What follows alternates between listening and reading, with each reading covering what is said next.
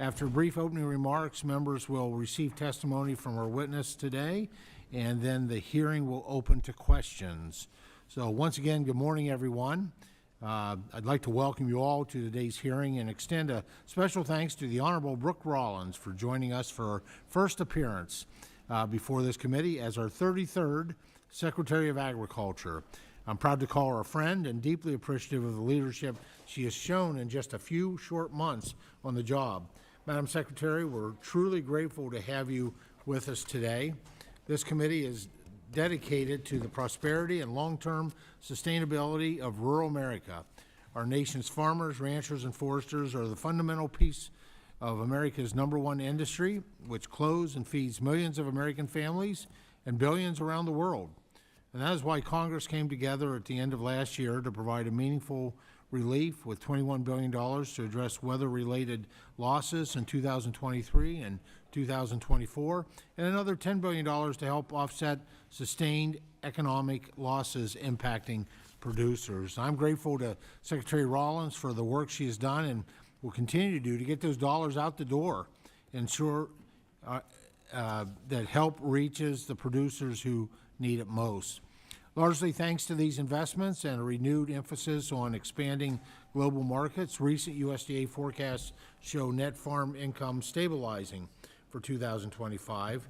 Those dollars, while not enough to make producers whole, were enough for many to keep the lights on and obtain credit to farm another year. However, input costs remain high and commodity prices continue to soften, and forecast margins, working capital, and debt loads continue to deteriorate. Our work to support America's farmers and ranchers is not yet complete. Over the past several years, the producers we represent have withstood unprecedented mix of adversity, global pandemic, record inflation, supply chain disruptions, animal disease, and natural disasters. And yet they've continued to deliver the safest, most abundant, and most affordable food supply in the world. Well, that's not something that we take for granted. It is something we must support through sound policy, stable markets, and a strong USDA. That said, we have plenty to discuss this morning, Madam Secretary. We're eager to hear your plans to make USDA more efficient, particularly as it relates to reorganization efforts, ensuring that there is not a disruption to customer service. We're also interested in your strategy to support producers with today's challenging trade environment and animal health risks. As you and the President work to lower barriers and open new markets, we navigate these issues together, I trust you'll continue to keep the interests of the American agriculture front and center. We're turning the page to a new chapter for American agriculture, one where new scientific breakthroughs and technology will work hand in hand with tradition, stewardship, and grit to address the challenges at hand and build on the legacy of resilience and innovation driven by our farmers and ranchers. As part of that new chapter, it is incumbent on Congress to do our job. The One Big Beautiful Bill is a critical down payment on meaningful change for America, but it's just the beginning. We must also deliver a full farm bill reauthorization that provides certainty and long-term support for our producers. Once we complete the reconciliation process, we will build on that foundation with a comprehensive farm bill later this year.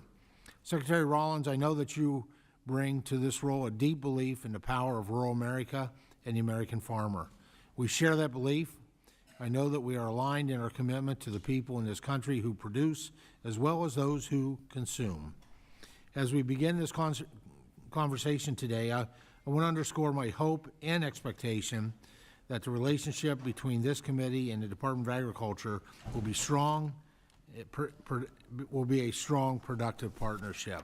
The future of our food supply, our environment, and our economy depends on it.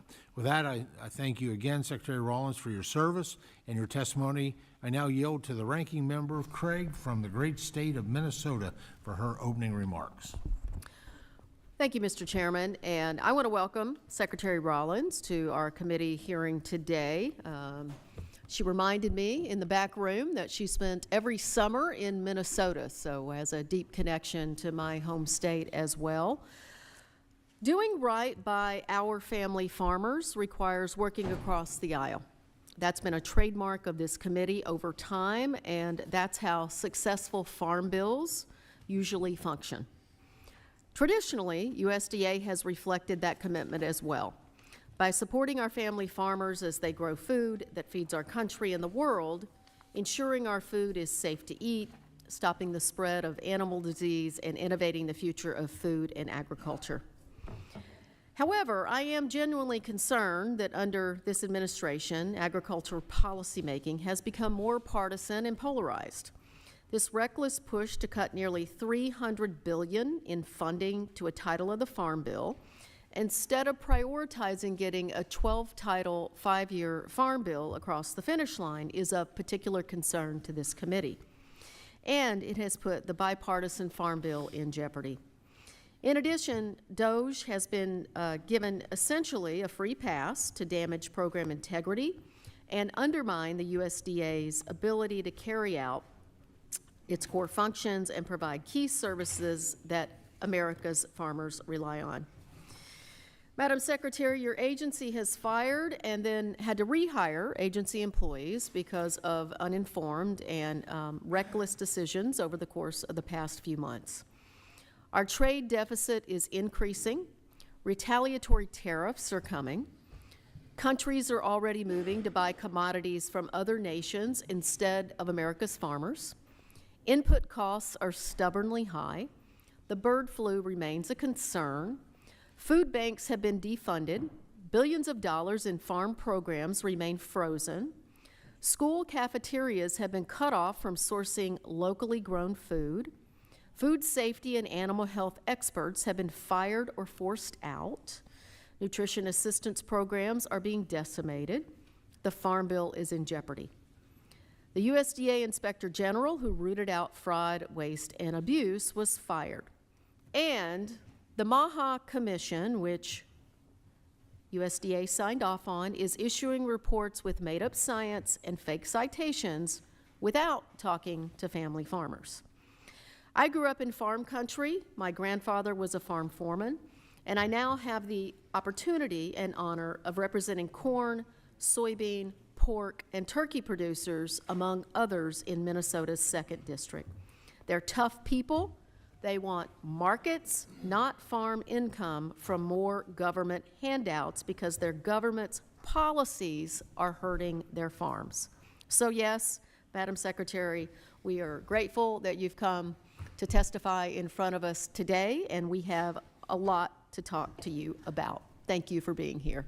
And Mr. Chairman, I yield. I thank the gentlelady. She yields back. The chair would request that other members submit their opening statements for the record so our witness may begin her testimony, and to ensure that there is ample time for questions. I'm pleased to welcome to the committee our witness for today, USDA Secretary Brooke Rollins. Madam Secretary, thank you for joining us, and we're now going to proceed to your testimony. You'll have 5 minutes. Thank you for your written testimony that you've submitted. All of our members have a copy of that written testimony.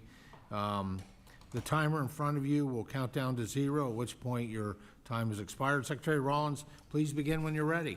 Well, thank you, Chairman Thompson, Ranking Member Craig, and distinguished members of this committee.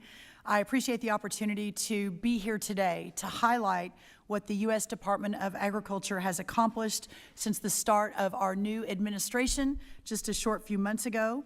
Under the Trump administration, the hardworking Americans who feed, fuel, and clothe our nation and the world are at the center of everything we do at USDA. Our USDA is putting farmers first and taking bold action every single day. The following is a quick list of just a few of those highlights over the last 118 days. First, tackling the avian bird flu outbreak and lowering the price of wholesale eggs by more than 65%, with retail prices following at 25% and gaining every week. Second, taking action to respond to foreign disease outbreaks like the New World screworm, because food security is national security. I'm sure we'll get into that today. Third, we've kicked off a comprehensive effort to identify and to rectify politically motivated lawfare originating and against our family farms, such as the Maud family of South Dakota. Fourth, we are streamlining unnecessary regulations and cutting red tape for poultry farmers and other producers, for example, by extending line speed waivers and removing duplicative data collection.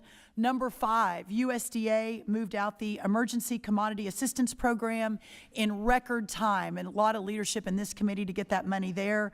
And have already sent out aid to more than 500,000 farmers in just the last 8 weeks, with a total of over $7.7 billion out the door to date.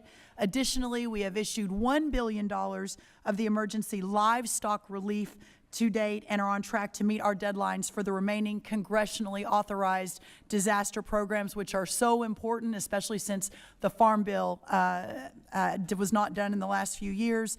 Number 6, in the Oval Office yesterday, talking with President Trump and the media about the increase of productivity and production in our timber industry after being decimated over the last few years.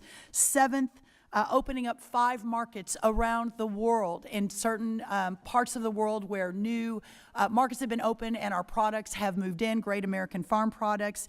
And finally, continuing to address waste, fraud, and abuse in SNAP and frankly all USDA programs that have long neglected to put our farmers first.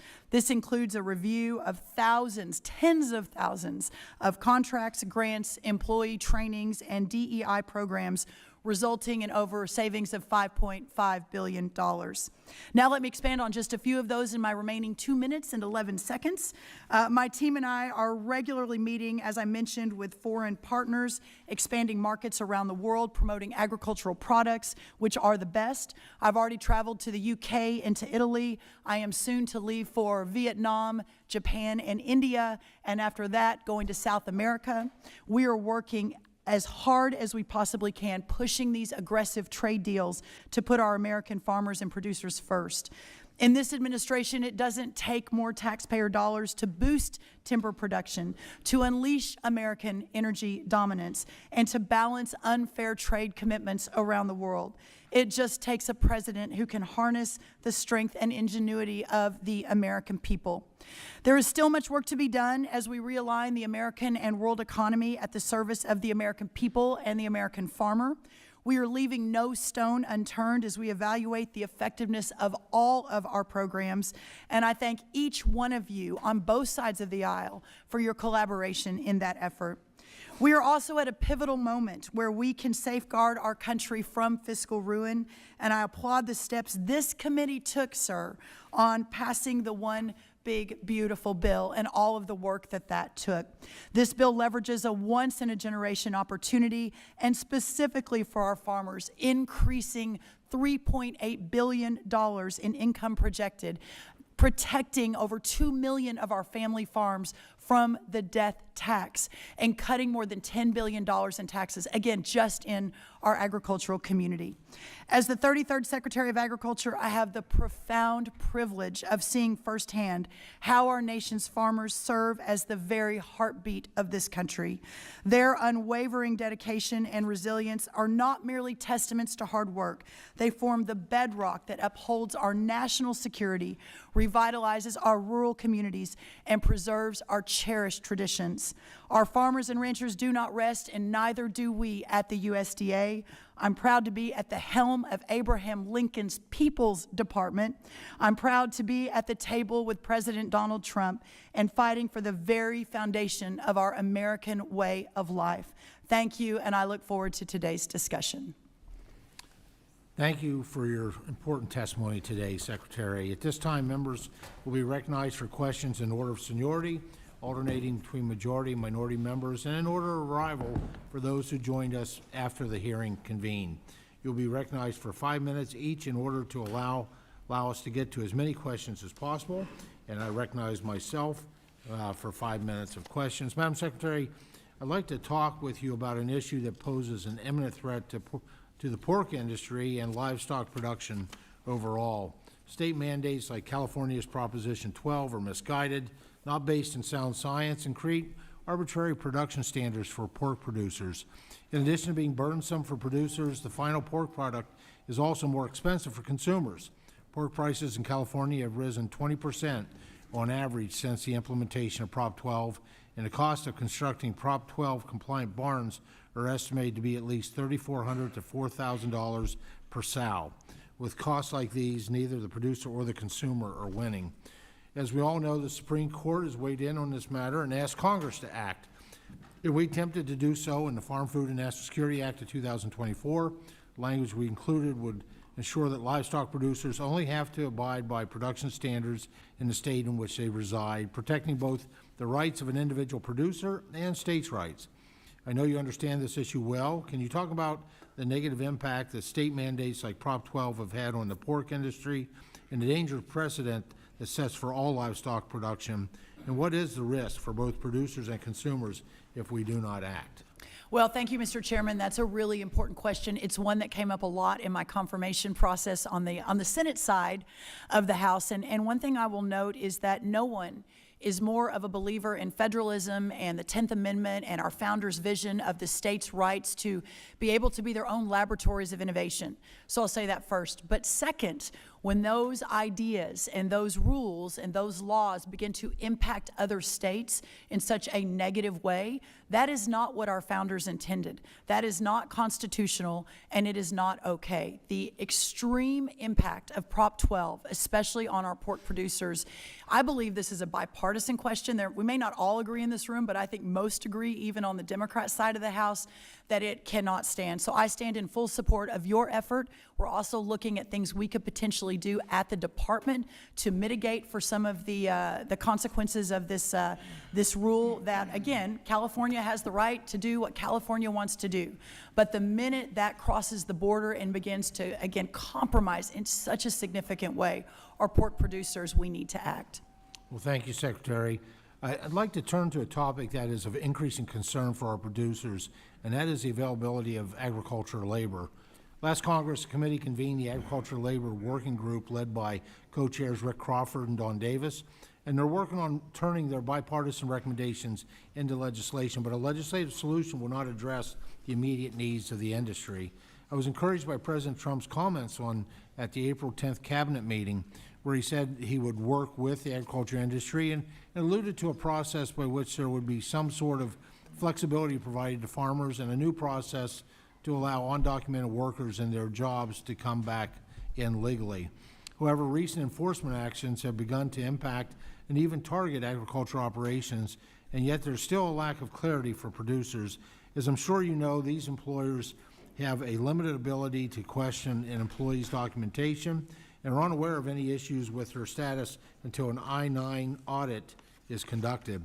What, if anything, are you, Secretary Chavez, DeRemer, and Secretary Noem doing to follow through on the President's comments and making sure that enforcement is not impacting food security, which I think we both agree is a matter of national security?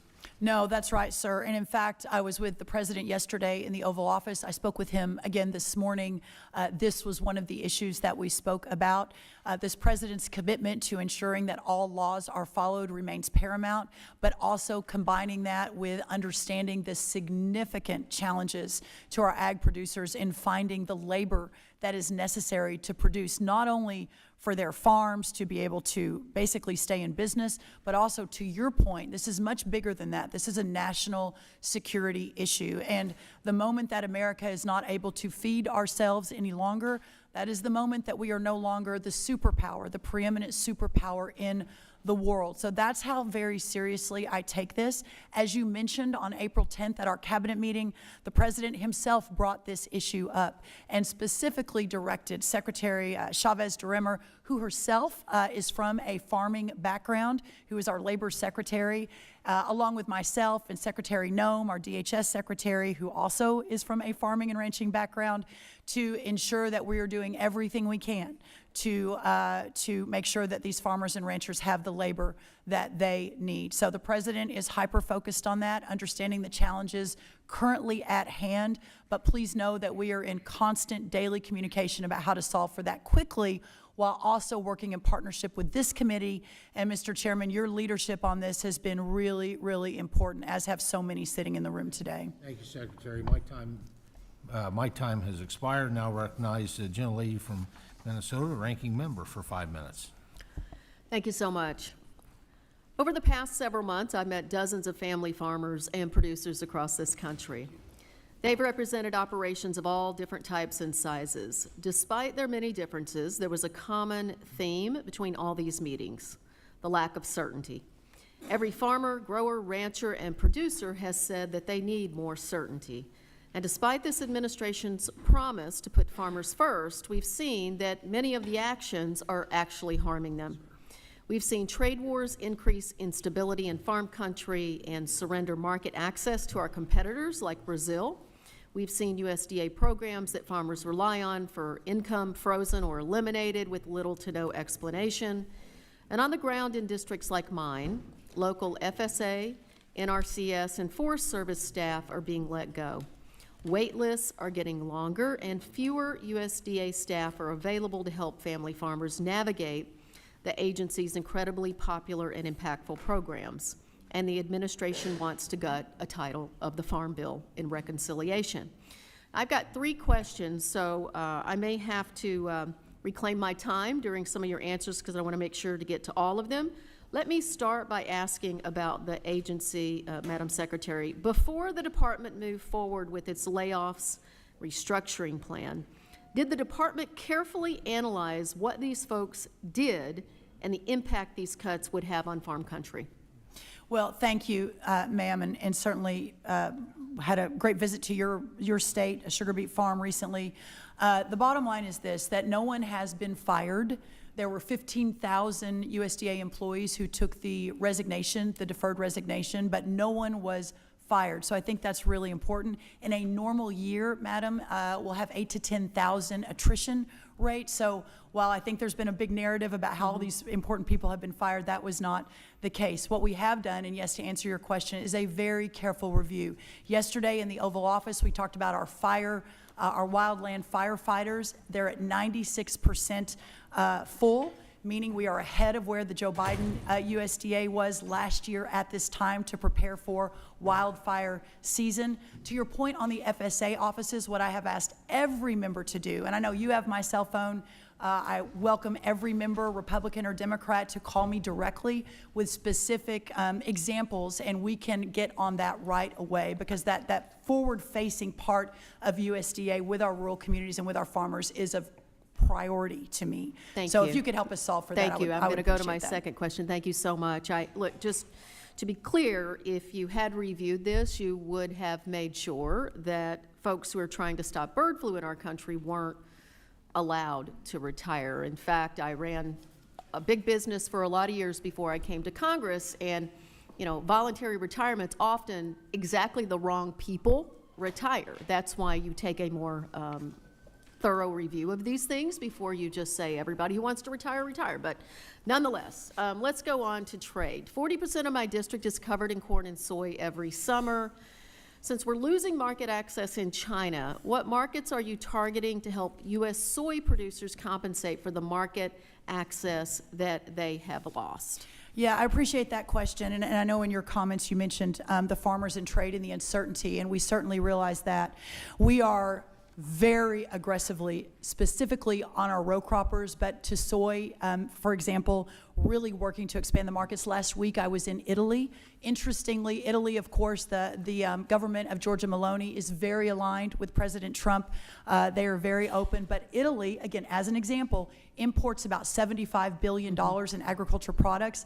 Only $1.7 billion comes from our American farmers and ranchers, and this is one of our best friends around the world. So we had great conversations specific to soy on how we get, which is the #1 import, but not nearly enough, how we get more of that into Italy, into the EU, into Japan, into India, into Madam Vietnam. Secretary, I'm sorry, and we'll I've got continue 40 to do seconds. that. I'm going to reclaim my time. And Yes, China ma'am. represents 50% of the U.S. soybean market. Wouldn't it, I'm not going to ask, but I believe it would have been a better strategy to go get these markets before you do an across-the-board trade war that decimates 50% of the market. So About that's 1 not a hour ago, the question. president announced a deal with China, so that is being solved. And then last question really is about HPAI. Do you support, look, I've got a bunch of turkey growers in Minnesota. Don't even get me started on the Maha report, Secretary Kennedy. Do you support developing a robust vaccine strategy, and will you commit to using vaccines to combat animal disease? We are looking at all of the above. We have $100 million committed. We have 417 applications, Ranking Member Craig, that we are currently working through. Vaccines, therapeutics, we're looking at everything across the board. Thank you, and I yield back. Gentlelady's time has expired. Now recognize the gentleman from Oklahoma, Mr. Lucas, for 5 minutes. Thank you, Mr. Chairman, and Secretary Rollins, thank you for taking time to testify before the committee today and discuss the issues that are affecting our farmers back home. Last week, I chaired a subcommittee hearing to discuss voluntary conservation programs in the Farm Bill and the improvements Congress can make to ensure that these programs truly work for producers that they're intended to benefit. I heard from a variety of witnesses representing both producers and technical assistance providers, and they agreed with reinvesting the unobligated Inflation Reduction Act funds into the baseline of the Farm Bill without the climate sideboards is a necessary step to ensure that these programs reach more producers. To that end, Madam Secretary, I've heard from many of my producers back home that the Climate Smart Commodities grant process under the Biden administration was confusing and left little room for producer choice. Can you share with the committee what you're doing at USDA to revamp this program and to streamline the application process for producers? Yes, sir. Thank you. That remains a top priority for us. We've already made announcements on how to make it easier, cleaner, and better, and to put our producers first. We've asked several applicants to reapply based on that as a priority and driving that forward. If you hear anything different, Congressman, please let us know. It's those anecdotes that help us get better. But yes, sir, we are solving for that every day at USDA. It sounds like the Advancing Markets for Producers initiative is focused on making sure producers come first, and that USDA is a partner alongside producers rather than a dictator. Does that sound like an accurate assessment of what you and the department are attempting to do? That is accurate. We've asked people to reapply if and when they have at least 65% of their application focused on producers. In my remaining time, I wanted to take a moment to thank you for the Emergency Livestock Relief Program funds that went out the door last month. Oklahoma's experienced several severe fires in recent years that have impacted hundreds of producers across the state. And under the Biden administration, it took an average of 13 months for disaster funds to reach producers. However, Congress passed the American Relief Act of 2025 in December, and producers have received ELRP assistance in May. That's a significant improvement, and I know my constituents are grateful. Madam Secretary, have you received any immediate feedback on the rollout of these funds? We have, we've been so grateful, realizing it's imperfect, but we've been so grateful at the response. And I just want to say, this morning at 6 a.m., I was on a conference call with the team talking about the next round of funds. 6 a.m. Last night at 10:30, I was on a call with a couple of other congressmen talking about it. We are so committed to working 20 hours a day, sometimes more, to ensure that this money moves quickly and as efficiently as possible. And I'm really proud of the team for being able to execute on that. And by the way, these are both politicals and careers, which I just want to lift up.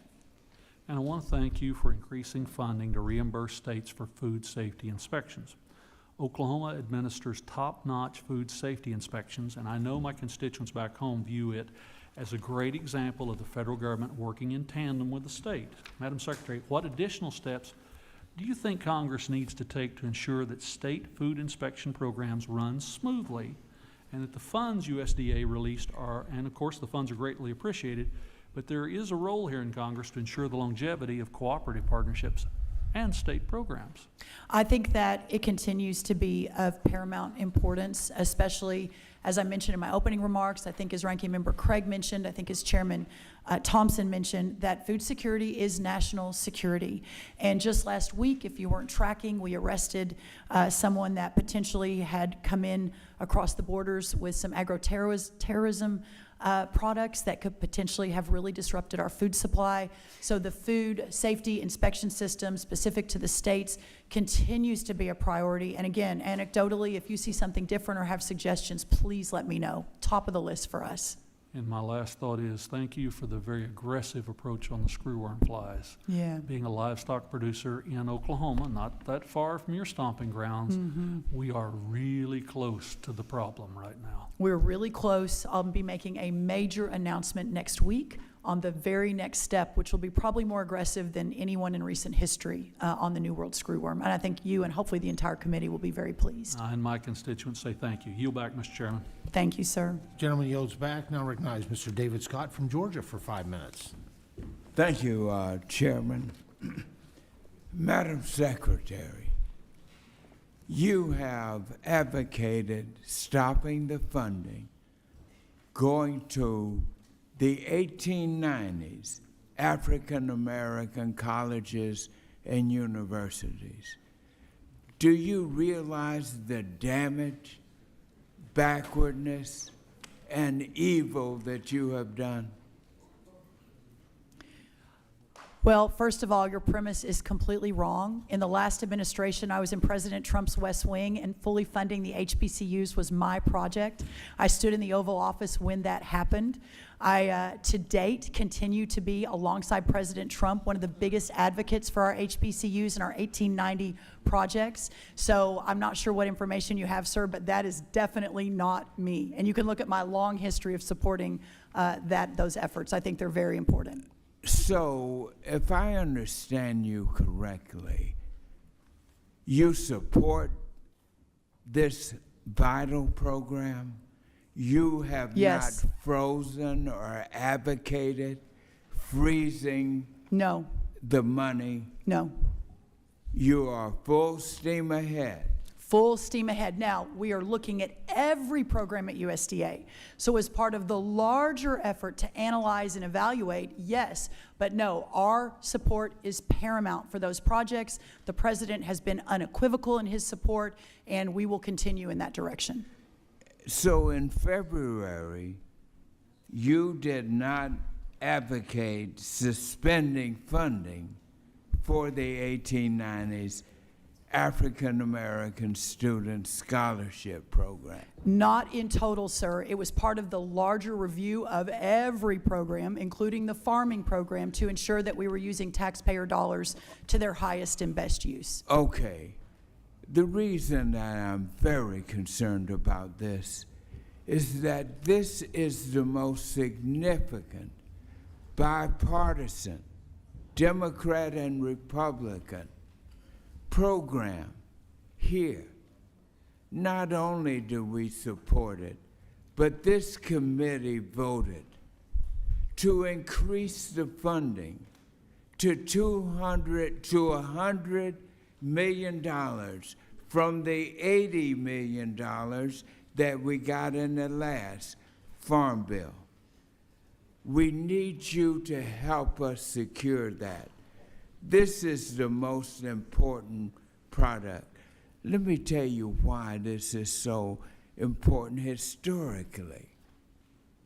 There was a general in the Civil War that devastated the South, William Tecumseh Sherman, went through here and devastated. But this same general laid out the program for revitalization of the South. And he went to President Lincoln and said, in each of the Confederate states, we're going to put land-grant colleges. It is the land, it is the economy, it is the strength of the South. And they put forward this program. But there was no room for the African American community until in 1890s they brought forth the separate but equal doctrine. Everywhere they had put the white land-grant schools, they had to put the black ones. And that is the growth of this. So I wanted to share with the history. Mm-hmm. I'm glad that you are on our team and helping us. This is great news. Thank you. Sir, thank you for that. And I'll say I'm a proud graduate of Texas A&M University and spent a good amount of time at Prairie View A&M, about 45 minutes away. I'm really proud of that school In fact, our Vice Chancellor of Texas A&M and head of the Ag School, Jeff Sable, is here. He was my meats professor 30 years ago at Texas A&M, now running the whole kit and caboodle. So no, we remain very committed and understand the importance. I'm a graduate of the great alma mater, Florida A&M University. Yes, sir. I wouldn't be here if they didn't give me that scholarship. Yes, sir. Thank you. Thank you, sir. Gentlemen's time has expired. This Penn State Land Grant University graduate recognizes Mr. Austin Scott from Georgia for 5 minutes. Thank you, Mr. Chairman, and Madam Secretary, I appreciate your commitment to the 1890 colleges. That's important to all of us. It has historically been done in a very bipartisan manner. And I might also mention that my colleague David Scott, I believe you were in school with a Donald J. Trump at one point of your life. Is that correct? Yes, at the Wharton School of Finance, and he helped to get that scholarship program. It was under his administration that we passed. All right. Very committed. Okay. Very I committed. want to bring this up, Madam Secretary, and I'm asking you for your help with this, and what I'm asking for is transparency in this. And so you'll recall that in the American Rescue Plan, there was $3 billion that was put in for people, and if you owed any money to the USDA, you were going to receive 120% of whatever your loan balance was. There was one race that was excluded from that payment. The courts ruled that it was unconstitutional, that you could not discriminate and exclude a race from those payments. That money was, I think it was 4 out of 4 federal judges said you could not exclude based on race. Then, so that same money was then transferred into the Inflation Reduction Act. And in the Inflation Reduction Act, they did 2 things. One of them was the Farm Loan Borrowers Relief Program, and basically how any loan who was more than 60 days late got brought current. So if you were 5 years late on your farm payment, you got 5 years worth of payments plus the next payment made. Now, if you cashed in your retirement plan to make your farm payment, you didn't get anything. But anyway, they brought those loans current and plus 60 days. And my understanding is there's questions around the 1099. It is clearly taxable income since there was not a bankruptcy, and just want to make sure that we're working with the IRS. My understanding is 2 separate 1099s may have been issued on that, and making sure that that is taxable income by law.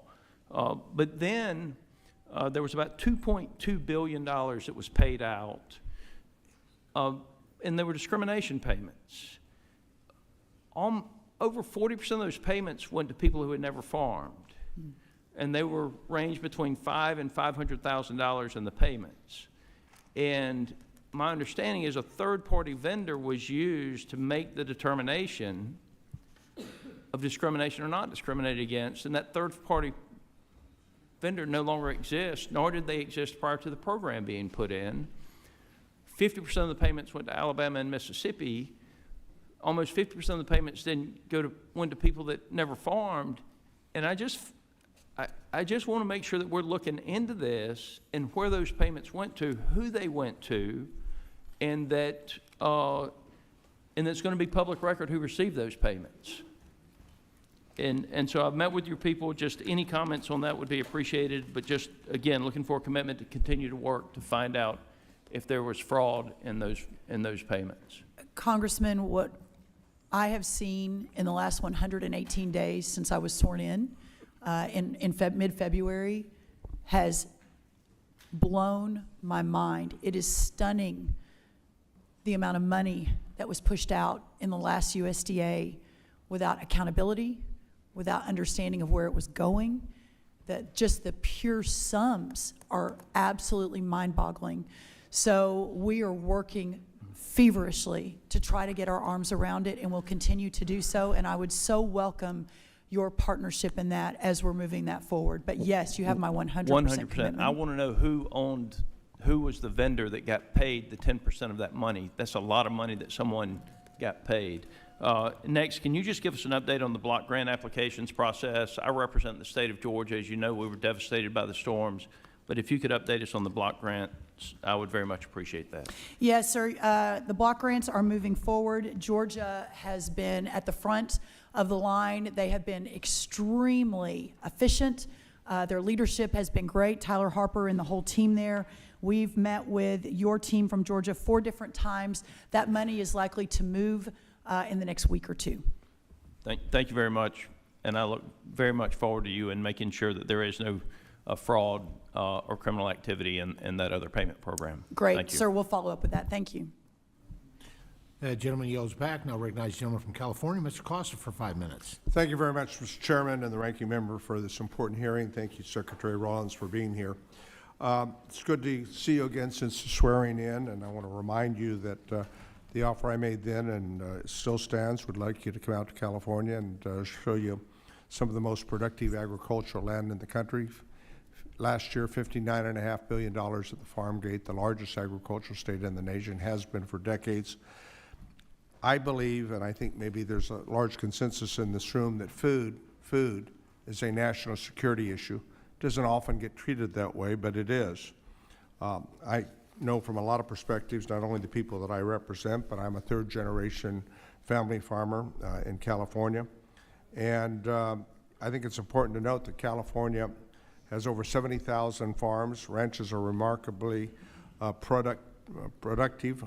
70% of these farms are less than 100 acres. 89% are less than 500 acres, yet we produce 50% of the nation's fruits and vegetables, 80% of the citrus production, 20% of the milk supply, and more than 400 different agricultural commodities. It's truly an amazing story.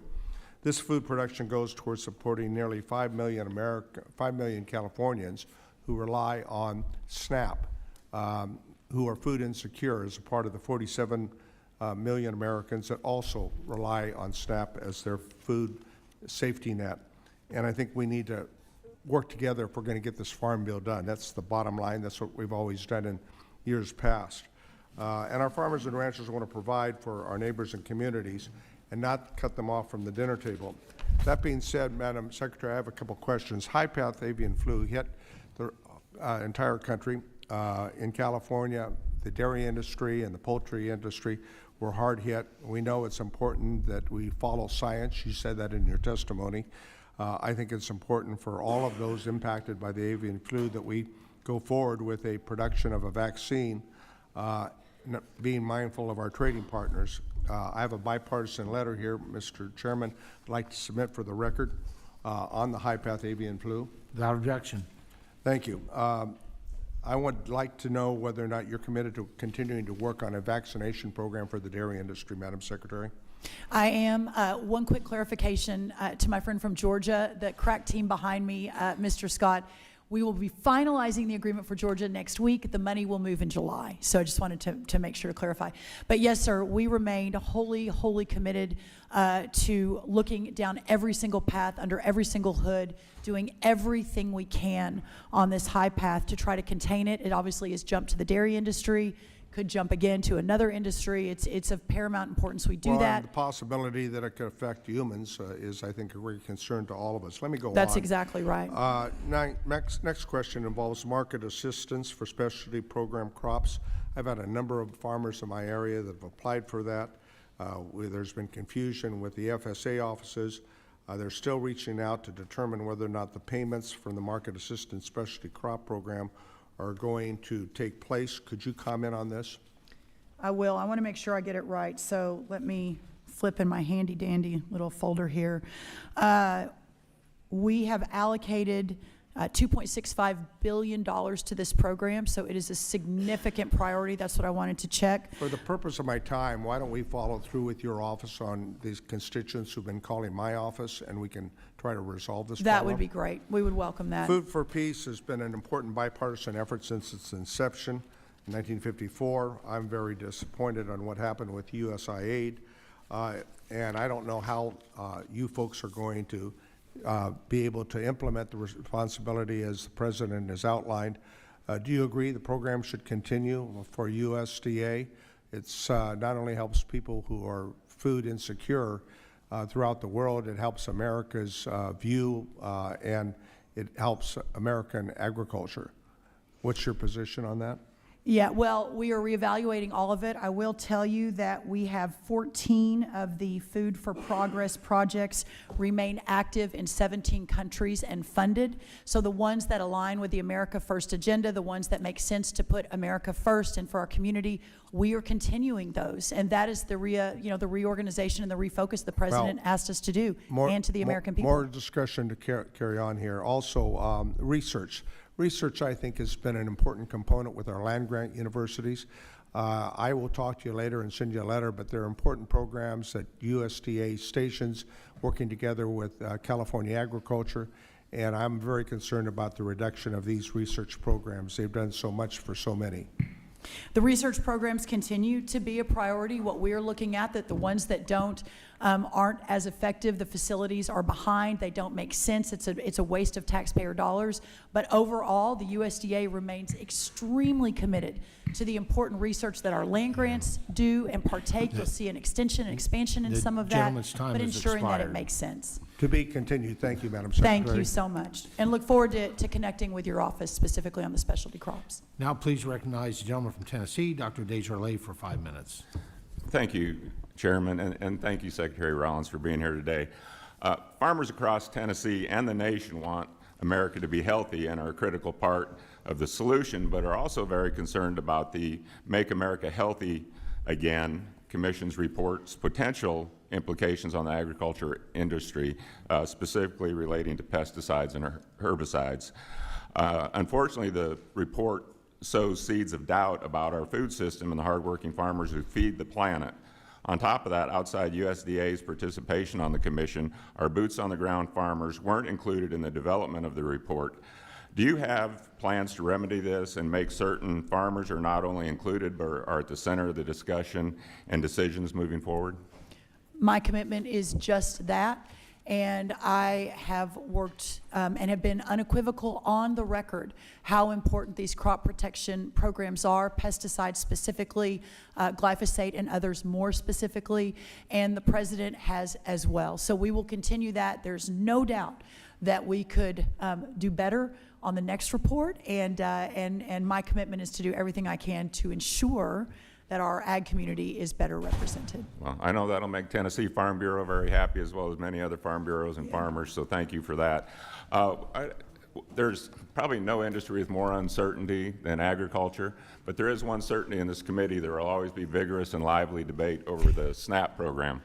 And I've been trying to get answers to a question for years now about SNAP eligibility for non-citizens.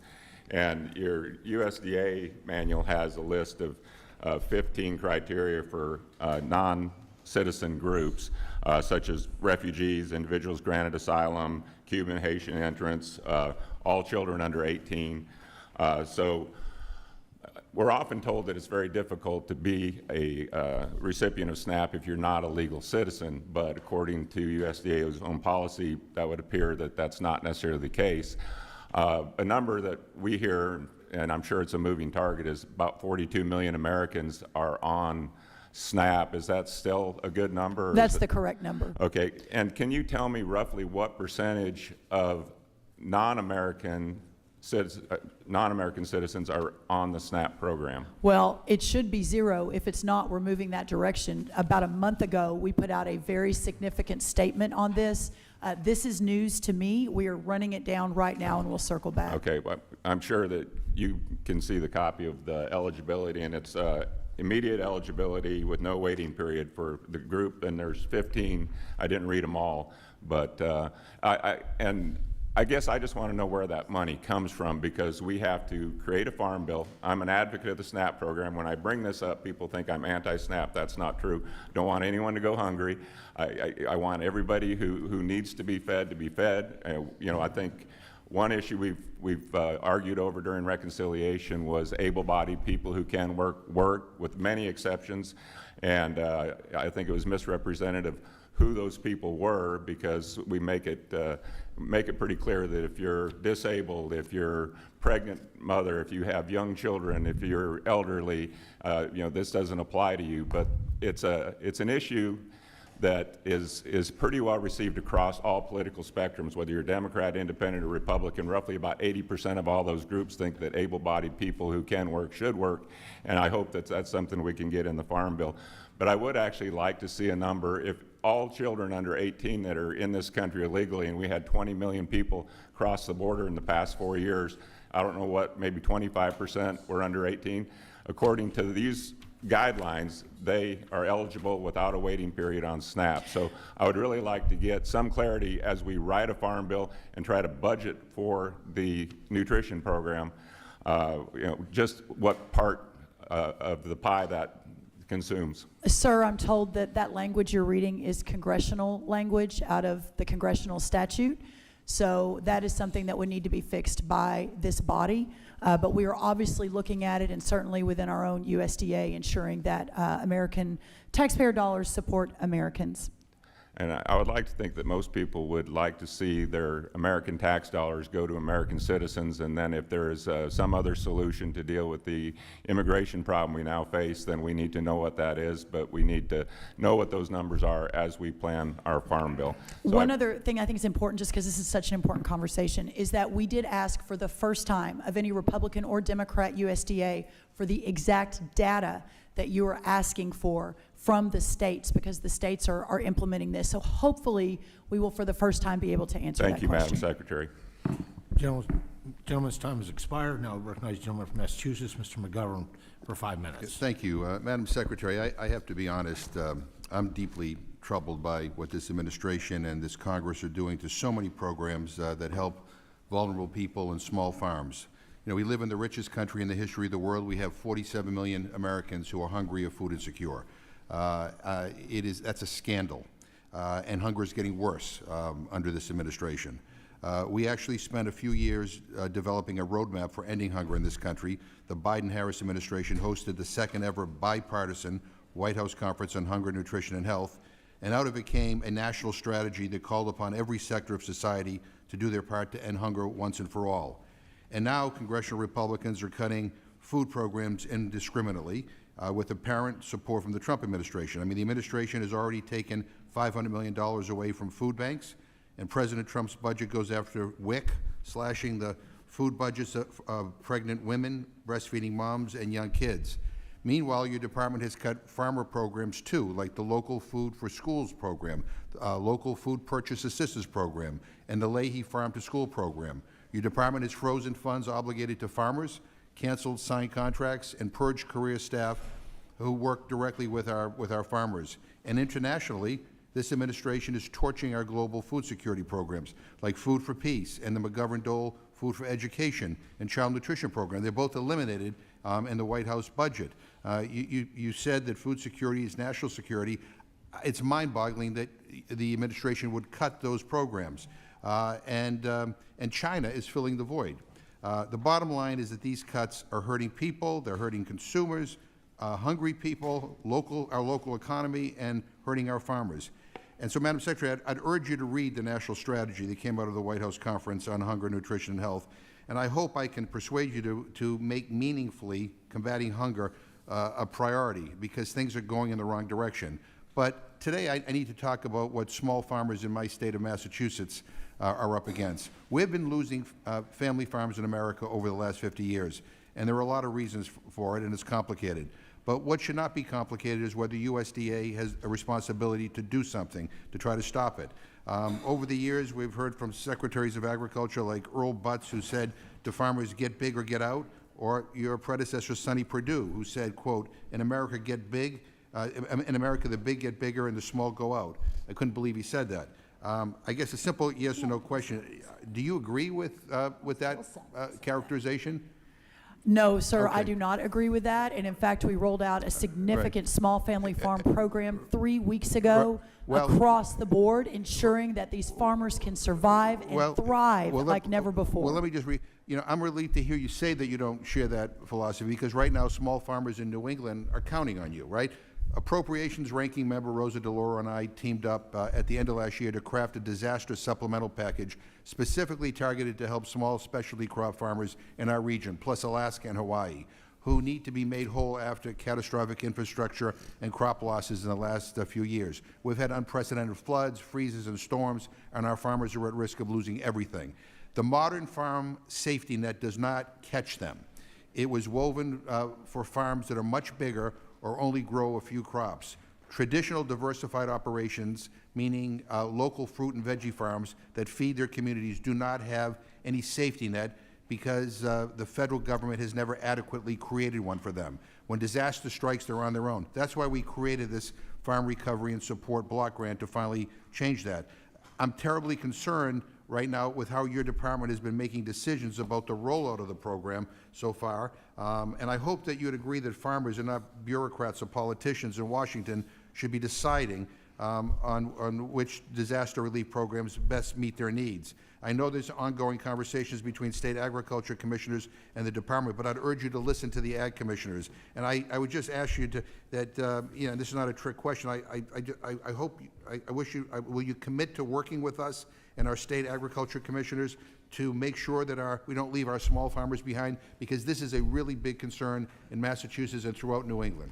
Yes, sir, and have had multiple conversations with Congresswoman DeLauro and your ag commissioners. We've met with your state 8 different times on this, and we'll be rolling that out very, very quickly. Yeah, I think there's a concern based on some of these conversations that the USDA is not quite understanding the uniqueness of some of these smalls in New England, and a lot of them are afraid that they will not qualify for any relief. And again, we passed this in the supplemental bill. We put in the supplemental bill to address these needs of these small farmers. Yes, sir. Gentleman yields back.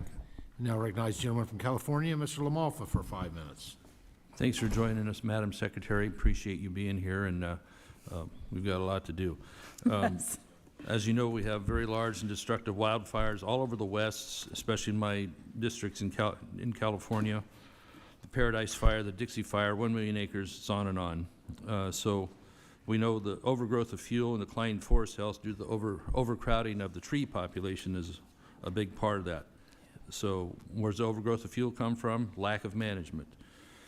What we also have as an issue is unkept roads on federal lands make it basically where you can't even enter, whether private lands or Forest Service roads. We have the problem with these blocked roads. One of the areas I'd highlight or low light is the Mendocino National Forest in Northern California.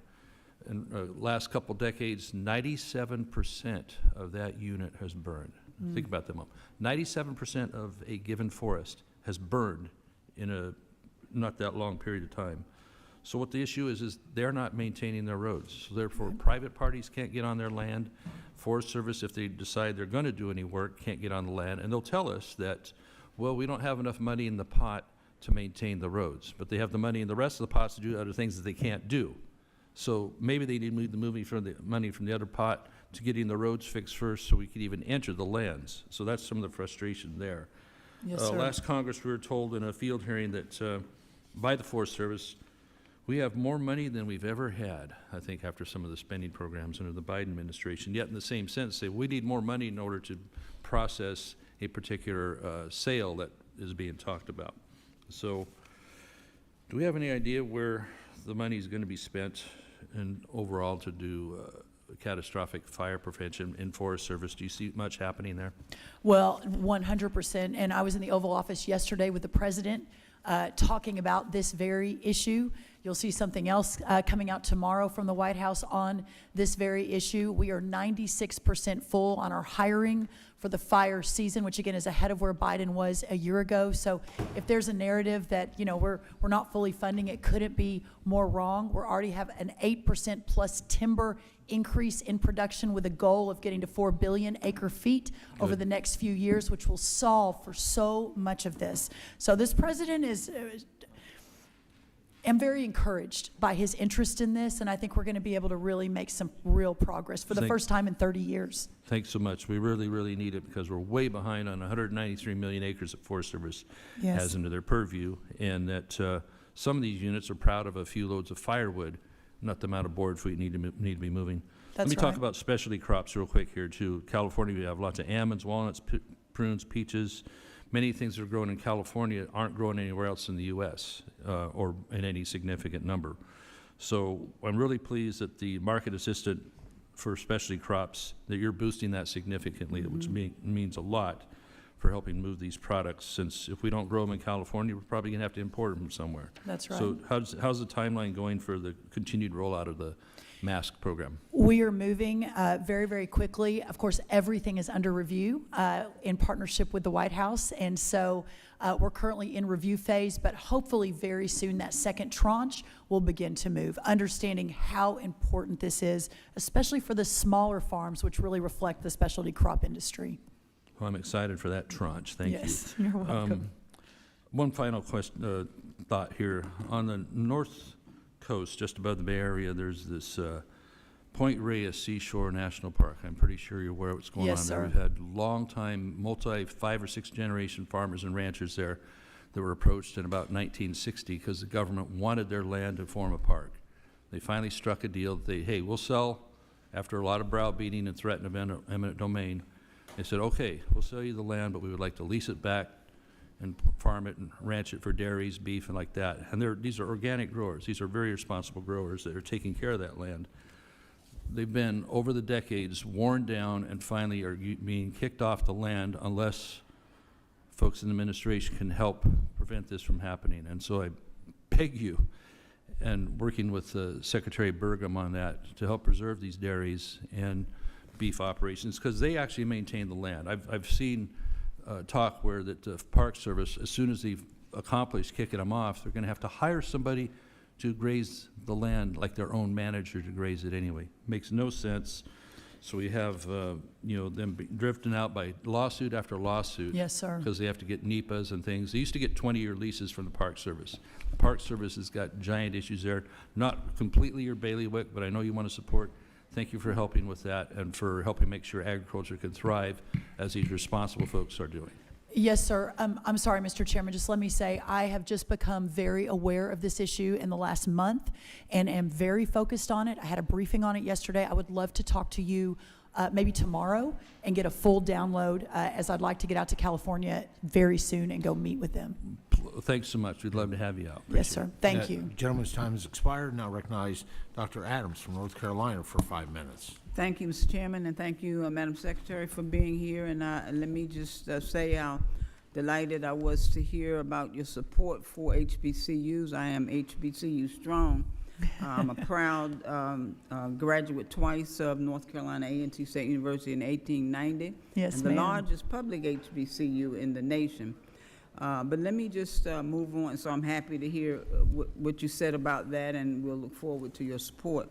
But the House Republicans' budget proposes shifting SNAP benefit and administrative costs to states.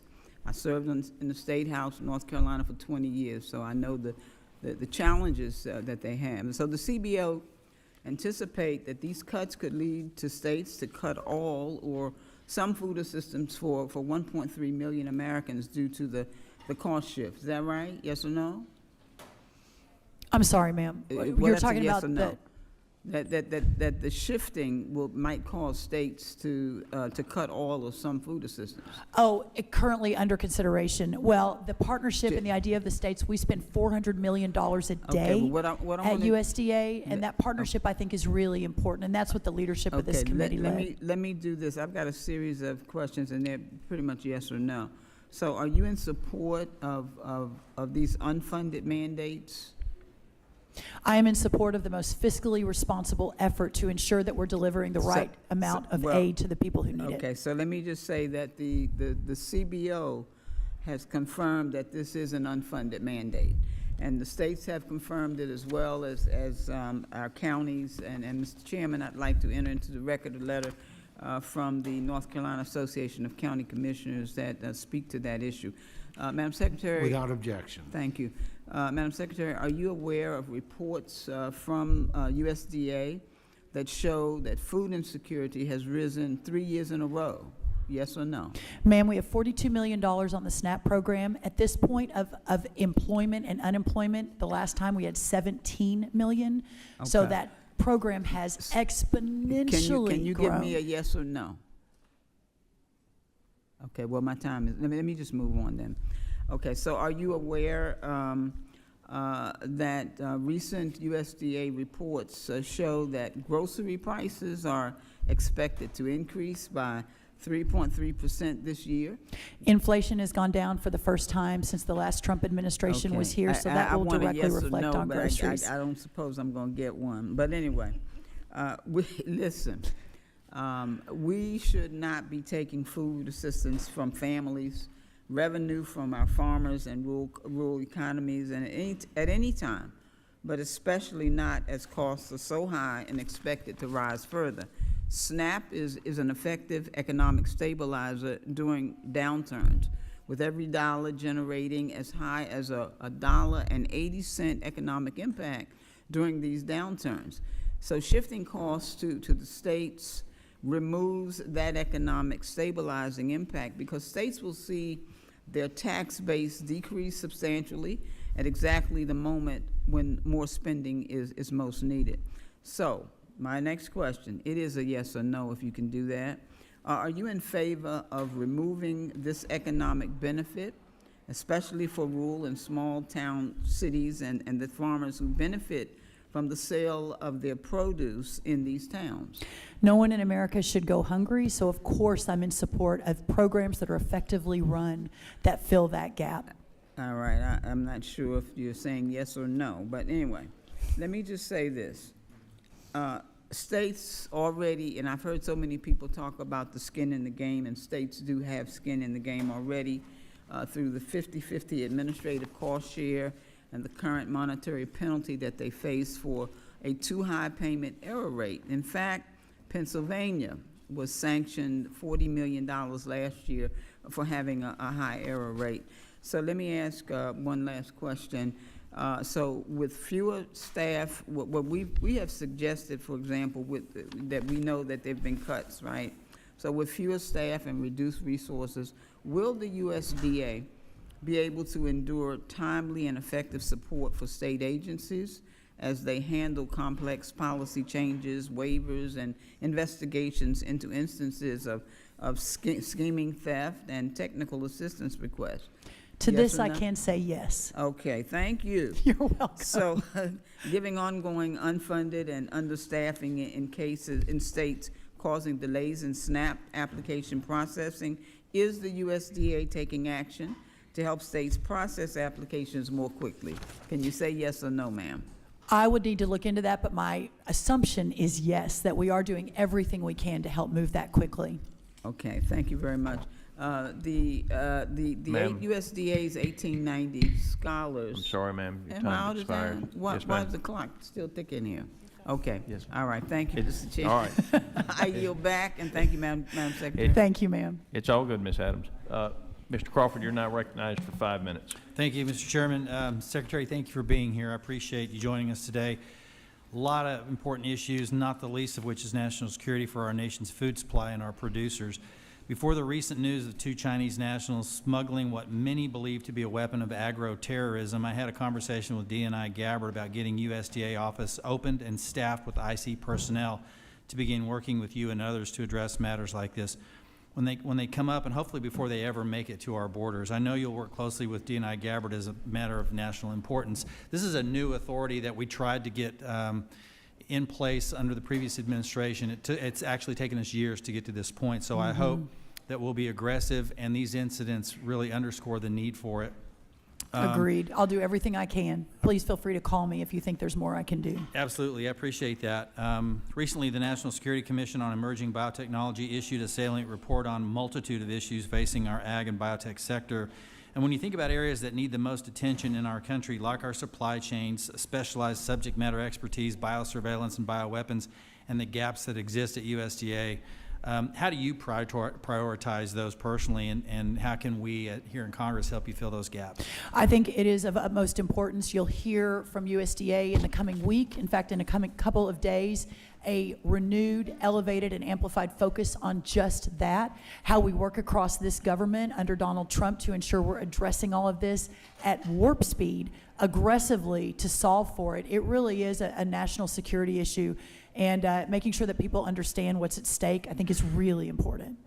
Well, and I'm glad we had an opportunity to talk about this and make sure that you were aware of that authority that does exist in statute that was not acted on in the previous administration. It is most definitely a priority, as we've seen in the news lately, and we don't want to get caught flat-footed on these incidents of potential bioterrorism, agro-terrorism.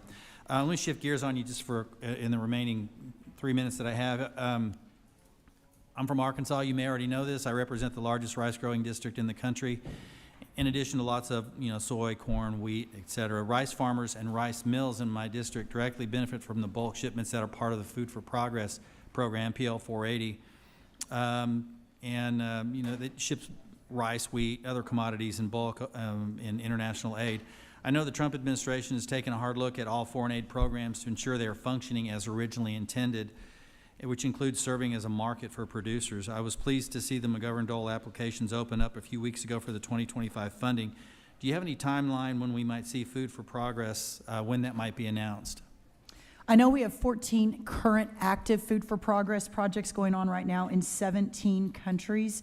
Yes, you're right. May 9th was the McGovern-Dole announcement. Let me find out the exact date on that, sir, probably during the next question, and I'll respond immediately. Perfect. Thank you so much. And I don't have any further questions, so I will yield back. Thank you, Madam Secretary. Thank you, sir. Chair now recognizes Ms. Brown. 5 minutes. Thank you, Mr. Chairman, and thank you, Ranking Member Craig. Secretary Rollins, thank you for appearing before the committee today to talk about what's been happening over at USDA for the past 6 months. I want to start by asking you some questions about the Make America Healthy Again movement and the MAHA report that your agency, alongside the Department of Health and Human Services, released last month. Secretary Rollins, did you personally review the MAHA report prior to its publication on May 22nd? Yes, I did. Okay. Since you reviewed the report before publication, did you notice the report cited non-existent studies, or that there were a number of missing or broken links, or that the report misrepresented underlying studies? And if so, why did you not ensure they were corrected before the report was published? And if not, do you take responsibility for the work the agency publishes on your behalf without your review? Those have all been solved, but thank you for the note. See, what I'm concerned about here is making sure that our children in our country are actually healthier, and I welcome this conversation with my colleagues and the administration. But sound policy actually follows sound science, and right now we're not all working from the same set of facts. So as you move toward the August deadline for the second report, I strongly encourage you to follow the science, not to jump to conclusions, and to rebuild trust by ensuring transparency, accuracy, and meaningfully engaging scientists, agricultural, and nutritional stakeholders. So turning to another area. Thank you. You're welcome. Turning to another area of concern, I want to talk about the quarterly agriculture trade report. Earlier this year, you indicated the report would be released on May 29th. Yet it was ultimately published several days late and without the usual explanatory section. It had been reported that you delayed the report because it showed an increase in the trade deficit in farm goods for later this year. So, Secretary Rollins, why was the report delayed and incomplete? And was the delay related to the report showing a worsening trade deficit in farm goods? I will look into that and get back to you. It's my understanding that we wanted to make sure it was complete, that the citations were correct, and that the review was done in total. Of course, I've only been on the job 118 days with 100,000 employees and multiples of these reports moving all the time directly out of USDA. But we'll look into that and circle back. So did your team remove the explanatory text from the report specifically because it attributed to the growing trade deficit to the Trump administration's tariff regime? It is my understanding that that was not the case, but we'll look into that. I think the president has been very forward-leaning on understanding that we're in some time of uncertainty, but as these trade deals continue to get done, China announced about an hour ago, the UK 2 weeks ago, more coming, that's going to be a really important part of the conversation moving forward. I want to make sure every piece of research we move out is the best cited, et cetera, and so that's a big part of my portfolio right now, is to ensure that. I'm glad you mentioned uncertainty, because economists, farmers, and others rely on reports like this to track markets and plan for the future. When you start to insert politics into data releases, you harm the reputation of your department and erode the trust the government is trying to produce when it has untainted data. So, Secretary Rollins, will you commit to publishing data and reports that are complete and free from tampering of the underlying data? We just have to make sure our internal review process is in place, but yes, we will work around the clock to ensure it is the correct data that gets out at the right time to make the most impact for our farmers and ranchers. I appreciate that. I expect my colleagues and I will continue this conversation because the stakes are simply too high for those who fuel and feed our nation. At a time when chaos reigns from this administration, our farmers deserve certainty and support from Washington, not uncertainty and spin. So thank you. Thank Ms. you, Secretary. Congresswoman. I And with that, appreciate Mr. Chairman, I yield back. Gentlelady yields back. Now recognizes the gentleman from Mississippi, Mr. Kelly, for 5 minutes. Madam Secretary, thank you for your time today, and a sincere thank you to President Trump and your team at USDA for putting American farmers back at the heart of our national agriculture policy. Under President Trump's leadership, we no longer focus on empty rhetoric. We're advancing policies that actually deliver real results for producers like mine in Mississippi.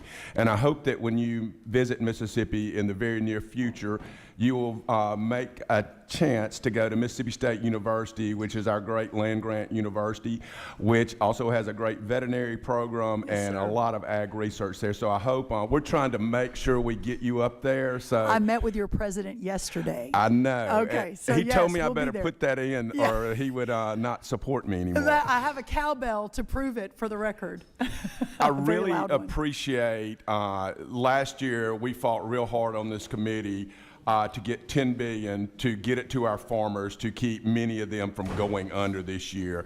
I really appreciate your rapid response to getting that money out and having policy to make sure that our farmers and the lenders for our farmers can actually lend. Yes. There's another $21 billion in economic assistance that is coming through the emergency disaster relief. What are your plans to quickly distribute that money, because we're still in dire need in farm country? Yeah, that's going to be, well, we've already started moving that. The first $1 billion moved about a week ago into the livestock, through the livestock program.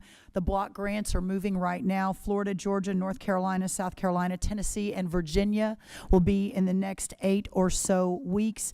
The rest of those we're negotiating with. Of course, the $220 million on the New England states, as our friends on the Democrat side have brought up a couple of times. I'm in constant communication with those ag commissioners. If you see something, though, Congressman, that you don't believe we're moving quickly enough, you're hearing that it's too complicated, please just let me know. We're solving for that every day. And then I know you've talked plenty about this, but unfortunately I have another secretary in another hearing at the same time, the Secretary of the Navy. Yes. But on the screworm, what are we doing to make sure it is going to devastate? I'm in Mississippi, and especially in South Mississippi, it's rapidly moving. What are we doing to ensure that it does not get to our shores? Because we need to stop it before it gets here, because it would devastate herds if it gets here. No, there's no doubt. And as you may or may not know, but good for the entire committee to hear, we shut down the ports of entry about 2 to 3 weeks ago, much to the chagrin of my counterpart in Mexico, Secretary Bertigay, and their administration. We had call after call after call of them really asking us to reconsider, but that screworm had moved from within 1,100 miles of our border to 700 miles of our border within a matter of weeks. As you know, in the 1950s when it hit, it took 30 years for the livestock community to recover from that. I'll have a major announcement next week on the very next step on putting the resources, the time, and the effort into continuing to push it back. And I really, you know, I always say I represent the 1%ers, the 1% who serve this nation in uniform, and the 1% who feed the world, our farmers. And I truly believe that, because I believe national security is farm security and our ability to produce. That being said, Madam Secretary, I really appreciate you getting after the fraud and abuse in the SNAP programs to kick people off who shouldn't be on there, that are taking away from people who should be, not cutting benefits, but cutting the people who shouldn't be getting to start with. One thing I hope that you will help us on is our H2A and our H2B workers are critical to our farms. The process makes it harder than it should be. Yes. We get them notice that they're going to get these workers long after they can use them, especially when you're talking about sweet potatoes or planting or harvesting anything. What are you going to do to expedite the process so people who are legally coming here on H2As or H2Bs can get here quicker, stay longer, and help our farmers? What are you going to do in that area? Well, and I'd say the fourth thing is the expense of it, right? I mean, in Texas, the citrus producers who even get the H2A workers are averaging $23 an hour, and a mile across the border, it's $2 an hour. So that's a big part of it too. But listen, we talked about this a little bit earlier. I talked to the president about this morning, again yesterday. He is acutely aware of the challenges, understanding that the leadership from this committee must continue, that Congress has to move forward on a solution. Stop but real working quick, with Lori Chavez. because I and have Christie. one more comment I want to make. Yes, sir. This deal where a guy who drives a pickup truck, and they made a regulation that he drove a pickup truck, so now he's a truck driver and gets a different wage. You need to put a stop to all these stupid regulations we got in the last administration. And with that, I yield back. We're working on it. Thank you, sir. Gentleman, time. I'll be in Mississippi soon, for the record. Gentleman, time's expired. Now recognize the gentlelady from Kansas, Ms. Davids, for 5 minutes. Thank you, Chairman. And thank you to Secretary Rollins for being here today. The USDA plays a vital role in Kansas and across the country, supporting our rural producers, ensuring affordable food, and protecting the safety of our food systems. Americans rely on USDA every single day, whether they realize it or not. When they fill their grocery carts, when they grab milk from the fridge, or drive past farmland that feeds their communities. And this is why I'm deeply alarmed by what I consider to be reckless and unjust firings carried out by DOGE and the ripple effects that we are seeing in our communities. Because these firings don't just affect federal workers, they threaten food safety, they stall critical research in places like Kansas State University, and they leave farmers and ranchers without the support that they depend on. We can't talk about shared values of improving government efficiency while simultaneously pulling the rug out from the very people who keep our food supply running.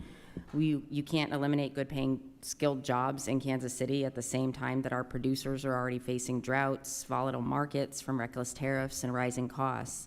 And this is not just a policy issue, it's very personal to the folks at home. The Kansas City Metro is home to about 30,000 federal workers, including many of the USDA's Economic Research Service and National Institute of Food and Agriculture. These are neighbors, their families, friends, and certainly they deserve better than chaos. Meanwhile, we're seeing new emerging threats. We have already discussed today a bit about the New World screworm, which poses a serious risk to Kansas livestock and even to human health. Mm-hmm. And I'm very proud to co-sponsor the bipartisan Stop Screwworms Act, because we definitely need to be proactive on this.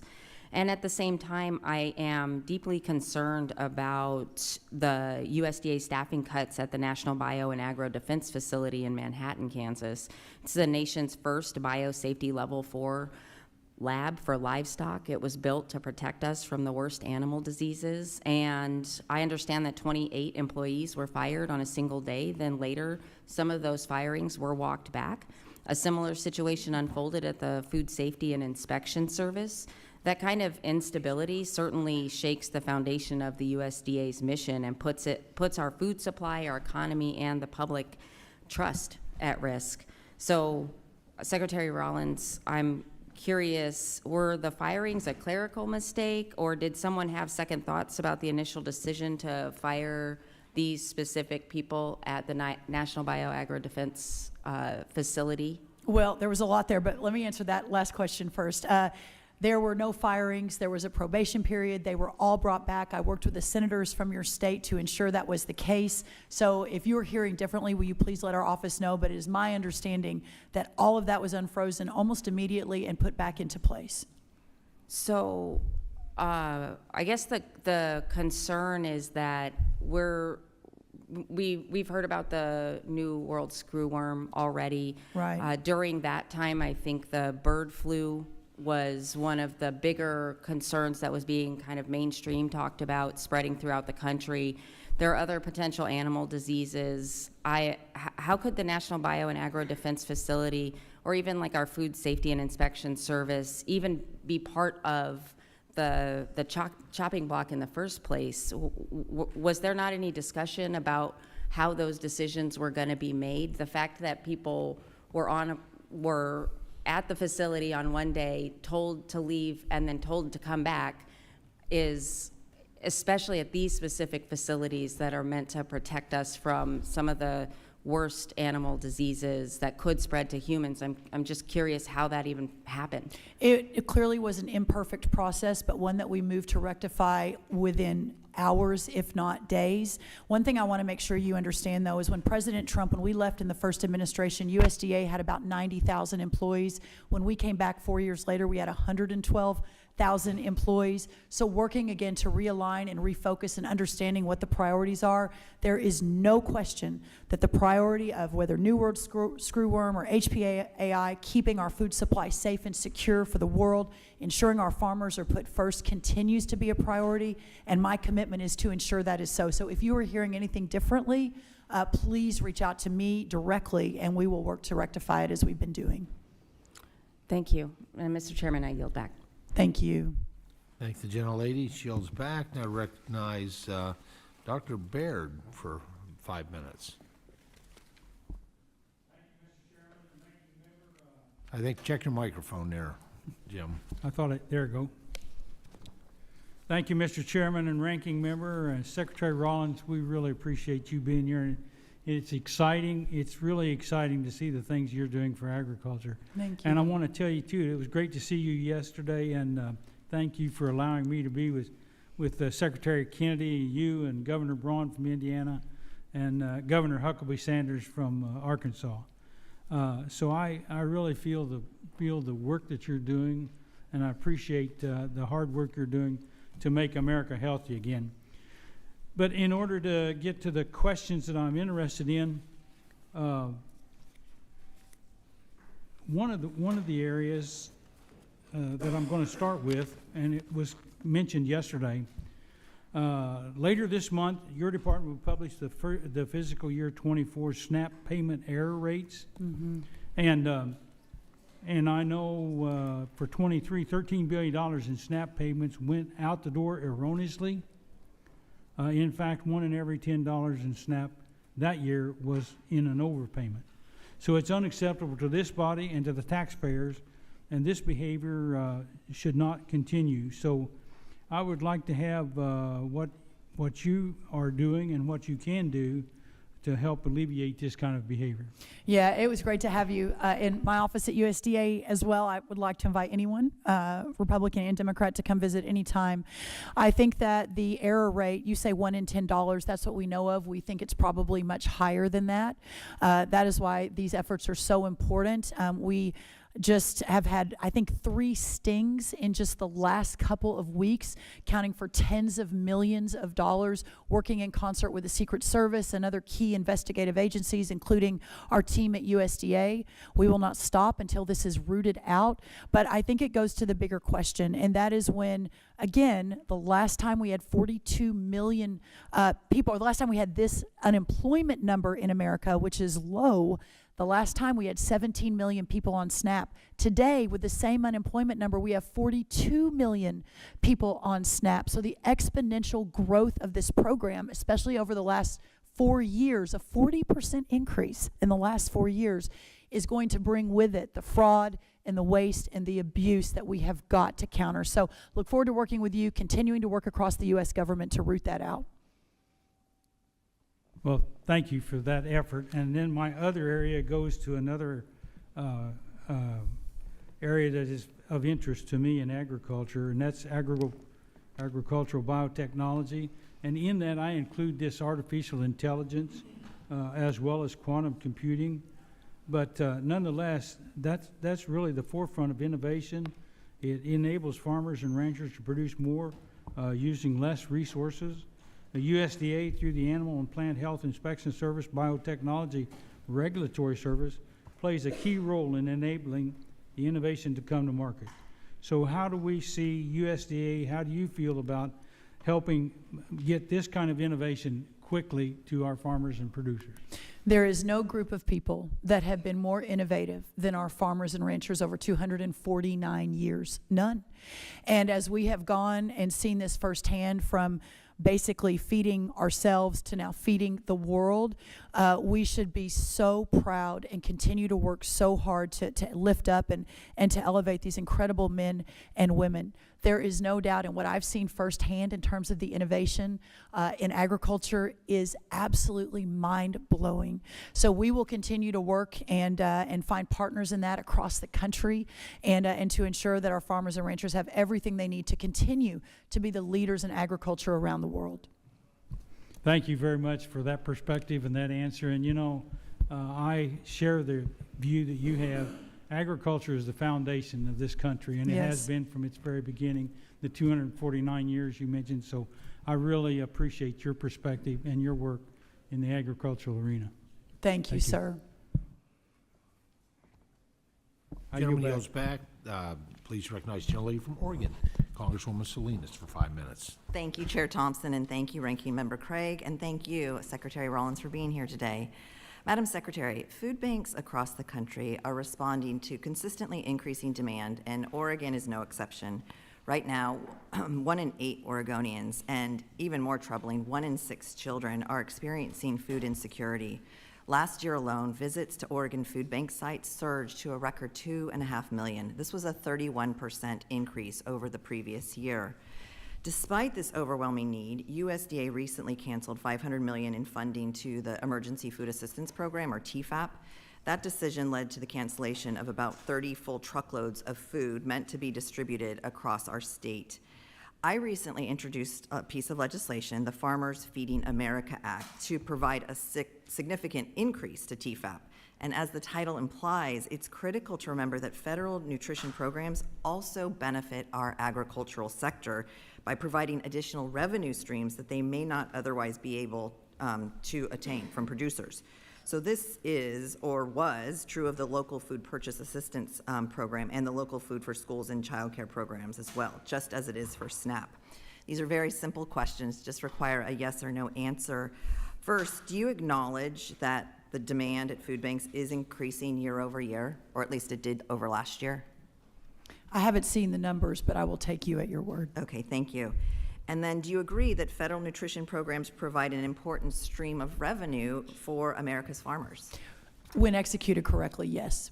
Okay, thank you. Well, I appreciate your acknowledgement of these basic realities. I am puzzled, though, why this administration and my Republican colleagues still seek to cancel and defund these programs despite understanding the critical needs for both those who are hungry as well as for our agricultural sector.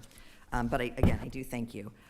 So we've heard a great deal from this administration about mass deportation plans and workplace immigration raids, and we're already seeing the chaos these actions cause across the country. These operations have swept up not only undocumented individuals, but also legal residents, work visa holders, and even some U.S. citizens. There have been well-documented cases of individuals with legal protections being wrongly detained or deported, sowing fear throughout farm worker and immigrant communities, including those in Oregon. As a Senate Agriculture Committee hearing, the president of the American Farm Bureau, Zippy Duvall, warned that these mass deportation plans could put farms out of business and disrupt the food supply at a scale comparable to what we saw during the COVID-19 pandemic. Similarly, this committee also held a hearing earlier this year on the state of the economy, and I asked the witnesses, most of which were called to testify by the majority, whether they thought mass deportations would have the same impact that Mr. Duvall outlined, and they agreed. In Oregon, we know how real this threat is. Our state's agricultural sector, from berries to nursery crops to wineries, relies heavily on immigrant labor. And in fact, approximately 73% of Oregon's crop farm workers, the workers who actually pick crops, are foreign-born, which mirrors the national average. Further, almost half of these workers are undocumented, which is also close to the national average. Without these workers, Oregon's farms and farms across this nation simply cannot function. So given these realities, do you agree with the assessment by Mr. Duval and the witnesses who testified before this committee that mass deportations could upend America's agricultural sector? The president himself, in a cabinet meeting, discussed this. I talked to him about it this morning. There is a recognition that there has to be a balance. He remains committed to ensuring that no laws are broken, but while realizing that our agriculture community, specifically our dairy farmers, a lot of our row croppers, our specialty crops, there is a massive labor issue that we have to work to solve in partnership with Congress. Thank you. All right. The Rural Energy for America program, commonly known as REAP, offers grants and loan guarantees to farmers, ranchers, and rural small businesses for energy efficiency improvements and renewable energy systems. Since its inception in the Bipartisan Farm Bill in 2008, REAP has provided grants and loans that have helped more than 21,000 farms and 32,710 rural small businesses. I've personally toured multiple operations in my district that have benefited from this program. Unfortunately, these beneficiaries, like Oregon Flowers, Inc. in Aurora, Oregon, reported that they saw their REAP grant funding delayed as part of this administration's ill-advised funding freeze. Fortunately, I have heard that Oregon Flowers grant has been unfrozen, as have those for other recipients in the district. Given I've seen the impact of these projects in my districts, I do have a couple of questions.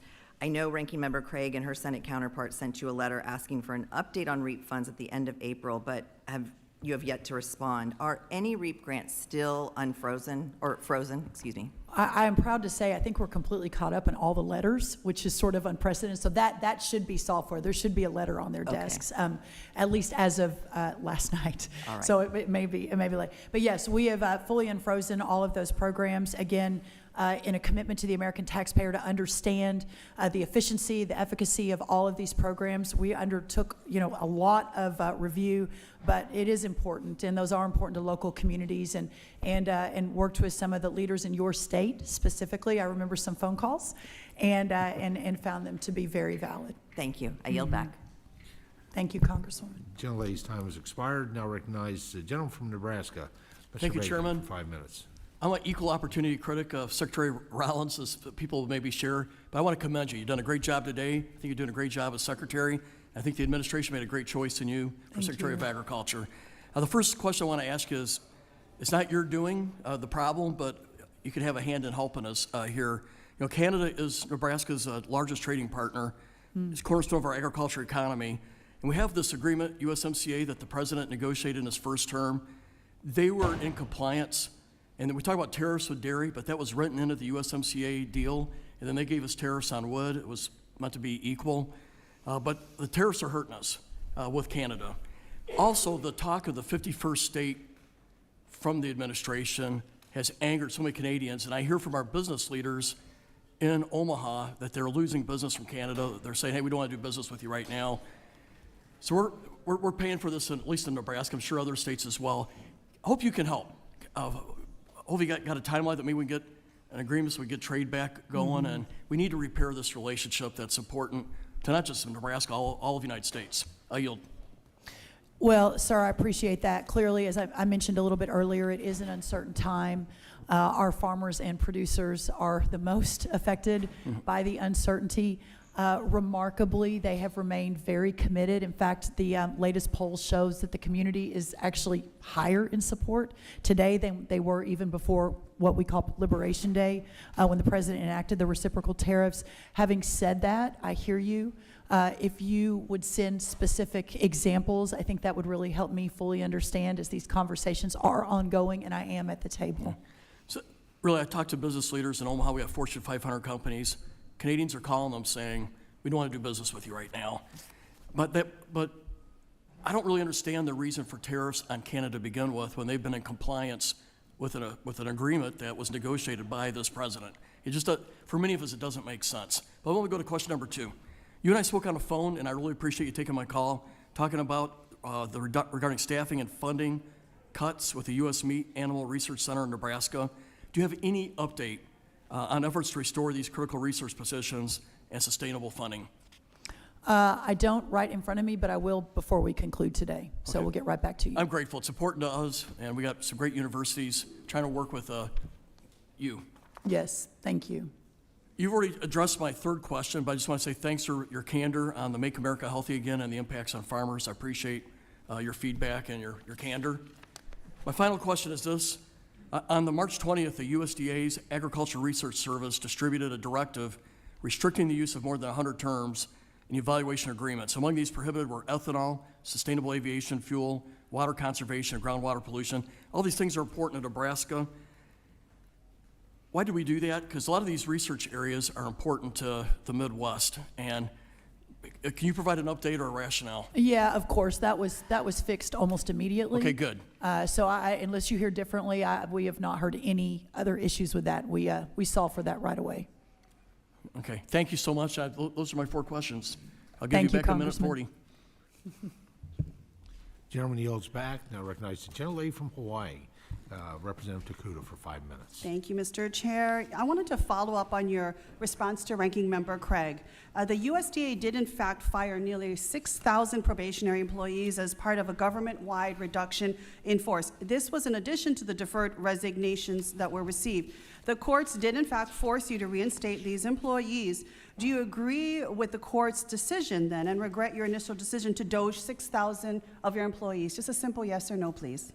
I believe that was before I was sworn in, but we So are this was not, undertaking do you every... believe that the administration regrets the decision then to doge Well, I'm not going to talk for 6,000 the entire employees? administration. I think the effort to ensure that every tax Okay, dollar one- is spent okay, is I a wanna really move on because worthy I have a effort, lot of even if questions. it's imperfect. If the courts had not stopped your administration, would you have stood by the firings and would you have pushed for more firings? If you and I had had the discussion, you would know that I have been so open to these discussions, no matter Republican or Democrat, in ensuring that we're doing everything we need to do to basically effectuate the USDA's mission. Okay. So I don't want to speculate All right, in well, I will just say hypotheticals, that there but- were 6,000 firings, of which the courts did have to then make you reverse the decision, and I'm curious as to how much were actually brought back, but I do want to move on this line. In April, Secretary Rollins, you stated that the USDA will be optimizing and reducing the size of the workforce to become more efficient. USDA employees have been told the goal is to cut back the workforce to fiscal 2019 levels, which would lead to a reduction of around 23% of the agency's workforce. Is this still your goal to get to FY19 staffing levels, yes or no? Is this not unbelievable, though, to you that Just a USDA under simple your yes or administration no increased answer, please. I have a number of 25% by questions, Mr. Chair, if you 20,000 can ask the witness to people? answer. Okay, I so don't- I'm going to I assume mean- your answer is yes, that is in fact still your cut goal. If not, please submit it for you. Now, the 15,000 who took the deferred resignation is less than 15%. So even as we're trying to recruit people back, and we have seen this recently because we are vacant in certain areas we need, are you still trying to cut by 23%? Yes or no? I have a feeling We you're are not gonna working answer every this. day on behalf of the American people to put farmers first and make sure these programs are done Farmers with the need utmost people to integrity. help them answer the questions they have and provide They the don't need technical assistance they 25,000 new need. employees based on a crazy Do you infusion think, of spending okay, from here's the a last simple question administration, for and you the then. American people agree with Do you that. feel you're adequately staffed to meet your mission? We Yes are or no? adequately staffed to meet our mission. Okay, well then this is a question I think you need to talk to farmers about as to whether or not they think they've got staffing at USDA to actually support the programs they need. Secretary Rollins, you're from Texas, which currently leads the nation in rates of food insecurity and hunger. In Dallas-Fort Worth, the metropolitan area encompassing where you live, childhood hunger, food insecurity rates are at 20.9%. 1 in 5 children go to bed hungry. You've been an advisor to Governor Rick Perry, cutting the local food purchase assistance and local was 20 food years ago. for schools funding. I agree, but you have instinct and knowledge of what it's like to have to take care of a state. You cut LFP and LFS by $1 billion. Central Texas lost 40 loads of food within weeks of the decision. That's 913,000 pounds of food, or 716,000 meals. You also cut TFAP by $500 million. Texas is a top recipient of all of these particular funds, and with the combined cuts, the Houston Food Bank alone lost about 15% of their funding from these cuts. That's $11 million, or 500 tractor-trailer loads of food. My question is, just even thinking about Texas, because you have an intimate knowledge and understanding of this area, do you think Texan children and families don't need these meals? I think that a wholesale review of all of these programs is necessary. I But don't know while if you we heard, review but it, the are last people time we had this hungry? number 6 of containers of unemployment, protein we and had food 17 were million turned people away on the from SNAP Hawaii. program.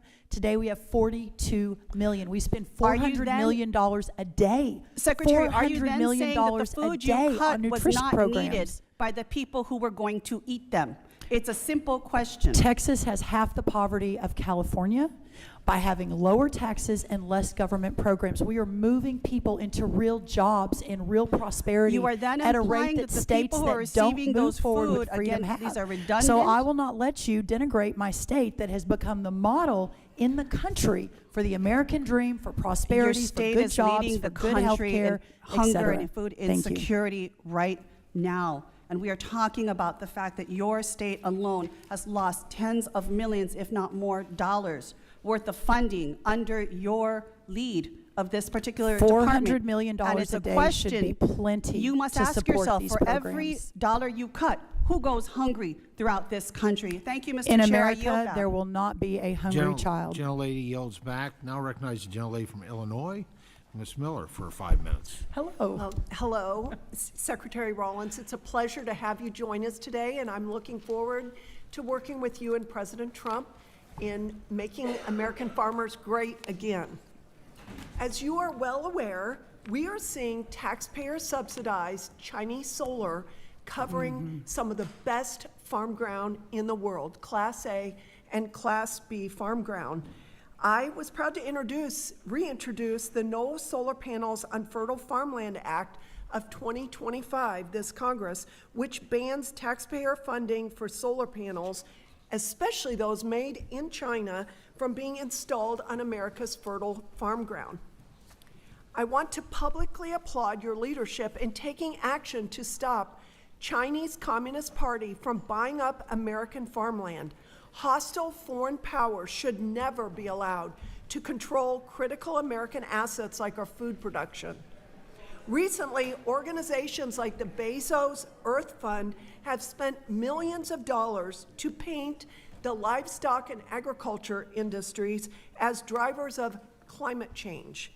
These grants have sparked significant concerns among cattle producers because foreign countries who seek to undermine the integrity of the Angus breed and our beef industry often target cattle as major environmental culprits.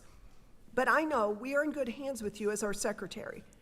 Secretary Rollins, what measures is the USDA taking to ensure that fertile farmland remains dedicated to food production and isn't repurposed for large-scale renewable energy projects? Well, first of all, thank you, Congresswoman. Can I note that 3 of my 4 kids just arrived? Jake Rollins, Anna Rollins, and Lily Rollins, part of the government process here, and what a joy to have them. That's great. Yes. So you and I have discussed this a lot. Your leadership on the solar panels and on the Chinese threat is so appreciated and so inspiring. We rolled out our small family farm initiative about 3 weeks ago. The solar panel piece of that is part of it. We're actually moving regs through our system right now. So hopefully, in partnership with you and with this Congress as we move this forward, I've spoken with the President about it specifically. He too is very interested in it. Regarding the Angus beef, I'd love more information on that. This is the first time I've actually heard of that, but remain acutely aware of the threats at stake and what we need to do to begin to solve for that. Have been in a lot of meetings about that at the White House. Thank you very much. And I'd like to say the solar and wind is not only taxpayer-subsidized Chinese energy, but it's unreliable and it is increasingly unaffordable. And by covering rural America with it, they are driving people out of rural America and ruining our beautiful landscape. And we know President Trump loves beautiful things. So Yes, he does. That's exactly right. Given the concerns about foreign entities acquiring U.S. farmland, how is the USDA collaborating with other agencies to monitor and regulate such transactions, especially those involving nations hostile to the U.S.? We have 400,000 acres of farmland in the last decade that has been purchased by the CCCP. 400,000. This happened without much, because I don't think we knew it was happening. Now that we realize what a significant problem it is, we are working across the federal government. I was again in a meeting just yesterday about this issue, and we'll continue to build out the plan to ensure that we are addressing this extreme threat to not only our farmland and our American way of life, but to our national security. Thank you. And in light of the significant spending by Bezos Earth Fund and other similar groups, what is USDA doing to ensure federal dollars are not being spent to push this radical anti-agriculture ideology? Yeah, we are, obviously, we've been talking about this for the last few hours, but every single dollar we're spending is under review to ensure that it is being spent with the taxpayers in mind, with the president's vision in mind, and what he was elected to do last November. And we're making a lot of progress. But having said that, and I ask this on both sides of the aisle, anything that you see or hear differently, please let me know. We're not going to be able to do this alone with just our staff. Thank you. I'm so grateful for you, and I yield back. Thank you, Congresswoman. Gentlelady yields back. Now, please recognize Mr. Vindman for 5 minutes. Thank you, Secretary Rollins, for testifying today. Do you support farmers? Sure. Of course, yes. And how about the families that go to grocery stores? Do you support them as well? I do. I have 4 children. 3 of them are here who eat groceries too. Wonderful. Glad to see them. Let's talk about the trade war. Yes or no, are you aware that farmers need inputs that we typically import to grow the crops? Which input? Yes, in general, but which one specifically are you talking about? Oh, just in general, I'm talking about it, and yes is the right answer. Yes or no, will higher costs of inputs force farmers to increase prices for their goods, resulting in higher costs for families at the grocery store? Mr. Vindman, under the last administration, inputs went up 30% here in America. So that's the bigger question, not the trade We're not war. talking about the previous administration. We're talking about this administration. Well, but that's really important. I mean, that's 100 days versus 4 years. That's a 30% increase in inputs under the Biden administration, a $50 billion trade deficit Madam that wasn't Secretary, there I'm aware of when the that, but first I'm Trump asking administration left. I mean, if you want to talk about the driving reclaiming cost my of time. groceries, that's where that's coming Reclaiming from. my time. Yes, sir. Please continue. So, yes or no, will higher costs of inputs force farmers to increase their prices? Yes, as evidenced under the Biden administration. I'm glad you agree, and I'd like to submit for the record an article titled, "How Tariffs on Steel and Aluminum Could Show Up on Your Grocery Store Bill." Without objection. Trump doubled tariffs on steel and aluminum, and so the cost can go up to 10% more. How much is the SNAP benefit per person per day? $6 is, I believe, the latest number. Actually, it's $6.20, which when you're talking about $6, that 20 cents actually is meaningful. Agreed. Yes or no, do you think food being more expensive makes life more difficult for families on SNAP? Well, I think that's right. That's exactly the president's bringing it down. I mean, we have a lower inflation than we've had since the last Madam time Trump was Secretary, here. actually- The cost of eggs went up 237% under Secretary, Joe Biden. They're down 65% reclaiming now. my So time. I don't know if this is the right discussion you want to have, but clearly we're reclaiming my solving time. for that. Okay. So we just discussed tariffs and the fact that tariffs, and we already have this article that I've entered into the record, are going to increase the costs. So SNAP, the food being more expensive makes life more difficult. We already agreed to that. And in only the first 6 months, it sounds like this administration is heading in the opposite direction with the tariffs, and your administration is pushing a bill that would tighten people's SNAP benefits even more. Are you aware that SNAP recipients shop at the same grocery stores as every other American? I am aware that we all use the same grocery stores, yes. I do believe there is a food desert out there in some of rural America that we're working to solve. And I agree with that as well, given Yes. that I have significant rural parts of my district. Yes or no, do you know that in rural counties, retailers that have SNAP shoppers will lose income if those folks lose their benefits? Well, again, 42 million versus 17 million the last time we were at this unemployment number, so. It's a straightforward, simple question, Secretary. If, in rural counties, if retailers lose SNAP shoppers, will they lose income for these folks? Just yesterday, we signed 3 more SNAP waivers. Of the $111 billion we spend every year on SNAP, $27 billion is on sugary drinks and junk food. We All right. are reforming the SNAP program to allow more nutritious foods. Reclaiming my time. I'm sorry, Please. I only have 5 minutes, so I need to move through Well, this. hopefully I have a chance to But- answer the questions, but I understand. Yes or no, do you know that 27,000 retailers in rural areas might have to shut down if SNAP benefits are cut, creating even bigger food deserts? The deserts that you just referenced in farm country? Clearly that will not be happening as we continue to move away from processed foods and sugary drinks to a more nutritious menu Madam for all of our Secretary, that recipients. sounds like a no, that maybe you don't know that. We spend So I'd like to- $400 million a day, reclaiming my sir, time. on these programs. $400 million Reclaiming my a time. day. So I'd like to submit for the record an article titled "SNAP Cuts Are Likely to Harm More Than 27,000 Retailers Nationwide" from the Center for American Progress. Secretary Rollins, did you know, or did you or did you not say? Without objection. Thank you. That the state of the ag economy is perhaps the worst it's been in 100 years? The state of the ag economy is indeed under a massive challenge, but 30% input costs from the Biden administration, a $50 billion Madam Secretary, trade deficit that was not there. That is the sounds reason like for a the farm yes. economy. Gentleman's time has expired. Thank you. I yield Thank back. you. Now recognize the gentleman from Iowa, Mr. Feenstra, for 5 minutes. Thank you, Mr. Chairman, and I want to thank you, Secretary Rollins, for being here today. I'm so impressed with what you've done in the first several months of being in your administration. I just think that you're delivering on Trump's America First farming agenda, and that is so important. I mean, promises made, promises kept by his administration, and you're taking full advantage of what's happening there Thank for our you. families and our communities. I want to talk about, you came to Iowa, thank you very much. I did. It was wonderful. I have the second largest ag district in the country, and you probably saw that we are very involved in biofuels, ethanol and biodiesel. And I would just love to ask, where do you see that going, and how can we continue to make sure ethanol and biodiesel is successful as we move forward?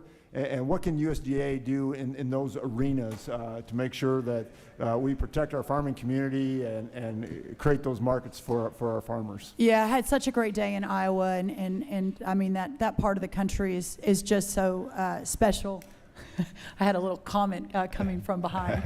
And it was really encouraging. I will note that this president has been, again, resolute in his support of the industry. But one thing I want to note, and Mr. Vindman brought up the trade war, but trade recalibration / discussion. But the UK deal, the first deal that was just struck 3 weeks ago in the Oval Office, ethanol went to a 0% tariff under that's that huge. deal.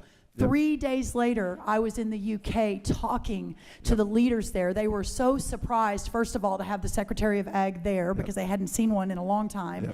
But secondly, the idea that we can move our ethanol around the world in an unprecedented way is so tremendously helpful to our farmers in the parts of the country that rely on that. So I think the future could not be brighter, sir, for your constituents in that part of the country. And I'm really proud of that. Yeah, thank you. I am really proud of it too, and where this is going to go and how it's going to grow.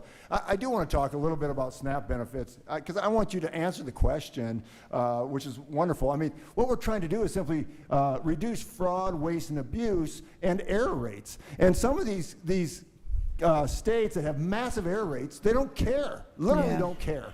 And that is wrong. We can't even get the data. Right, and we can't even get the data. I mean, it's shameful. And that's the story that's never talked about. That's right. right. And I just want to say, what we're doing in the Ag Committee is just simple. It's just saying, hey, we want to protect the program and reduce ag fraud and abuse. That's exactly right. And again, I can't overstate the amount of money, of taxpayer dollars, that was just willy-nilly thrown into the wind in the last administration. It is stunning. And I don't say that as a political stunt. I'm not trying to get in a back and forth with the Democrats on this, but it is absolutely astounding without really any regard to the taxpayer and how their money is being spent and ensuring that these programs are meeting and reaching the people that really need them. And so that's what we're working to do. And thank you for that. I really appreciate that. And we just got to get these error rates under control. We absolutely have to. It's fiscal responsibility to the taxpayers. The taxpayers are the ones that are funding all this. Just want to talk one more moment. On our export markets, we look at corn and soybeans and things like, things that, that go bump in the night on the pricing, commodity prices and stuff like that. What can we do to open more markets? You just talked about the UK. Thank you very much. Where do you see other markets providing more market access to some of these commodities? I've been so far to UK and Italy, talked about those countries, but also the EU. And 2 weeks, 3 weeks, I'm headed to Vietnam, Japan, and India. After that, I'm headed to Peru and Brazil. I have been really surprised, but in the best way, at how excited these countries are for us to be there on the ground, how they understand that the 15% average tariff put on our American agriculture products versus the on average 5% that we put on their products, they understand that is not sustainable, that we've got to do better in putting our American products forward. As I mentioned, Italy imports $75 billion in ag products every year. Only 1.7 billion of that is from America. This is one of our best partners, more aligned with our values than most any other country. So just being on the road, working around the clock, sending the teams out into the world, the president being the chief negotiator, not allowing Americans to take a back seat ever again. This is going to be a game changer. Well, I just want to say thank you, Secretary, and I also want to say thank you. I had the largest bird outbreak of avian bird flu in my district, in the 4th district. It was awful, but you stepped right up and you got it done. Thank you so much. And finally, you have to come to the Iowa State Fair and do the governor's steer show. I hope you're there. Thank you. I will be there. She and I are going to show steers against each other. Yes. Gentleman's time has expired. Thank you. And now recognize the gentlelady from Illinois, Ms. Budzinski, for 5 minutes. Thank you, Mr. Chairman, and I do want to thank our ranking member, Craig. Secretary Rollins, thank you for taking time to appear before the committee today. My district in central and southern Illinois is home to some of the nation's most productive farmland, with some of the top corns and soybean producing counties in the country, as well as a wide variety of specialty crops. It's also home to facilities for some big names in agricultural industry, ADM, Primient, Kraft, Tillamook, they just opened a factory in Decatur, plants like Corteva, Bayer, Nutrien, and a lot more. And of course, it is home to a tremendous amount of agricultural research. At my alma mater at the University of Illinois, but also Southern Illinois University in Edwardsville, and many great community colleges throughout my district. So I'm sure you can understand why I am so thrilled to serve on this committee, because the work we do here and the work done at USDA matters so much to the district that I represent. Madam Secretary, can you tell me, do you agree that the primary function of the USDA is to serve farmers in our rural communities? Just yes or no? Yes. Okay, thank you. Madam Secretary, I do have some concerns about the way things have been going just over these last 6 months. Just to start, the President's budget for USDA was abysmal, in my opinion. It kneecaps agricultural research, threatens American dominance in international development, forces women, infants, and children to go hungry, and decimates NRCS. Just last week in this committee, we heard directly from farmers about the importance and success of conservation programs for their operations. The idea that we would take away opportunities to improve farmers' livelihoods and to completely eliminate conservation technical assistance, which farmers have told this committee directly that they rely on, I think is ridiculous. I urge you to be thoughtful about the impacts of the suggestions you have made. These are not inconsequential programs. There is no backstop. Please consider the farmers that you do claim to serve. I also want to bring to your attention some changes that have been made that have serious issues within my district. The elimination of the local food purchase assistance and the local foods for schools programs they both were incredibly important, and it is distressing to my community that they've been eliminated, and across Illinois as well, sharing that concern. This program was an incredible opportunity to connect farmers with their neighbors in need, as well as local small businesses. I'm lucky to have a great relationship with Solo Gradia Farm in Urbana, a vegetable and fruit operation whose primary goal is to provide food to local residents, particularly for vulnerable populations. LFPA helped them accomplish this goal. They also were connected to local small businesses through LFPA, like Martinelli's Market in Champaign, Illinois. And Martinelli's is also dealing with the administration's tariffs, driving up the prices of their ingredients. So the rug was pulled out from under them when USDA canceled the LFPA contracts which helped them to buy locally and feed our communities. Now tariffs are driving up Martinelli's overall prices, and Solo Gratia lost its purchasers. This is just an example of the many concerns I have for my district, but I want to use my time to draw your attention Can I respond to any of that? to an opportunity. Let me get through my points, Okay. and if we have time, then I welcome your comments. Okay. Attention to an opportunity. This is an opportunity, I think, that could be at USDA. Love With- opportunities. With this administration, yes. So with this administration shuttering of USAID, I mean, Feed the Future labs across the country have closed, with the exception of one at Kansas State University, the Climate Resilient Cereals Lab. One lab that was impacted and therefore closed was in my district. The Soybean Innovation Lab, or SIL, at the University of Illinois, has been conducting critical research for over 12 years on new varieties of soybeans. This research not only supports developing nations, but it supports domestic growers. Development of soybean genetics in the United States helps us to maintain our global dominance in the soy market, which is critical for the farmers in the heartland. It also introduces brand new international markets to American products, which I know is a mission of this administration. I understand that the majority of USAID activity has been moved to the State Department, including programming for the Feed Our Future lab at Kansas State. Madam Secretary, I ask you to please look into the importance of the Soybean Innovation Lab for American agriculture. Is that something that you would be willing to take a look at? Yes, I'd be very willing to do that and follow up for a That would be conversation. wonderful. Yeah, Thank you, Secretary. Thank you. I yield back. Gentlelady's time has expired. Now recognize the gentleman from North Carolina, Mr. Rouser, for 5 minutes. Thank you, Mr. Chairman, and thank you, Madam Secretary, for being here. Well, we've had the occasion to meet briefly on a couple of occasions. I'm over There you here. are. Yep. Thank you.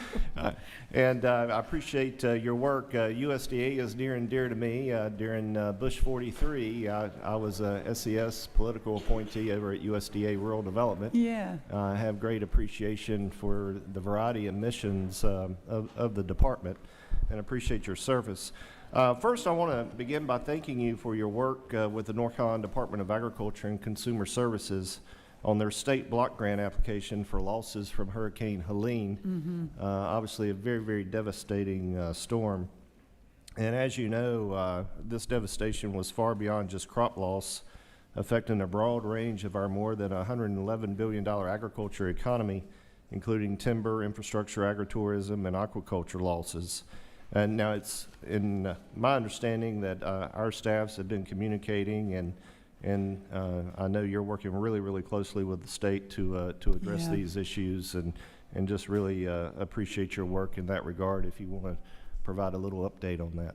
Yeah, we have been in close contact with your state and the leaders in your state. I visited North Carolina, one of the first states I went to. I think we've had 5 formal meetings, but almost daily conversations. Those funds are close to contract and should be released very soon.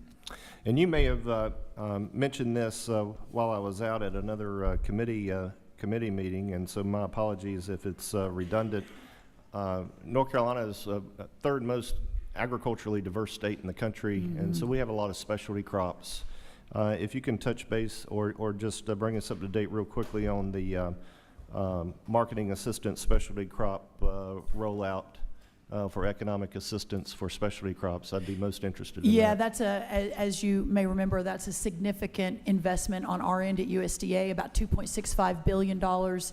We have announced those are moving, but still under review. It's a significant number that we're working with our partners over at the White House on. But there will be the first tranche is moved, the second tranche is shortly behind. But I don't have a specific date in front of me. But we'll reply back to your office and make sure you're fully aware of that. Thank you very much. One other quick item: the H2A program. I know the chairman made reference to this in his opening statement. I can't stress enough how critical it is to have a good workable program, and that AWR, the adverse effect wage rate, is a real issue for our growers. In fact, we had a bipartisan working group that the chairman put together.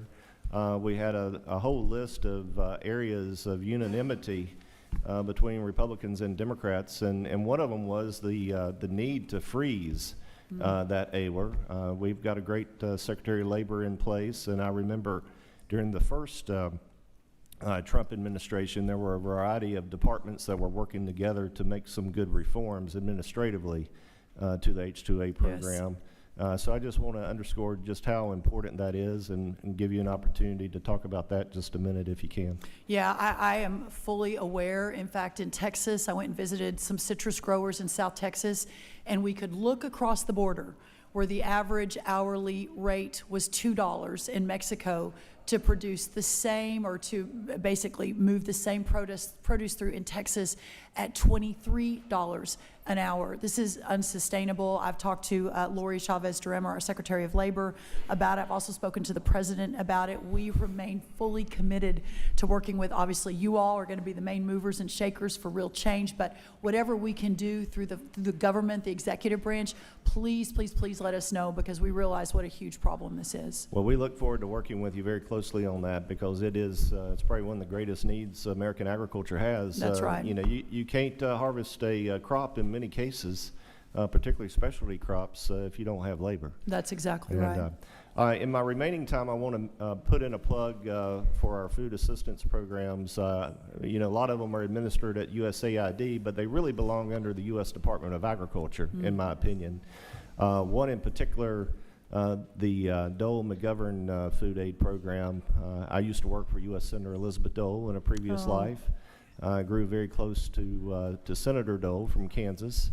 And when you travel overseas and you see, you go in these schools, and the only reason why these kids are in school in these third world countries is basically because of the McGovern-Dole food program.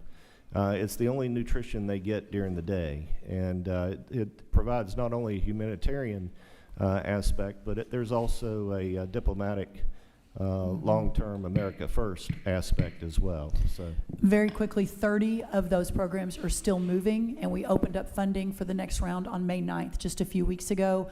Understanding it is realigning around the President's vision and the countries that, you know, help America, but we are aware and tracking.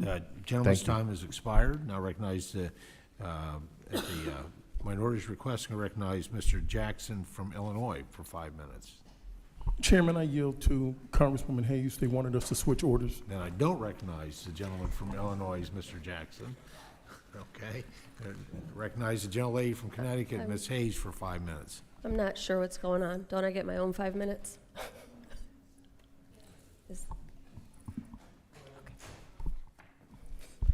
Thank you. Thank you, Secretary Rollins, for being here today. Thank you. It's no secret that I am in opposition to the Republican bill and the deep cuts to SNAP, and I have been vociferous and clear about that. I just want to add, as we are talking about the Republican proposals in the Department of Agriculture, there are serious concerns that many of the actions being taken threaten the bipartisan coalition that has helped pass multiple farm bills, and we would be hard-pressed to get the full committee to, the full Congress to pass a bill that guts billions of dollars from our most vulnerable communities. But today, my questions are going to be focused on small farms in my district. Between 2017 and 2022, Connecticut lost roughly 460 farms. Projections by the American Farmland Trust estimate that my state will lose 55,000 acres of farmland if we do not step in to preserve what remains. There are many factors contributing to the loss of farmland in New England, as we heard Mr. McGovern talk about earlier. One of the most consistent is the failure of farm safety net programs. Guardians Farms, a small first-generation farm in Southbury, Connecticut, in my district, began operation in 2020, and they sell dairy products at farmers markets on the weekends. 2 years of heavy rain have resulted in fewer visitors to the farm and damage to the pasture, barn, and chicken coops. Earlier this year, they requested $50,000 from USDA to help make up for lost revenue and to help with repairs. As of today, they still have not received any disaster assistance. Last year, Congress funded 2 disaster relief programs and designed them to work together to ensure all impacted farms receive some type of assistance. The Supplemental Disaster Relief Program would fund larger operations, and the Farm Recovery and Support Block Grant would provide targeted relief to smaller farms in smaller states. Secretary Rollins, it's my understanding that USDA has directed Connecticut to choose between one of 2 of those programs and a small farm block grant rather than assessing both as Congress intended. What is the justification for denying Connecticut farmers the ability to access the relief Congress has voted to provide for them? Well, first of all, thank you. That's a great question. I have been in a lot of conversations on this. In fact, my next one is with your colleague, Rosa DeLauro, at 4 o'clock. Once I leave here, we are continuing to assess what this means, understanding that this $220 million block grant to New England that you all put in the Relief Act at the end of last year is different. It's different than Georgia, North Carolina, some of the bigger farming communities with the bigger farms. So we are continuing to look at this. The decision has not been released yet, but will be soon. We remain very committed and have been working with your Ag Commissioner from Connecticut and across New England for the last few months, and will continue to do so. Well, I appreciate you explaining what USDA is doing as a whole, but my question was about why Connecticut is being denied access to both programs. I know that there has been concern about double dipping, but there are audit processes in place, certification processes in place, and what ends up happening is exactly what we anticipated. The smallest farmers are left out because they don't have access to these programs. And my fear is that Connecticut will be kept waiting for relief because the program is not being implemented properly. Your budget proposal would cut funding for the Farm Service Agency by an additional $250 million. I'm concerned that Connecticut farmers, again, will see diminished capacity from USDA to address their needs. How will the USDA deliver payments to farmers in a more efficient manner when you're cutting resources and the staff who do the work? So, ma'am, the $10 billion that moved out very quickly, the ECAP, y'all passed it, I think, around Christmas, maybe December 20th. We moved it out, $10 billion in a matter of, I think, 6 to 8 weeks. The longest waiting time was 3 days. Once that was moved out, we've sent the money to 500,000 farmers across America. This is months and months and months ahead of where a normal USDA moves it out. So I think our track record hopefully speaks for itself. Well, I think, again, I hope that there is some consideration for the smallest farmers who don't have grant writers or access to these programs or the ability 100%. to reach out and get a response. I appreciate the fact that money is getting out the door. My concern, once again, is that it is going to the largest farmers in in the largest agricultural communities and leaving behind the farmers who literally have less than 100 acres and are doing this work, and it's their family business. And Congresswoman, what I would ask is when you hear those stories and you are called to call me specifically and say, this is what's happening in my district and this is who is not getting the attention that they deserve, and that will help us solve for that. I appreciate that. I'll follow up and make sure you have the information on Guardian's Farm in Southbury, Connecticut. It's a veteran-owned farm, and they are struggling right now. Thank you. I yield back. What was the name again? Guardian's Farm. Guardian's Farm. I'll make sure you get the information. Thank you. Gentlelady's time has expired. At request of the Secretary and in consultation with the minority, we're going to do 2 more questions and then take a 20-minute break and then reconvene. And I will keep an order of those in the room that are at the time of the break, so that'll be the order when we come back, and I'll announce what time that is when these next 2 individuals are done. So at this point, I'm going to recognize Mr. Johnson from South Dakota, and then in the direction of the minority, Mr. Jackson from Illinois. So Mr. Johnson is recognized for 5 minutes. Thank you, Mr. Chairman. Madam Secretary, I feel like we're talking to a member of your team every week on something or other. So I'm going to walk through 6 issues, and then just you can comment on any of them that you like. First off, I want to thank you for working with us to provide some relief to that South Dakota ranching couple, the Mods. Yeah. That it should never have gotten to the point it did, and thank you for your team for seeing the wisdom forward, common sense. Number 2, I want to affiliate myself with Mr. Costa's remarks about high-path avian influenza, still a tremendous threat, and as he said, not just to poultry, but also to our herds as well. And then I was grateful to see your 5-prong plan had vaccines as an important part of it. I think there's been some concern that maybe the priority in USD shifted around a little bit, and so I just want to highlight the incredible work that a number of companies, including MedGene, are doing in developing some really powerful vaccines that I think are the long-term solution to this problem. Not even the long-term, I mean just the solution here, I think, sooner than we realize. Number 3, forestry. Mr. Lamalfa said it well. I mean, we've got a lot we need to do out in the forest. I mean, a managed forest is a healthy forest. We have 1 million acres of national forest land in the Black Hills. And it's been a long time since we've been able to hit the data-driven harvest targets. We have had mills close, lots of jobs lost. When we lose that infrastructure, it's almost impossible to ever get it back, which means the forest turns into a tinderbox. I've got confidence in your team. I just think Mr. Schultz, Mr. French, I enjoy working with them. So I just want to thank you and ask you to continue to back their efforts to approach this issue with some real urgency. I think we're making progress, but we got a ways to go yet. Number 4, I want to thank your team for the incredible responsiveness they have shown in working with South Dakota State University in making some alterations to what is now known as the Producers First program. This is going to show us the way forward on some resiliency in how we feed and make sure that the bison and the cattle can get to market, and that nutrition's a key part of what they do, because we still want to discover some research and how to do better. Number 5, I met with a few dozen dairy producers, and ma'am, this is not going to come as any surprise to you. They have a real anxiety in farm labor. And some folks are not sure how they're going to hang on.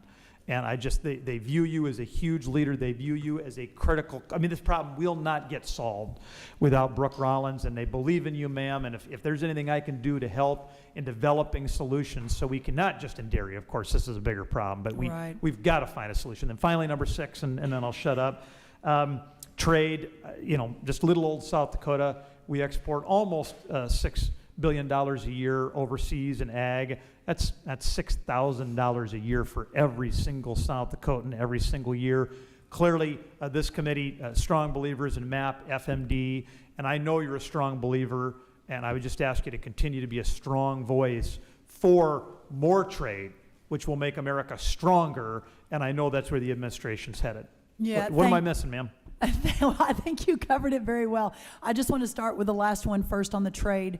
And I'm not sure if you were in the room, Congressman, but the encouragement that I have received just in these first few international trips has been remarkable, in fact, stunning. I think that the world is ready to recalibrate. I think that the president has been such an effective leader on this. I know the uncertain times our producers are feeling. There's no one who's operating more on the margins than our farmers and ranchers. Understand this. The president certainly understands it. But I do believe with every fiber of my being that this era of unlimited or unprecedented prosperity for our ag community is just around the corner because of these trade renegotiations. I'm just really, really sure of that. I also want to comment on the timber piece of this. I was just in the Oval Office yesterday with the president talking about timber, talking about the firefighting, because they're, as you know, interwoven inextricably.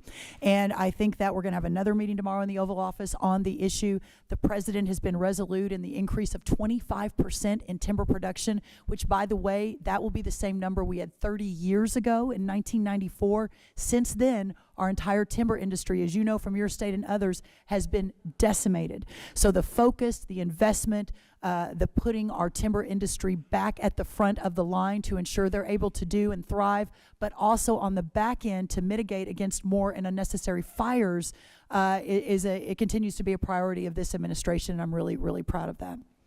With that, Mr. Chairman, the Secretary and I have solved all the problems, and I would yield back. I think we're done here. And by the way, you're unflappable. I did not know that my mean comment about Iowa and Jess would be picked up by you. It was mostly for your staff's benefit, but you're unflappable. You kept rolling, so thank you. I yield.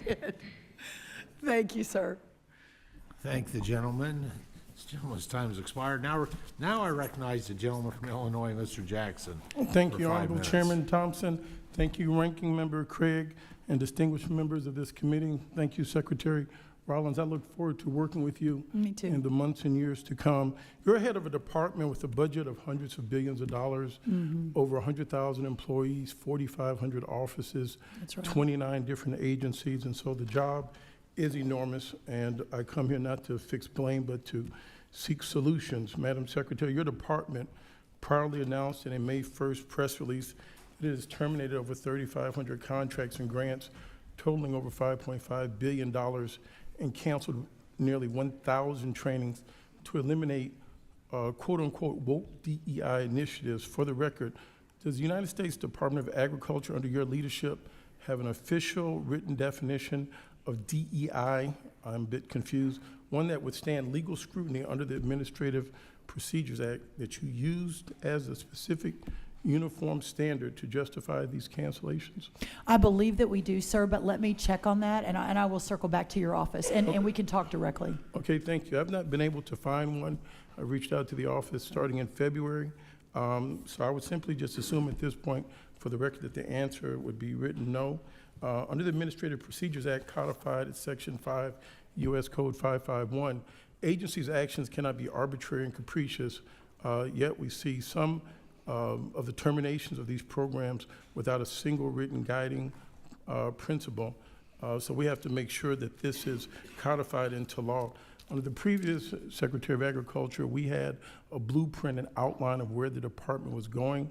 I hope in the weeks and months to come, this is on the thing. The Department of Agriculture has operated consistently by giving us a blueprint.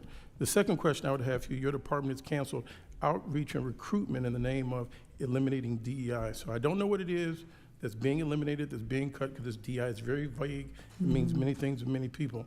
And so if you exclude the longstanding federal hiring initiatives like the Veterans Recruitment Appointment Authority or the Schedule A Hiring or Authority for People with Disabilities, both of which are designed to create a more diverse and inclusive federal workforce, would you agree that's a noble goal? Well, the first thing I'll say, and that I really actually appreciate the conversation, is that the president clearly has been very clear in his directive. We are operating under his executive order on all of the above. Reclaim my time. I appreciate that because I fundamentally disagree with I the president, and I can appreciate your integrity, but the president is simply wrong on this, and I hope more people in the administration can speak up to him. He can make a mistake, but it seems like people get very confused and obtuse around him. The federal definition of diversity explicitly includes these groups: the disabled, the rural Americans, which are all groups that have faced barriers to federal employment in the past. By canceling many of these programs unintentionally, they become collateral damage. And so I would like to make sure that we continue to broaden the workforce and pull as many people in. Also, we've talked about now, I see in this declaration about meritocracy. You say your department now operates on meritocracy. Yes, sir. Are you aware that the 9 merit system principles codified in Section 5 of the U.S. Code 2301 already exist to ensure fair and merit-based hiring free from political influence? That's already baked into this. I don't know why there's new emphasis on saying there's meritocracy. Does the USDA, under your leadership, have an official written policy defining what constitutes merit that supersedes or replaces these congressionally mandated principles? We already have them in the documents. I am not aware of that, but I'm really glad, again, for this conversation. My commitment is to look at that very closely. Obviously, I'm a big believer in the president's vision on this and the meritocracy approach, but it's a fair question. How do we define that, and what does that look like? Okay, and that'll be on Section 5. So these terms that mean woke and so forth. There's another term that have on your website regarding color blindness as a goal that you have. Did someone put into the record that color blindness is a physical impairment, or is there a new definition of what color blindness means? Is that an asset? Can you help me define what is color blindness and the values or merits of it? My understanding is this is from the executive order at the president's directive, and that we are looking at merit and the best possible employees for the American farmers. So color blindness, are we talking about having a lack of racial equity, racial justice? Is that the code word for it? Okay, well, the president, again, is wrong, because you know the case of Pigford versus Glickman. It's already been already been documented that there's been a history of racial discrimination, prejudice, and racism. It's already had lawsuits filed and settled by farmers, African American, Latino, and indigenous, that did not have fair access to the resources of our agencies. So I don't want to fix the blame, I want to fix the problem. But if some people are willfully blind, if he wants people going around the Department of Agriculture with mismatched clothes because he is now championing blindness, I think that's wrong, and that should not be classified as singled out. Mr. Chairman, I yield back and thank you for your time. Gentleman's time. I look forward to continuing Gentleman's the time has conversation. expired. The committee will stand in recess for 20 minutes, gaveling back in at 12:55. And at that time, the members that have been in the room here, I'll share with you what I have for order. Mann, Davis, Moore, Sorensen, Harris, Vasquez, Taylor, Riley, Dela Cruz, and Mannion. We stand in recess. Thank you, Mr. Chairman.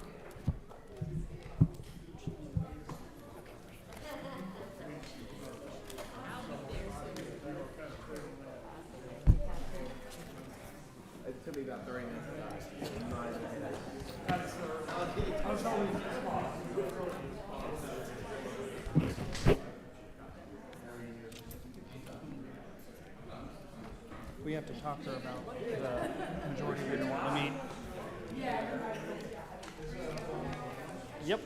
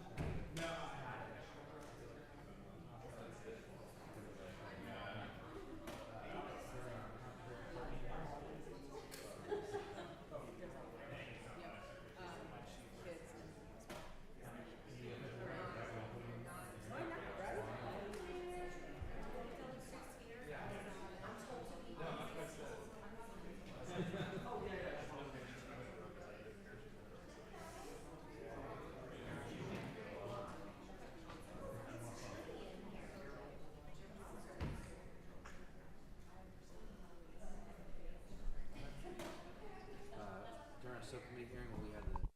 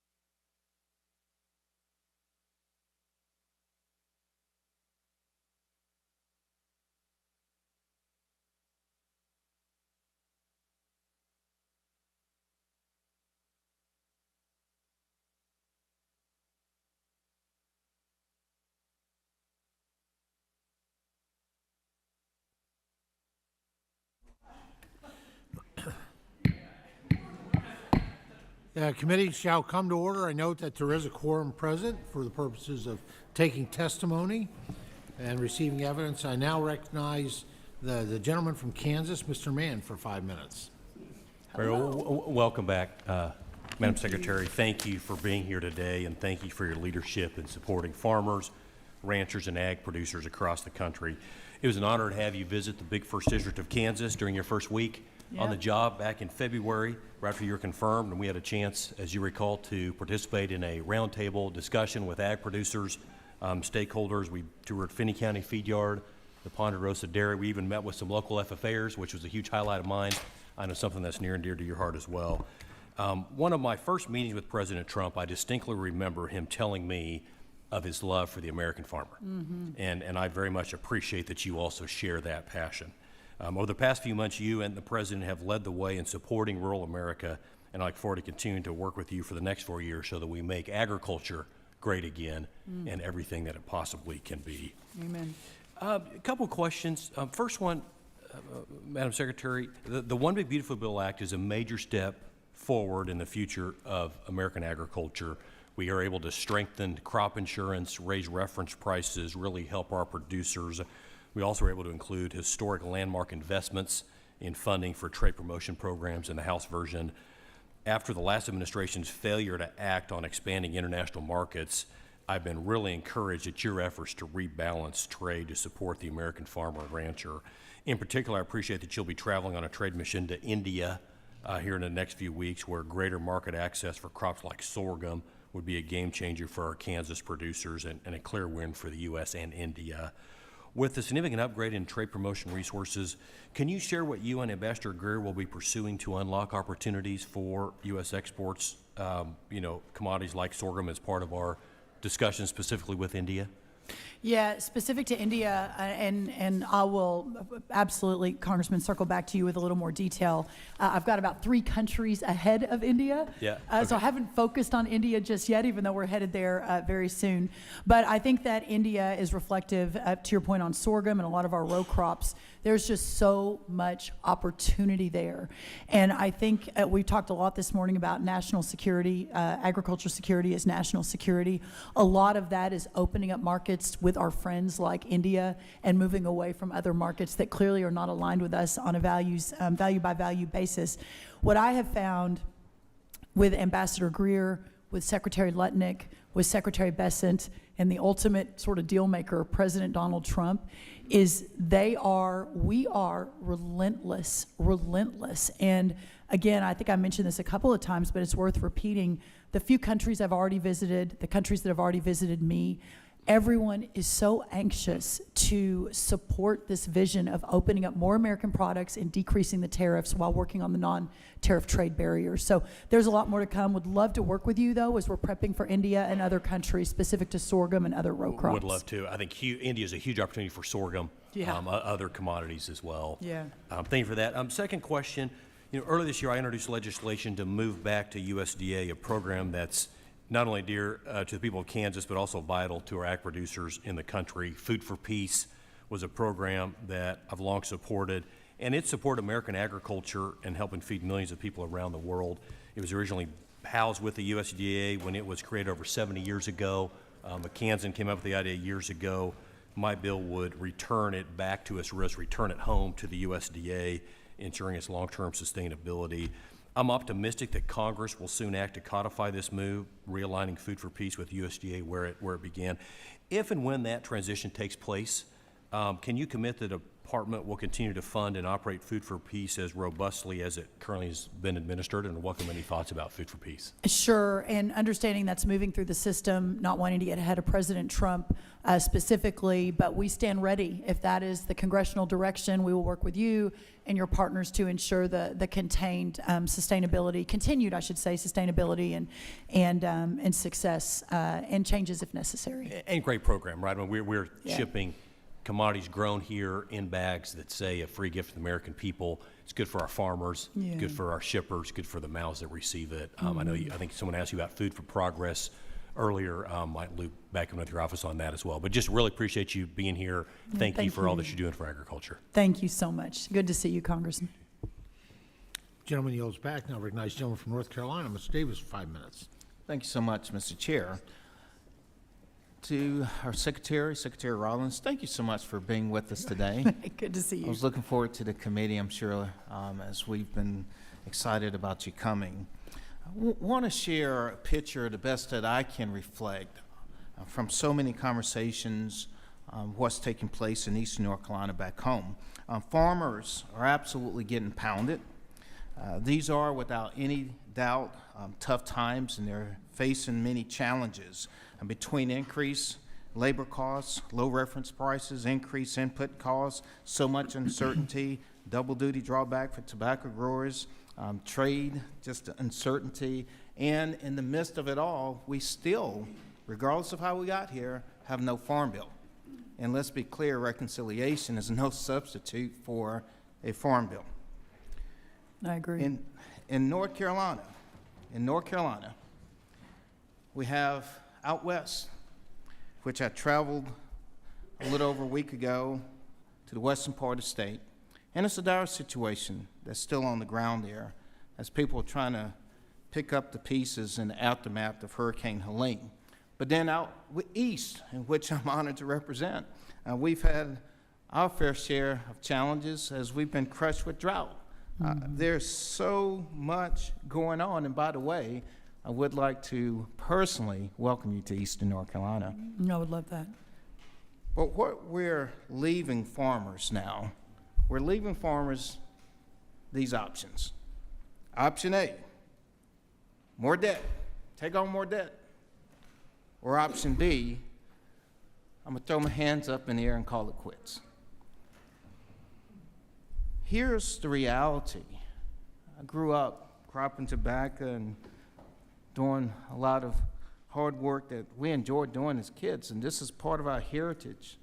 And when you talk in particular family farmers, they want to continue and pass it on to the children, the next generation, but how many children want to take on all of this right now? So my first question is, what's the timeline for getting the disaster and economic agriculture assistance out the door that's going to help us in North Carolina? Yeah, I appreciate the question. Oh, God bless you. Welcome. You First took of up all, 5 seconds of my time. That was a big one. that was an amazing sneeze. The first thing I'll say is with ECAP in North Carolina, 6,389 of your producers received $118 million over the last month or two, so hopefully that is at least a step in the right direction.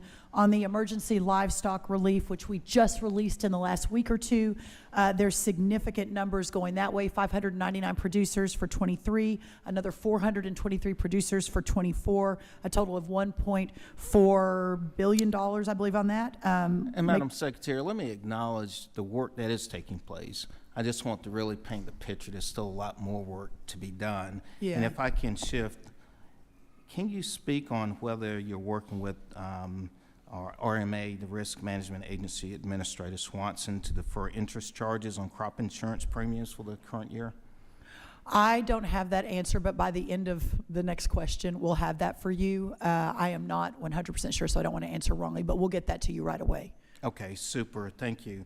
And I want to really thank the chair because we've really been knee-deep in the H2A program. This is so far an antiquated policy that's still out there, and we just got to come together and get this done. And thank you, Mr. Chair, for the task force, the working group that we advance.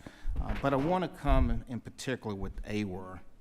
Because I hear so much about AWR, and this is a real legitimate concern. My question is, what's been the communication from USDA with DOL as well as DHS in relation to ensuring there's enough workers available to continue to feed, fuel, clothe the American people so they can continue to keep the operations going with it? Well, as we discussed this morning, although, sir, I don't think you were in the room, there's obviously a very, understandable concern in the agriculture market on labor. I spoke with the president about it this morning. I had a meeting with both Secretary Noem and Secretary Chavez de Rimmer on Monday night. The president, in an April 10th cabinet meeting on his own, talked about it. There is no doubt that, first of all, significant reform needs to happen to the H2A, H2B, et cetera, which I know you all are leading on in a bipartisan effort, but also the importance of our administration and this president, which he does, recognizing that we have a major gap in the labor market for our dairy farmers, a lot of our row croppers, and how you balance that, obviously, with his commitment to America and to the American voters, which we don't all agree on, but to address illegal immigration. So please know I'm committed to working around the clock to solve for that. Thank you so much. Gentleman's time has expired. Yes. Thank you. Now recognize gentleman from Alabama, Mr. Moore, for 5 minutes. Over here, Secretary Rollins, how are you? Welcome. Thank you for being you. here today, and thank you for all your work you're doing on negotiating with countries. I think reference prices, input costs have been mentioned by Mr. Davis. Obviously, that's an issue. We've lost a lot of farms, and I think as a result of inflation, obviously, we printed money like drunk sailors in D.C. for the last 4 years, and in some cases, that's an insult to drunk sailors. But inflation has really caught our producers in a tough spot with fuel costs and energy costs, those sort of things. But one of the issues I want to kind of breach with you or talk a little bit about is we recently have noticed there's been some SNAP fraud and card skimming. And just a few weeks ago, the DOJ charged a USDA employee and 5 others in a $66 million SNAP fraud and bribery scheme in New York. And shockingly, this criminal scheme went on for years under the prior administration. So, Madam Secretary, what action is the department taking to ensure that these sort of egregious levels of fraud are being addressed? This is at the very top of the list. Currently, we can prove one of every $10, which is about $34 million a day, is paid out in taxpayer money that is fraudulently paid. We've got an across the government, whole of government approach right now. The New York case that you mentioned is just one of many. There was a sting operation led by our Secret Service, interestingly enough, on the West Coast within the last month, too. Many more are coming, working alongside Pam Bondi at the DOJ. But part of that, sir, and we've talked about it a little bit this morning, is the reluctance or refusal of many states to turn their data over to us. So it's hard for us to even know where that money is going and who it's being paid to. We are now directing it, and if they're not willing to do it, we're going to start moving through litigation. So we're going to force the issue, but it has to stop, and we can't continue to pay taxpayer dollars in such a fraudulent way. Yeah, you said earlier, contain sustainability. In some ways, I think you changed how you said it, but I think in many ways with SNAP, that's what we've got to do. We want it for the families that need it, right? But the fraud is a big issue. And my concern, and I've been on that committee for 4 years now, is there's a supply and demand curve. And, you know, as SNAP, more and more money goes into the SNAP programs, yet the producers, the suppliers themselves are limited in their resources. Often when you see that, what happens at the grocery stores, the prices go up because the demand goes higher and higher with government dollars going on SNAP programs, yet we're not securing producers in the market. And so ultimately the price goes up, and then the tax dollars on those SNAP cards don't go nearly as far as they could have. So that's right. I think coupled with the fraud, increasing production certainly, and getting government spending, runaway waste under control, helping with inflation, I think there's an opportunity for us to certainly help our producers. And I appreciate, again, I have the second largest peanut producing district in the nation, and I know that my farmers would appreciate that. And we actually were peanut producers until 1980. The drought and the armyworms kind of put us out. So it's one of those things, I think we've lost 150,000 farms. And so I appreciate the work you're doing, the president's doing to try to help food security in this country and make sure that we are competing with other nations and certainly negotiating with other countries to buy our products. And so thank you so much for your work on that. And with that, Mr. Chairman, I'm going to save a little time and yield back. Thank you, Congressman. Gentleman yields back. Now recognize the gentleman from Illinois, Mr. Sorensen, for 5 minutes. Thank you, Mr. Chairman. I love the milk that is in front of you, just saying. Love that it's whole milk. It's good. Also, let it be known that we had a lunch break. I love that. Thank you to the Secretary for being with us on one of the greatest, if not the greatest committee that we have on Capitol Hill. Amen. Just over the weekend, I drove through Winnebago County, Illinois. We're at the very top of Illinois. I noticed, being a kid that grew up in a small town, that a lot of the fields aren't planted. It is June 11th. Some farmers have given up on seeing any profit this year. Mr. Davis and Mr. Moore touched on input costs going up, just general costs going up, but it's also costing our farmers when the USDA extension services are reduced or canceled. We're failing to open up foreign markets for export. The USDA is cutting programs like conservation, rural development, technical support, and the result, our smaller hometowns are not doing better today, and they're losing faith. Farmers are being hit really hard. And back home, those family farmers, they don't want a handout from the administration. That's right. They want agriculture to work. Yeah. And I'm also struck that the administration, in your testimony, you have omitted any mention of changing climate. It's no surprise here. I've studied meteorology for the better part of the majority of my life. It's one of my life's loves to communicate how our environment is changing. And you can't tell farmers that climate change is a hoax because they know you're lying to them. I've seen the weather records on family farms. It's harder to farm today than it ever was before because the game is changing for them. So when you fail to acknowledge what they're dealing with and the administration says it's a hoax, too many of our farmers, they can't quit their jobs like I did to come to Congress. They quit their life. We're failing to meet their needs. And it's not politics, it's science. And you can't make farmers stronger or make America healthy by slashing the very systems that produce healthy food and homegrown clean energy. I did want to touch on, and I'm very concerned, that producers may not get their harvest to local schools and food banks through the LFPA. This improves our domestic food supply chain resilience. It generates revenue for our farmers in a time when they can't make a profit. A program that ensures healthy food gets to those who need it most. The Midwest Food Bank in the heart of Illinois provides fresh local food to 288 organizations. The Northern Illinois Food Bank provides more than 900,000 meals through their program. This administration's decision to cancel LFPA is a blow to local farmers, to families in need, and the institutions that serve them. In your testimony to Congress, you've mentioned repeatedly that this is COVID era. But while the pandemic is largely over, we still have this uncertainty in Middle America. And now rural America is given more uncertainty as farmers see these beneficial programs go away. Kids nowadays say they get the feels when something feels good. Farmers grow corn and soybeans back home. They raise cattle. They're proud of their livelihood, but what gives them the feels is when they provide food for our neighbors, helping lift people out of hunger and out of poverty through the LFPA. So, Madam Secretary, yes or no, will you commit to establishing a similar program that connects local farmers and local schools to food banks to provide healthier meals to students, improve food access for families, and reinvest in our economy? We are really, I know yes or no, but forgive me. We are really focused on getting healthy produce and local farming into the schools, but very quickly, in Illinois, your local food for schools, y'all still have $5.5 million out of $7 million sitting in a bank that has not been distributed. And that was one of the reasons why the money couldn't move fast enough into the food bank. So let's understand. put it into a program that works. I'm all for that. I have deep concerns about Make America Healthy Again.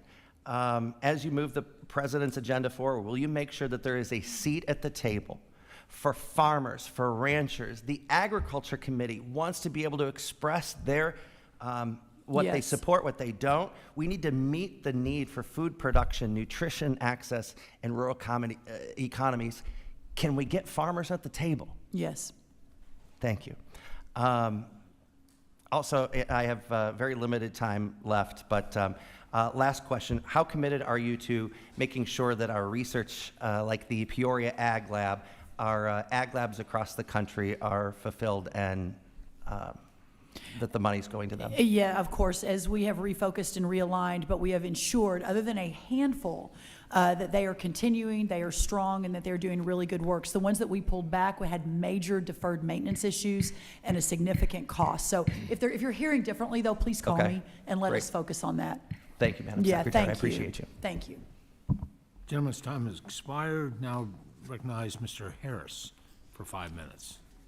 Thank you, Mr. Chairman, and Madam Secretary, what a joy it is to have you here today, and we're certainly honored to have you, and thank you for your time and your patience and endurance through such a long hearing. But, Madam Secretary, the ongoing avian flu outbreak has led to the loss of over 174 million birds since 2022. It's been a plague on the industry for too long, and I frankly have heard positive feedback from the broilers and layers in my district in regards to your 5-point plan. In fact, one of the things I've heard here from my colleagues, in this being my freshman term, is that you are probably the most qualified individual to serve as Secretary of Agriculture that we have had in the last generation. So USDA has outlined a $1 billion plan with $500 million for farm biosecurity and $400 million for producer relief. Can you elaborate more on how these funds are being targeted to strengthen farm-level preparedness? Yeah, I would really appreciate that. Thank you for those really nice words. Since we rolled out the plan, we have done almost 850 biosecurity assessments, so meaning we go onto the farms and help the farmers ensure that the barns are locked down. That is clearly the #1 and best and most effective way to stop the HPAI is the biosecurity.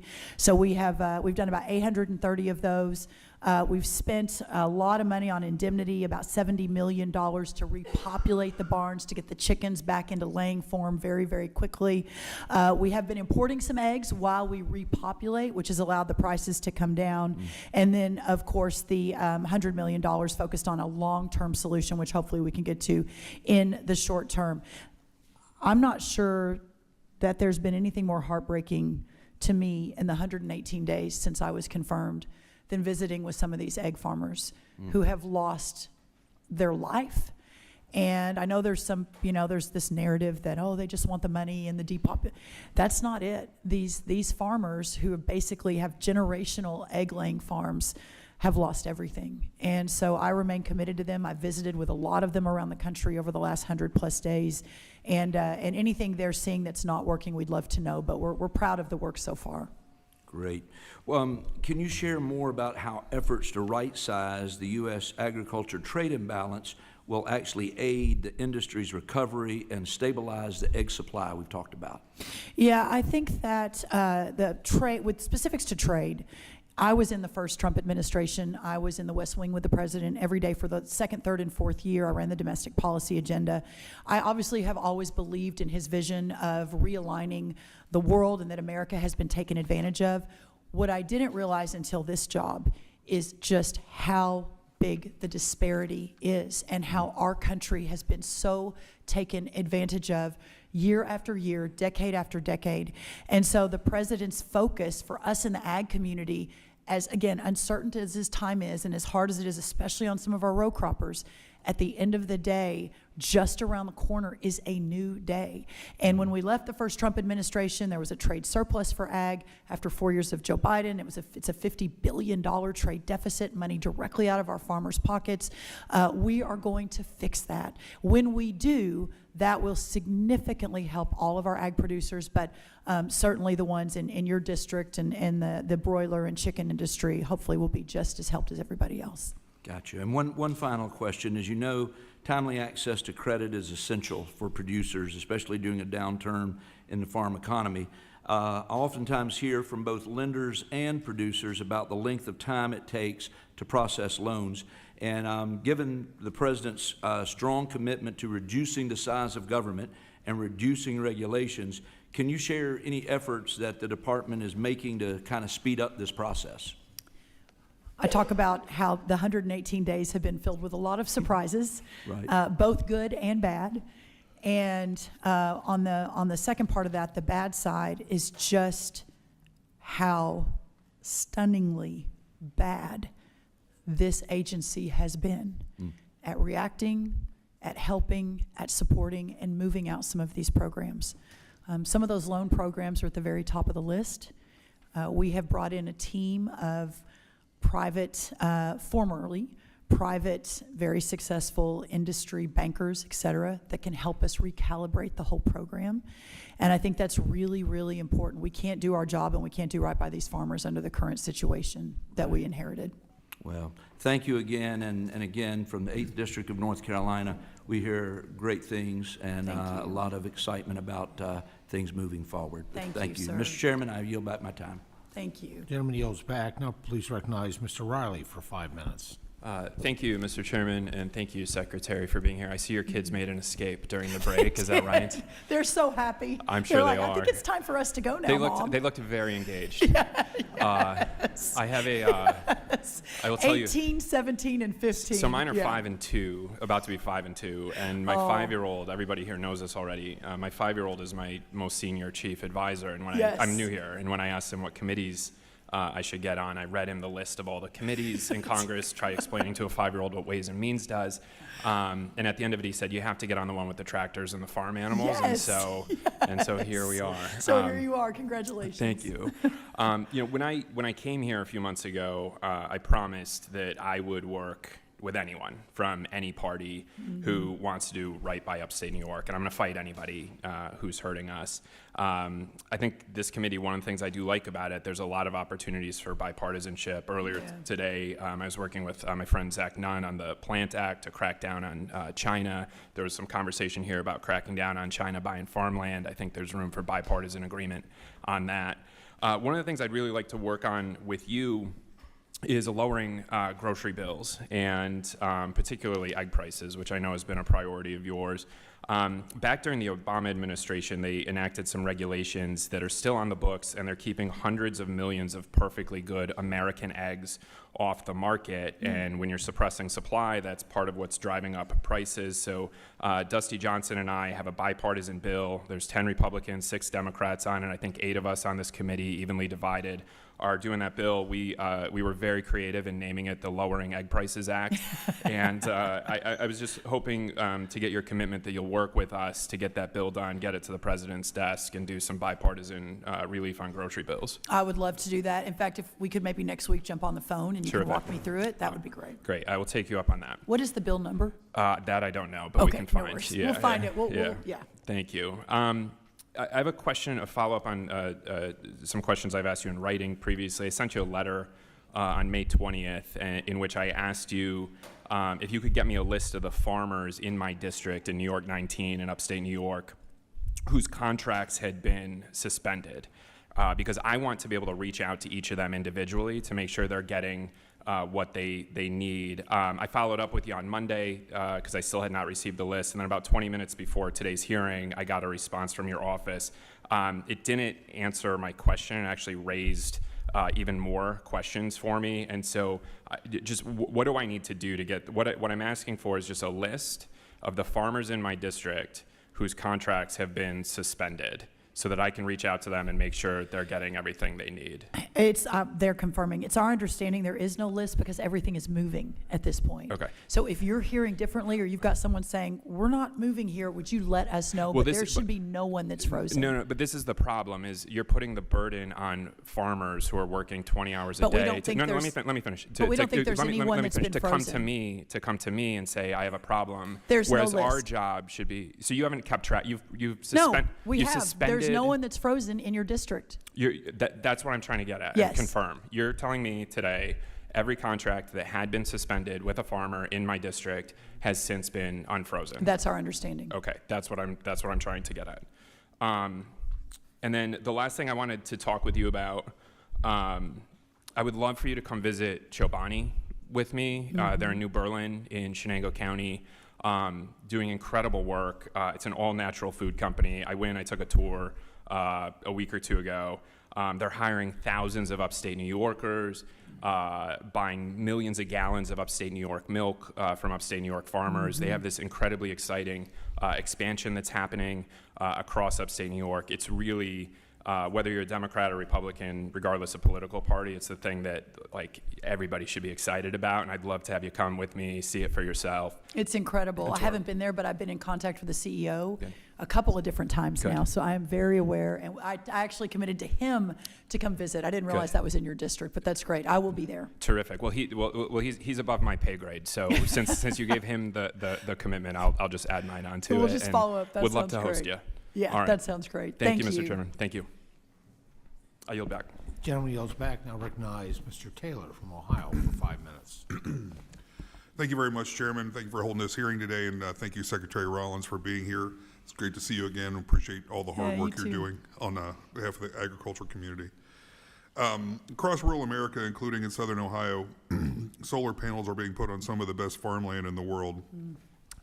As you pointed out in a recent op-ed, the acquisition of land for new farmers has also become increasingly difficult amid high costs in real estate development. Expected that 50% of all farmland will transfer hands in the next 20 years, and it's essential that that land goes to our next generation of family farmers. I believe farmers should have every right to do what they want with their land, but the federal government should not be incentivizing the most productive land being taken out of production. That's why I introduced the Protecting American Farmland Act to prohibit all federal funds, grants, loans, tax credits, you name it, from going towards solar panels converting prime farmland. And I've been thrilled to see your proactiveness on this issue. Could you talk, excuse me, a little bit about how solar panels on prime farmland are making it more difficult for the next generation of farmers to get started in the business? And for the peace of mind of new farmers, can you commit that USDA funding won't go towards putting solar panels on prime farmland in the future? 100%, I can commit to that. I will also say that I've spoken to the president about this. I will also say that we are moving regulations through USDA relative to this as much as we can within the executive branch. Obviously, you all have the lead on that, and I'll support you in whatever way I can. The final thing I'll say is I spent my summers on our family's row crop farm in Minnesota, and we would fly from Texas to St. Paul every summer when I was growing up, working up there. Take the hour drive from St. Paul up to Clear Lake, Minnesota, through the most beautiful farmland you've ever seen. And in the, 53 years that I have been making that drive, watching the solar panels take over all of that farmland in that 72-mile drive is heartbreaking. And so not only is it important for national security, not only is it important for the preservation of our smaller family farms, not only is it important for our row croppers where that land is being taken off, but it's important for the fabric of America that we're not selling away this farmland for solar panels funded by, some interesting things. So yes, I am 100% on board. Anything I can do to help on that, I am at your beck and call. Thank you very much. As I travel around southern Ohio, the most common thing I hear from farmers is the need to protect the farm safety net, specifically crop insurance and commodity programs. That's why in the one big beautiful bill that the House recently passed, we included the much needed investment in our farm safety net. These provisions are one of the many reasons we need to put this bill on the President's desk as quickly as possible. Secretary Rollins, could you talk a little bit about the importance of including farm safety net provisions in the one big beautiful bill to our farmers and rural communities? I got the call for this job from President Trump on Saturday, November 23rd. I was the last cabinet, one of at least the larger spots left. He called me Saturday morning. We were driving in our motorhome from Fort Worth to Auburn, Alabama for a football game, and hung up the phone, obviously extremely honored, the honor of a lifetime. And then the very next thought in my head was, how are we going to get a farm bill passed? And the reason is understanding the margins that these farmers have been operating under, and understanding that the few times that we tried to get, I should say, I wasn't part of the last 4 years, but it was tried to move a farm bill that was unsuccessful. For a lot of reasons, a lot of people were hurting because of that, but no one hurt more by that than our farmers and those who rely on these reference prices. So I can't say enough, and have been making this case to anyone that will listen, that this big, beautiful bill is important for a lot of reasons. The president's tax cuts being permanent, creating more jobs, keeping the death tax out of our family farms, et cetera, et cetera. But I'm not sure from my perspective and this job that there's anything more important than updating those reference prices. So I'm very proud of that, and hopefully goes to the finish line. Amen. Your lips to God's ears. Thank Yes, you. hopefully. Chairman, I yield back. Thank you, sir. Gentleman yields back. Now please recognize the gentleman from New Mexico, Mr. Vasquez, for 5 minutes. Thank you, Mr. Chairman, and thank you, Secretary, for being here today.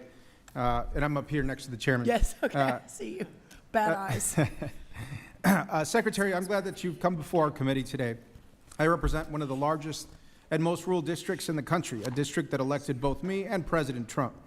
Farmers, ranchers, food banks, and wildfire crews in my district rely on a properly staffed and functioning USDA, not just for support, but for survival. But right now, many of them feel that the USDA is failing them.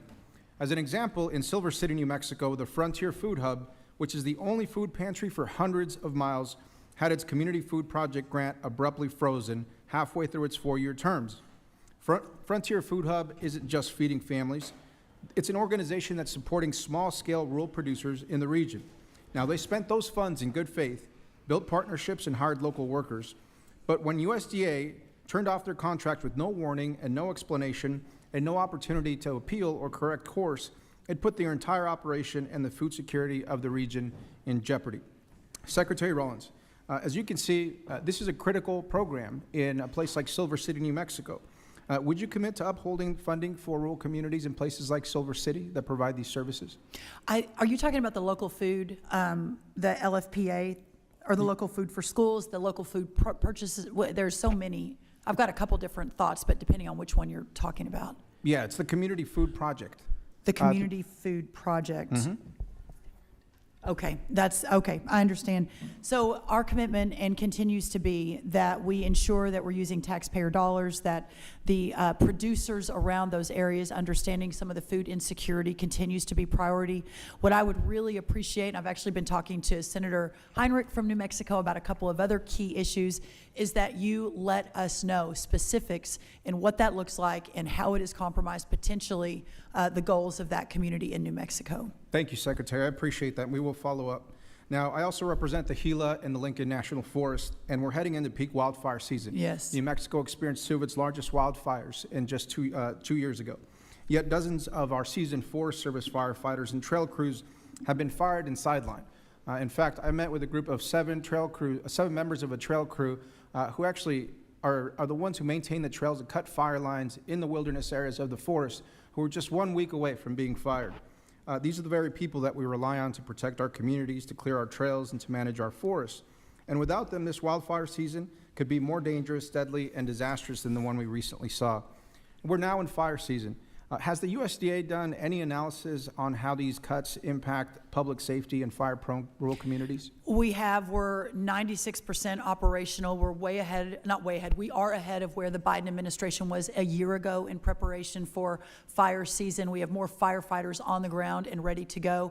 I actually have been in conversations about this also with your senator from New Mexico, specifically talking about the New Mexico challenges. So we are aware and leaned in, but again, please send any information to me that you see that's different from what I am understanding for New Mexico. Thank you, Secretary. I appreciate that. And where a lot of the work happens, again, is with the trail crews who have a function within the larger preventative control of these forest fires. And so we definitely need firefighters to respond to a fire incident, but we also need the folks who are out there cutting those trails that allow those firefighters in. So I'd suggest that we continue to look at those positions as very valuable to the entire firefighting ecosystem. I agree. And we have invested a lot of money in the clearing. So let me get my arms around exactly what that looks like for New Mexico, and we'll follow up. Thank you so much, Secretary. Now, every member of this committee has shared similar stories involving food pantries left in the dark, trail crews cast aside, producers that the USDA has promised to support. I introduced the Honor Farmers Contracts Act, which is a bill essentially that would allow USDA to fully pay those contracts that have already been executed, some dealing back all the way to last year, because constituents are holding up their end of the deal, but they feel USDA isn't. So I'd love for you to take a look at that bill and see if it's something that you would support. Now, I listen to the people on the ground in my district, and so I created an agriculture advisory group. Now, in my district, we go pecans, chili, cotton, beef, and so many other specialty crops as well. And those local leaders that make up my Ag Advisory Committee, which the chairman here has been gracious enough to talk to, would love the opportunity to talk with you and even more so to see you in the district. And in order to understand these impacts in my local community, would you be willing to visit the 2nd District of New Mexico in the near future? I would. Thank you so much, Secretary, and thank you, Chairman. I yield back. Thank you, sir. Gentleman yields back. Now recognize the gentlelady from Texas, Ms. Dela Cruz, for 5 minutes. Thank you, Mr. Chairman, and thank you, Secretary, for being here today. I sit before you with immense gratitude and a profound sense of hope for our farmers, especially in Deep South Texas. We are indebted to you for not only focusing and visiting our Rio Grande Valley and our Deep South Texas, but talking about what was the #1 issue for us, which was the water deliveries that came from Mexico that they were obligated to give us due to the 1944 Water Treaty. Your tireless effort in putting that at the front of the national stage and sitting in the Oval Office many times with President Trump and being the voice for South Texas farmers who had really lost hope, many of which lost their farms. In fact, as you know, we lost our sugarcane industry due to Mexico not delivering that water. So thank you from the bottom of my heart and from all of South Texas. Not only that, but you quickly pushed forward the $280 million that went to our farms that were affected by the 1944 Water Treaty.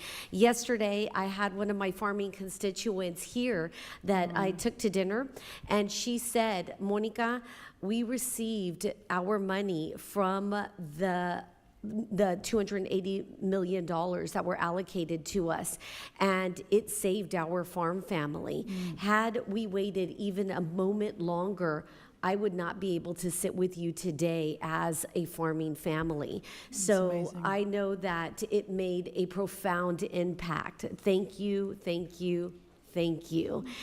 Your tireless effort has been noticed and recognized, and you made a difference in our family community, in our farming community. Thank you. That being said, I also want to say that the next step for us with the 1944 Water Treaty is that we work together with you, with the Secretary Rubio, as well as the Trade Secretary, to make sure that we get the 1944 Water Treaty as part of the discussion into the USMCA agreement. That will be our goal, that the treaty become part of the USMCA agreement so that it has teeth for further discussions should Mexico not comply again with the 1944 Water Treaty. So can I have your commitment to work with us in getting the 1944 Water Treaty into the USMCA agreement? Yes. Thank you so much. I appreciate that. So now that we've made big strides in getting water delivered to our farmers, the next thing is the screworm. That is something that is of great importance to our farmers, our ranchers, our cattlemen are very, very worried about the screworm. It's a devastating pest that poses a severe risk to our livestock and our wildlife, and is threatening generational farms and farming families. It could have catastrophic consequences to our agricultural economy and to our natural ecosystem.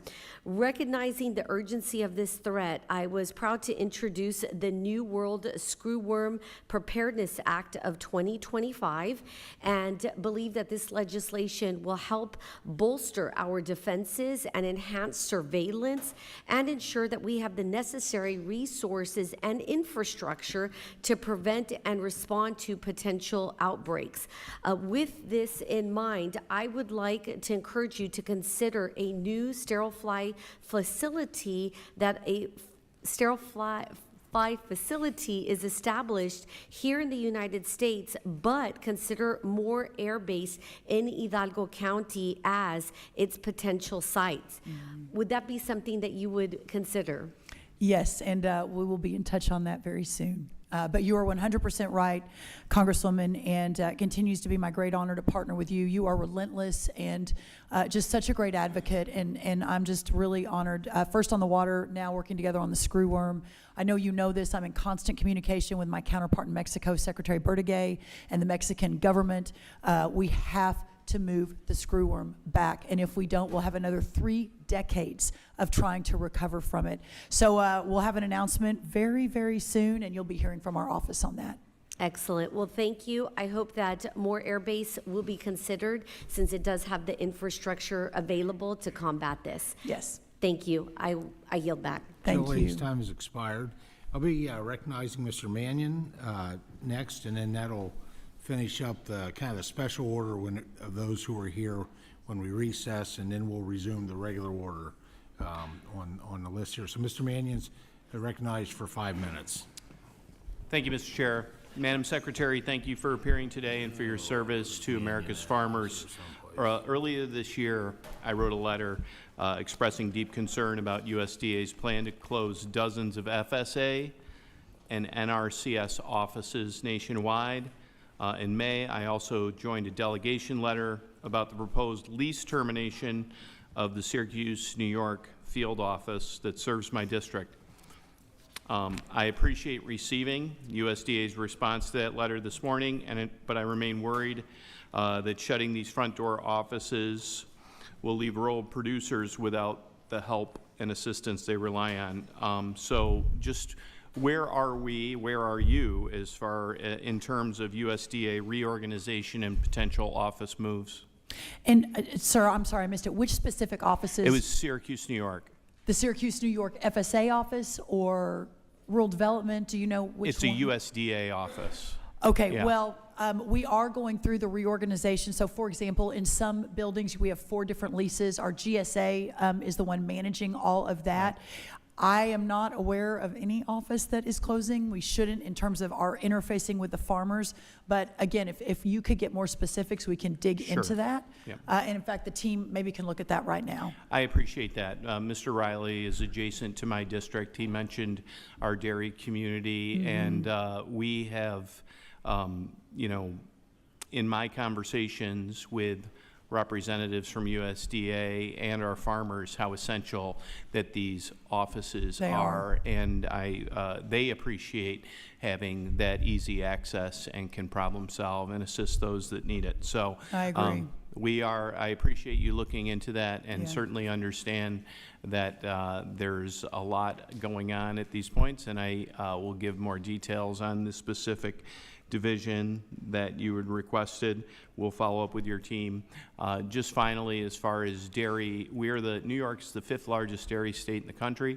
I do not have that Chobani plant in my district, nor do I have the new proposed $1.2 billion Chobani district that will be in, plant that will be in Representative Stefanik's Yes, district, but that's I right. share many concerns who have been expressed in this hearing. There will need just themselves upwards of 180,000 more cows, Yeah. many of whom do exist or will exist in my district and neighboring. So I thank you. I ask that you, I'm sure, will continue to work with the Secretary of Labor and other members of this administration and the legislature to work towards a year-round dairy farmer visa. That's right, and understanding that labor H2A needs so much work, and this committee has done heroes work on it, but no one is more affected and needs reform more than our dairy industry.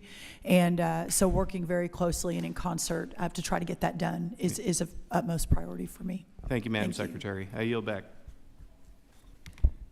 All right, there's a new sheriff in town, so I'm gonna recognize myself. I'm so sorry, the lease cancellation you're talking about was rescinded, so that Yes. should be solved. The Thank you. Syracuse, New York. You're welcome. I'm so sorry, sir. Already off the rails. Perfect. Already breaking the rules. Madam Secretary, it's great to have you here. I just have to start out by saying you're a breath of fresh air. Your optimism, your excitement, and the fact that you were essentially born and raised just about an hour and a half north of where my row crop farm is brings a smile to my face. I want to talk a little bit about really the family farm and the future of the family farm. I am a 4th-generation farmer. I am a farm kid and a product of the 80s when we had some really tough times, and the message to farm country was, this is no life for you, get off the farm, we can't make it, interest rates are too high, commodity prices were too risky, you know the routine. And now we fast forward, and I am raising the 5th generation, and I look at ag trade deficit. I look at the inputs that continue to cripple us. I look at a stagnant market. And so as I look to what we were able to do in the reconciliation package, the big, beautiful bill, there's some things in it I'd like to hear your thoughts on. And specifically to me, you know, as I get closer to 50 and further away from 40, I start thinking about things like what does passing the farm on look like? And farmers of my size really are crippled with the fact that if we were to gift or to, God forbid, hit the pearly gates early and our kids are left with our farm, do they sell land just to pay the tax bill? Right. And so in the reconciliation package, I'm really proud of the fact that we were able to take a look at the death tax, the estate tax, but more specifically the 199A, the 45Z, the 179 deductions, and the permanency that we were able to make in that. So I'd like to hear your thoughts on maybe the business side of farming and what we were able to accomplish in the big, beautiful bill through the House here, and maybe give a message of hope to the fifth generation of my farm and what it looks like to be a farmer in Minnesota of the future. Yeah, thank you for that. And I, the best part about my job in the last 118 days, we have been nonstop on the road. Been to your amazing state, been to, I think, 17 or 18 states at this point, 2 countries. We'll continue. But just meeting with the farmers and hearing from them specifically. Everywhere I go, I'll do 2 or 3 roundtables so I can, it's not 1 or 2, it's a 15, 20, 25 person roundtable, and just hearing from people just like you who are 3rd, 4th, 5th, 6th, 7th generation farmers. And the number one concern that always comes up is, how do I preserve this way of life for my children and my children's children? And that has really struck me as, perhaps when I leave, hopefully in 3.5 years, but perhaps when I leave, if there's one thing I could have done, it would to have been made the road smoother for the generations coming behind you and coming behind me to stay in this way of life. And so about a month ago, I told the team, I said, we've got to come up with I'm a policy person at heart, we've got to come up with a slate of policy that allows this to continue indefinitely. And as we hit year 250 for the American dream and the American birthday, a country that was founded on farming and farmers, that was fought by farmers in the original revolution, that the entire fabric of our nation is based on that discipline and hard work and love of country, I just can't underscore how important this is.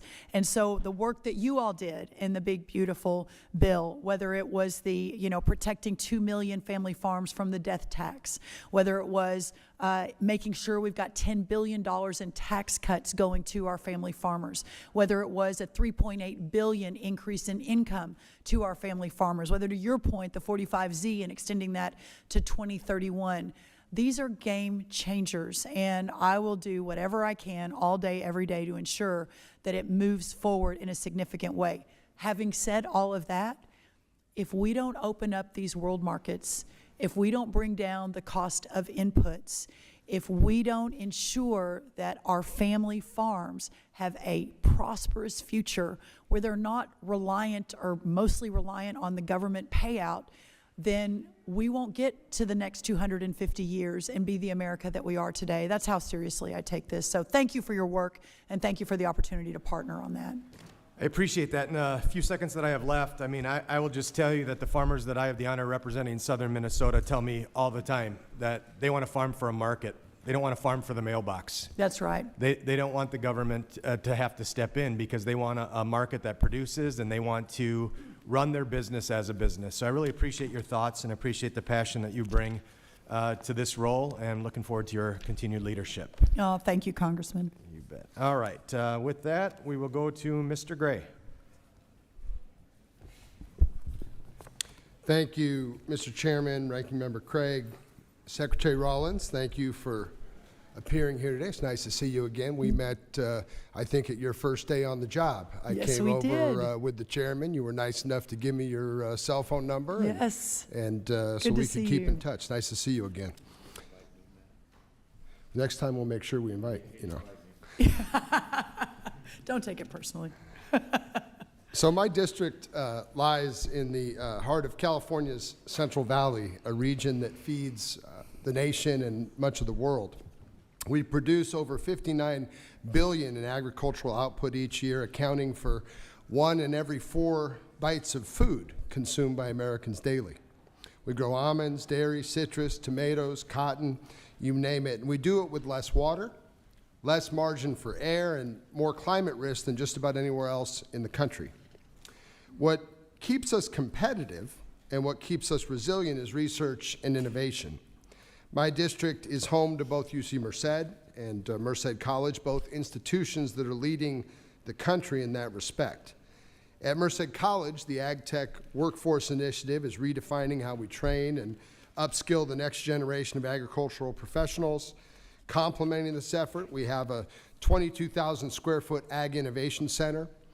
UC Merced's home to one of the most cutting-edge smart farms in the country. All of this supported through federal and state investments, including the $65 million F3 award benefiting both those institutions and those programs. These institutions produce the science that allows agriculture in the Valley to stay ahead of diseases, water scarcity, global competitors. And we're not talking about the ivory tower theory here. We're talking about cutting-edge, applicable, and exciting research happening every day in our universities and, more importantly, on our farms. This leads to better irrigation systems that stretch every drop of water, pest and drought-resilient crop varieties, carbon-smart techniques that boost soil health and reduce emissions. These are the very tools that will shape the future of agriculture, not just in California, but throughout the country. And yet, the USDA's 2025 budget proposal slashes millions in agricultural research and farmer support. While we are reducing our investment in American ag research, countries like China and Brazil are doubling down. They're building new research stations, funding climate-resilient agriculture, dominating global markets with lower costs and higher volume. If we want American agriculture to remain the global gold standard, we cannot afford to fall behind in innovation. And let's be clear, food security is national security. When USDA cuts research funding, it's not just scientists who lose out, it's farmers trying to manage water shortages, it's dairy producers investing in affordable feed alternatives or methane digesters and other technologies to help them remain competitive. So, Madam Secretary, these cuts send the wrong message that rural America is expected to do more with less, that we'll figure it out without the resources or tools our competitors are using to leap ahead. I know budgets are tight, but cutting research is both short-sighted and fiscally irresponsible. So, Secretary Rollins, my question is two-part. One, how do you and I collaborate, and how do we collaborate here in Congress as a body to ensure that this administration starts to prioritize these critical investments that will be the foundation of agriculture and farming over this next 100 years? And two, can I get a commitment from you that you will come to my district and let me show you firsthand the innovation and breadth of production that makes up the greatest and largest farming valley in the world? Yeah, for the last question first, I would be honored to come visit. Let me just, if I could provide a little context though, because I do think your points are salient and they're important, but in the budget, we only cut about 7%, and that we went from $2.1 billion with ARS to $1.9 billion. And I understand what you're saying, that's still 7% or 7.6%, I think. But that was very specific to some outdated facilities that weren't online and weren't producing the research that was necessary. We remain wholly committed to the research that you mentioned, the universities that you mentioned. I'm a product of a land grant, Texas A&M out of Texas. Really believe in the work that is being done. And to your point about national security, it is more important today than ever before that we continue that. Well, Madam Secretary, I appreciate that response, and I look forward to hosting you in Merced and throughout the San Joaquin Valley. It's a beautiful place, and we do some incredible things there. And, you know, you've said this administration supports agriculture. You've said you want to level the playing field for rural producers. Certainly like to work with you. Gentlemen's time has expired. I look forward to that. Thank you. Thank you, Mr. Chairman. I yield back. Thank you. Now pleased to recognize the gentleman from Texas, Mr. Jackson. Thank you, Mr. 5 Chairman. minutes. Thank you, Madam Secretary, for being here today. We appreciate your time. I just want to tell you, start off by saying the great state of Texas is really proud of you. You're doing a wonderful job. We really appreciate it. I will say that, you know, during the Biden administration, the USDA was weaponized to push identity politics, green energy scams, and lots of other things that were the detriment of rural America and our agricultural producers. Once again, on behalf of myself and the hardworking farmers and ranchers of Texas' 13th Congressional District, I want to thank you, Madam Secretary, for returning the USDA to its original mission of taking care of all of these that feed and clothe our country. I have the pleasure, as you know, of representing the largest fed cattle district in the United States. And my feeders rely on imports of live cattle from Mexico to supplement their feed yards and remain competitive in what they do. I understand that the restriction on live animals was not an easy choice, and that the USDA made that to protect America's herd health. But every day that imports are suspended, my constituents, their businesses are severely impacted. Madam Secretary, I just wanted to ask you, as you mentioned in your testimony, the USDA is currently reviewing the import suspension every 30 days. Could you please describe to us what are the metrics the agency would like to reach before resuming re-entry of live cattle? And what can this committee do to enhance inspection activities at U.S. ports of entry along the southern border once the suspension is lifted? We want to do everything we can to get this over as quickly as possible. Yeah, I hear you and realize this is a significant decision with big consequences for not just Mexico, but for us, for Texans, and for the industry. The 30 days is our benchmark, but we're assessing every single day. The metric that we're looking for is to watch the screworm retreat south. It basically moved from about 1,100 feet from the border, 1,100 miles from the border to 700 miles from the border within just a matter of weeks, which again, we hadn't seen that kind of movement in decades. I can't underscore enough what a dire situation this is. We have put tens of millions of dollars into additional sterile fly production south of the border. We'll have a significant announcement in a couple days to continue expanding on that. I'm in almost daily touch with Secretary Brooke of Mexico. The challenge is that the sophistication of their data collection, not surprisingly, south of the border is not up to our standards. So they have, I will give them credit more than ever before, at least in our team's partnership, have been more open and more willing to allow our team on the ground to ourselves assess the situation. But please know that every day we are on this and we understand the consequence of this decision and are working so hard to be able to open those ports back up. Thank you, I appreciate that. And obviously the sterile fly facility is going to help with the long-term, dealing with this from the long term so that we don't get, like you said, in this situation where it plagues us for the next 30 years. But yeah, anything we can do on the short term, that's going to be key for the folks that I represent right now. I also wanted to applaud your leadership in quickly and effectively delivering desperately needed economic assistance for America's farmers and ranchers. While the last administration delayed critical disaster assistance to promote identity politics, which it was unthinkable, your agency is working to swiftly deliver support to producers that will help them remain in operation. As we continue to move towards the implementation of the Supplemental Disaster Relief Program, how are you ensuring that our farmers who suffered from indemnified losses and shallow losses are compensated in a timely fashion? I am really proud of this. I think relative to, and not to throw the last administration completely under the bus, I think this is true of many of the administrations before us, but we have moved more quickly than even most people thought possible. The ECAP, of course, went out ahead of time, and you send your paperwork in. Within 3 days, we turned the funding around. The next tranche is the $20 billion. The $10 billion was the first tranche, the $21 billion. We've already begun to move that out. You probably are tracking the livestock piece was the first piece. In Texas alone, 41,000 producers, 2023 losses, 13,000 producers, 2024 losses. That money is moving. We've already begun distribution and should be finished in the next 30 to 60 days with all of it. There's some hangups with the Northeast Block Grant, but for Texas and the livestock, it's moving very quickly. Well, thank you. I appreciate it. I do think you're doing a great job. It's much faster than it used to be, and it hasn't been so much the ability to get the relief approved, but to get it delivered to those who need it. So thank you for what you're doing. With that, Mr. Chairman, I yield back. Thank you. Thank you. Thank you. Gentleman yields back. Now, would you please recognize the gentleman from Alabama, Mr. Figures, for 5 minutes.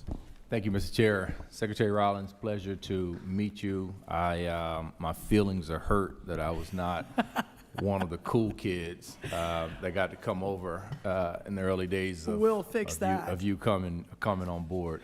But I appreciate you being here. Also appreciate your staff getting you ready for this. I've been in their shoes before in preparing an executive branch official, a cabinet agency head for this sort of testimony. So it's a lot of work. It is. It is indeed. I represent Alabama, the 2nd Congressional District of Alabama, which includes Mobile, Montgomery, Tuskegee, Troy, Phoenix City, and a bunch of other places I'm sure you've never heard of. But within it is Tuskegee, formerly the Tuskegee Institute, now Tuskegee University, one of the land-grant colleges. Yep. We also have Alabama A&M University in the Yep. state of Alabama, another land-grant college. And given USDA's history, particularly in the state of Alabama, one of my colleagues earlier mentioned how some of the about 50% of the black farmer litigation settlement money is coming to Alabama.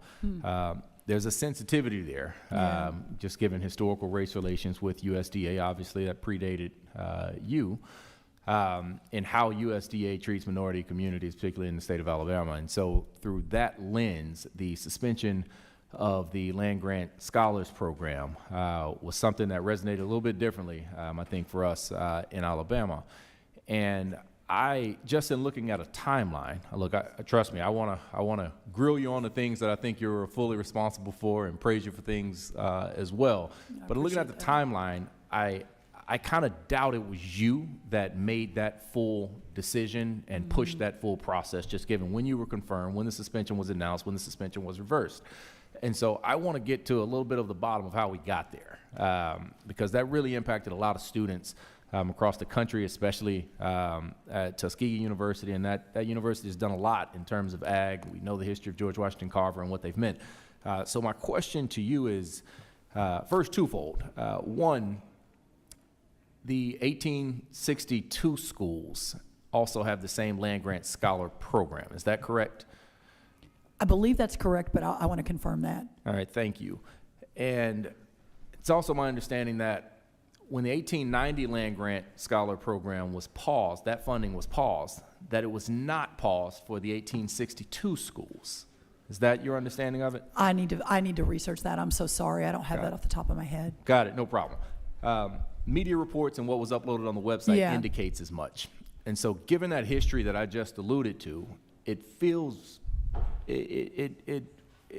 bad. We've had some people talk about identity politics, but it feels that when you have the 1862 schools, which are the Texas A&Ms and the LSUs, historically white, when they were established, segregated institutions, their funding is not touched. But then you have the 1890s, which were all historically black colleges, stood up post-Civil War. Their funding was stopped. That feels problematic based on identity. And that was something that we obviously took issue with, and it was reversed within 5 days. But I feel like looking at that timeline, that was something that was already in motion before you were confirmed. And so my question is, was that a product of DOGE, or was that the product of, like, how did we get there, I guess is the first question. And I wish I knew the answer to that, because it was before my time. But I will say this, that I was in the first Trump administration. We were the first administration to guarantee full funding for the HBCUs. And I'm not questioning your commitment to them. No, but I just want to make sure that we don't end up there with some future funding. Yeah, sir, I appreciate that, and I take it to heart, and I understand the optics. I do, and I think it's important to note that this administration is very committed to those universities and have been unequivocal in saying so. Well, I appreciate it. I don't want to cut you off. I just want to capitalize on my last 45 seconds here. Yeah, but thank you for that, and definitely want to work towards making sure that does not happen again, because it feels very racially motivated when the I can promise you it was not not racially motivated. I think it was just an imperfect process that was happening. I can appreciate that. I can appreciate that. Last thing that I have time for, and I'll follow up with you on some other things because I would love to sit down with you, is rural hospitals in my district are among the worst in the country. We have 26 rural hospitals in the state of Alabama that have been rated at risk of closure. We have 22 that are rated at immediate risk of closure.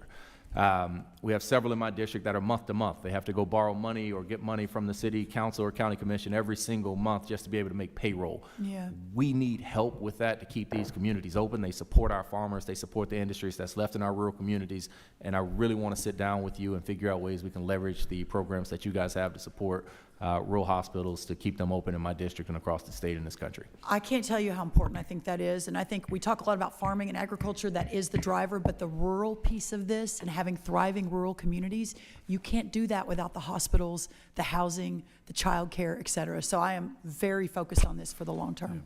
The gentleman's time has expired. Now recognize the gentleman from Tennessee, Mr. Rose, for 5 minutes. Thank you, Chairman Thompson and Ranking Member Craig, for holding this vital hearing today, and thank you, Secretary Rollins, for your testimony and joining us today. I want to begin by applauding the Trump-Vance administration on the nomination of now Secretary Rollins to lead the U.S. Department of Agriculture and guide the backbone industry of our country. Secretary Rollins, I appreciate your diligent work thus far delivering on a new and empowering era for our farmers, and look forward to working with you to secure a prosperous future for all of rural America. As a fellow former state FFA officer and a former commissioner of agriculture and a fierce conservative, I am confident the department will continue to thrive under your leadership. And I would be remiss if I didn't say I was not excited about your newly confirmed Deputy Secretary, Stephen Vaden, from our own state of Tennessee, who's a dear friend and I know will be a capable ally and yes, he will. Assistant to you. Secretary Rollins, thank you for your swift action in suspending the implementation of the previous administration's overreaching and impractical rule, the Horse Protection Act amendments, as the department engages with qualified individuals to restructure the rule. Can you highlight details of the administration's plan to ensure a new rule has not only longevity and remains practical for equestrian industries, specifically the Tennessee walking horse industry? Well, I think the first conversation I ever had with Stephen Vaden, who I did not know before this process began about 6 months ago, was about this rule. So you have no greater advocate. I would like to say I am going to be the greatest advocate. I am a horse girl. I grew up showing horses, but I don't think I beat Stephen Vaden. So listen, our commitment is that we're here for 4 years. We're going to do everything we can to do right by our agriculture community, including our horse community. But if it all whiplashes back, you know, the day that we leave, then it perhaps is for naught. And so ensuring that we can do this in an intentional way with longevity is of utmost importance. So we'd really look forward to your partnership in that. Well, thank you, Secretary Rollins. And I don't want to speak too much for the chairman, but he has enjoyed riding a Tennessee walking horse himself, and invite Ranking Member Craig to come down and experience that. And I think anyone whoever rides a Tennessee walking horse will understand what has made them so popular through the years. Yeah. So thank you for that commitment. I am proud of the investments in production agriculture Republicans secured in the House version of the One Big Beautiful Bill Act that passed recently on the House side. However, we are still on the clock, you might say, to pass a farm bill with robust provisions that strengthen rural America. Madam Secretary, as we turn our focus to passing a new farm bill, can you highlight some of the titles and programs Congress should prioritize from your perspective to ensure that this legislation provides the necessary tools to bolster farmers and landowners? Well, I think that a lot of that obviously is in the Big Beautiful Bill. Hopefully we'll stay into the finish line, but if not, or if so, the continued effort on reference prices is so important for the viability and continuing work. Obviously, the rural prosperity part of this, we'll see what that looks like, but I'll be rolling something out on that very soon in partnership. A lot of what we're already talking about, of course, SNAP reform is a major, major issue. We've talked a lot about that today. Of course, that's 85% of the Farm Bill, depending on how you slice the cheese. So there is a lot that we can prioritize, but ultimately continuing to put our farmers first, moving toward a new era of prosperity, opening up markets, bringing down inflation and the cost of inputs, ensuring we've got the crop protection tools that we need. All of the above is important. I'm not sure there's frankly a more important effort once we get through this reconciliation bill and effort than the Farm Bill will be in just a little while. Well, thank you. And you mentioned opening markets. You know, in my lifetime, and we're not that far apart in age, thankfully, for most of my lifetime, the U.S. has enjoyed a trade surplus with respect to agricultural products. But we saw during the prior administration that change to a considerable trade deficit. And I think that is driven by a number of factors, but first among them is the lack of focus by the prior administration on opening markets. So in the last 20 seconds, if you could speak to what you can do as Secretary and what the administration will do to open markets for U.S. agricultural products abroad. We will be relentless and we will not sleep until those markets are open. And I think you see an all-of-government approach. And I've mentioned this, but let me repeat quickly because I know we're out of time. Just in my first 2 trips, first to the UK, second to Italy, headed to Vietnam, Japan, and India in a couple of weeks, then down to Peru and Brazil and others, the encouragement, the meetings I have had, not just with the government. The important piece of this is with the private sector as well. In Italy, a week and a half ago, I was meeting with the soybean buyers, the Italian soybean buyers, and they are so excited. I'm meeting with them again in a week. They're coming to America to talk about this, that the sky, I believe, is the limit for this new era for our farmers and ranchers. Thank you, Secretary. Mr. Chairman, I yield back. Thank you. Gentleman's time has expired. Now, please recognize the gentlelady from Maryland, Ms. McLean Delaney, for 5 minutes. So thank you, Secretary Rollins. I really appreciate your deep preparation today. You're diving into the figures and really having the ability and receptivity to following up with each of our offices. It really means a difference. And I did watch your children. They were very patiently waiting. And I, too, have an 18-year-old daughter, and she's headed to Texas for college in the fall. Oh, that's well, where in Texas? TCU. Oh, that's my hometown. At least you didn't say Texas. If you'd said the University of Texas, that would have been tough. But no, that's great. That's a great place. Okay. I have 4 daughters. So anyway, I grew up in a farming family in Buell, Idaho. Would have been a 4th generation farmer had I not moved to Maryland. But I really appreciate farm country and rural America. I represent the 6th District of Maryland, and it stretches from the tech hubs of Montgomery County to the orchards and farms of Frederick and Allegheny and Garrett and Washington counties. And I love the conversation about the dairy farmers because we have a lot of dairy farms in Washington County. But Maryland has over 12,000 farms, and we support over 83,000 jobs, and it generates billions a year. But when I spoke with all of our 5 farm bureaus and our farmers and our ranchers, they're really very concerned about cuts to agricultural education and research, the tariffs, obviously, and unstable markets. And it's a tsunami of challenges. I will follow up with some questions at the end because I won't get through to all of them. But I have 2 key concerns for my constituents. One's about rural broadband access, and one is about staffing challenges at the farm services agencies. And they just really want kind of a roadmap on what is ahead. So I did listen into your confirmation hearing, and you were very articulate. But you did say when farmers prosper, rural America prospers. And I so agree with that because you pledged to do everything in your power to help farmers, ranchers, and our communities thrive. But I believe that access to affordable, high-speed broadband ensures that rural America thrives. And I had the privilege of serving at NTIA and helping roll out the broadband. The President's budget slashes rural broadband funding at USDA and freezes the Reconnect program entirely. And I also saw NTIA budget would be cut by 19%. This is really concerning to me. If broadband is the backbone of economic opportunity, as I believe it is, how do you intend to ensure that our farmers and ranchers aren't left behind? And do you have a clear roadmap or strategy about coordination of USDA funds with other funding streams? Because it's really important that we get this done. I couldn't agree with you more. I will look into, I'm going to make a note to myself, that specific program you mentioned, the Reconnect. The president has been, again, resolute in his commitment to ensuring that all of rural America is connected. In the last administration that I served with him, this was a big part of our efforts. So let me look into that specifically and get back to you. I think that's really important. And the USDA freezes too. The USDA freezes specifically, and then of course, you know, as innovation changes with satellite and others, there may be better ways for that connectivity. But would really look forward to working with you and potentially identifying what that looks like. Yeah, and I'd love to follow up on that because I did a lot in the satellite and fiber arena. There's a lot of challenges along that area. And then the second is really something that was brought up by our 5 farm bureaus, and it's a pressing problem. There's ongoing staff shortages at Maryland's Farm Service Agency, and it's really risking delays in services for our farmers. Right now, the state office lacks a state executive director, and filling this leadership role is really urgent. Maryland already has a qualified candidate ready to step into the role and provide this assistance.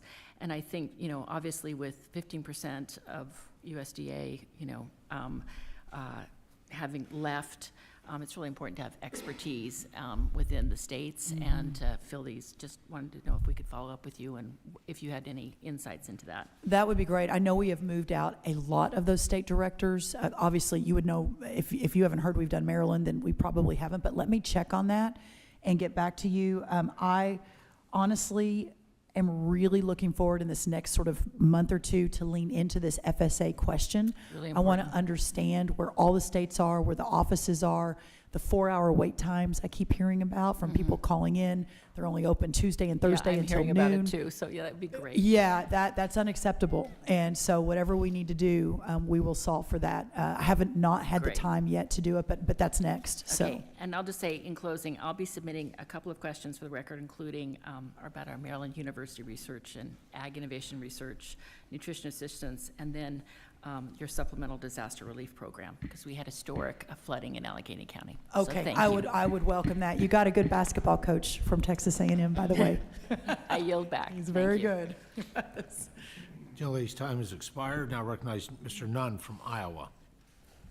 Well, thank you, Mr. Chairman, and thank you, Secretary Rollins, again, for joining us here. You came as one of the first states to the great state of Iowa, which is a large leader in corn, soybean, hogs, and eggs, and thank you for bringing down the price of eggs. It seems like a small thing, but when you're a dad of 6 kids, it matters, and to this country it matters. Your leadership made that happen. Thank you very much.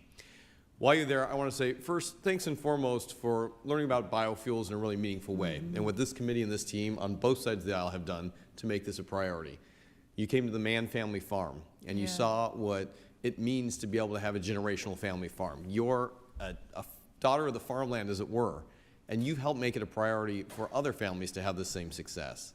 I also want to say thank you for your quick work. When we looked at actions here in D.C. having consequences, we were in danger of Iowa State losing some of those frontline folks who were providing treatments and vaccines and protection for turkey flocks that were culled by 500,000. And because of your work, we were able to save not only those jobs that were important, but they were critical for USDA security on the front line of agricultural health. Thank you. Lastly, I want to talk about one of the things that was a top issue for so many of our farmers when you came to our farm forums. It's about finding new markets. Yeah. Challengingly, for the last 4 years, the Biden administration left us with 0 new trade deals. We went from trade equity in ag to a $50 billion deficit. That's real money out of family farms, and that's real hardship going forward for every one of us who enjoys paying a reasonable price at the grocery store. I'm so proud that with our chairman, we were able to move forward $285 million for permanent, mandatory, year-over-year funding for trade promotion that this committee, on both sides, secured in the reconciliation bill. Now, funding is critical, but so is follow-through. You heard from farmers at our roundtable that they don't want a handout. They want to be able to sell their product. And I want to say thank you so much for the trade work that you've already taken, because when you left Iowa, you took the leadership role to go see the world. And we've heard about trips to Europe, trips to Southeast Asia. You'll be working with India and Brazil. These are all great and important opportunities for America to not only help feed and fuel the world, but to make sure we're strong right here at home. Yeah. So a salute to Thank you, you. Secretary Rollins. Thank you. I do want to raise a concern that we've experienced in Iowa. We've seen Chinese theft of intellectual property. Literally, Chinese nationals coming into Iowa and taking corn seed out of the ground to take back to China. Now, the FBI caught them, but that was in 2011. Just this week, we have seen 3 different scenarios of Chinese nationals who have pledged loyalty to the Chinese government bringing pathogens into the United States, including fungus that could decimate our crops. Had these biological actions been taken, it would have devastated not only our ability to grow, but potentially loss of life here in the U.S.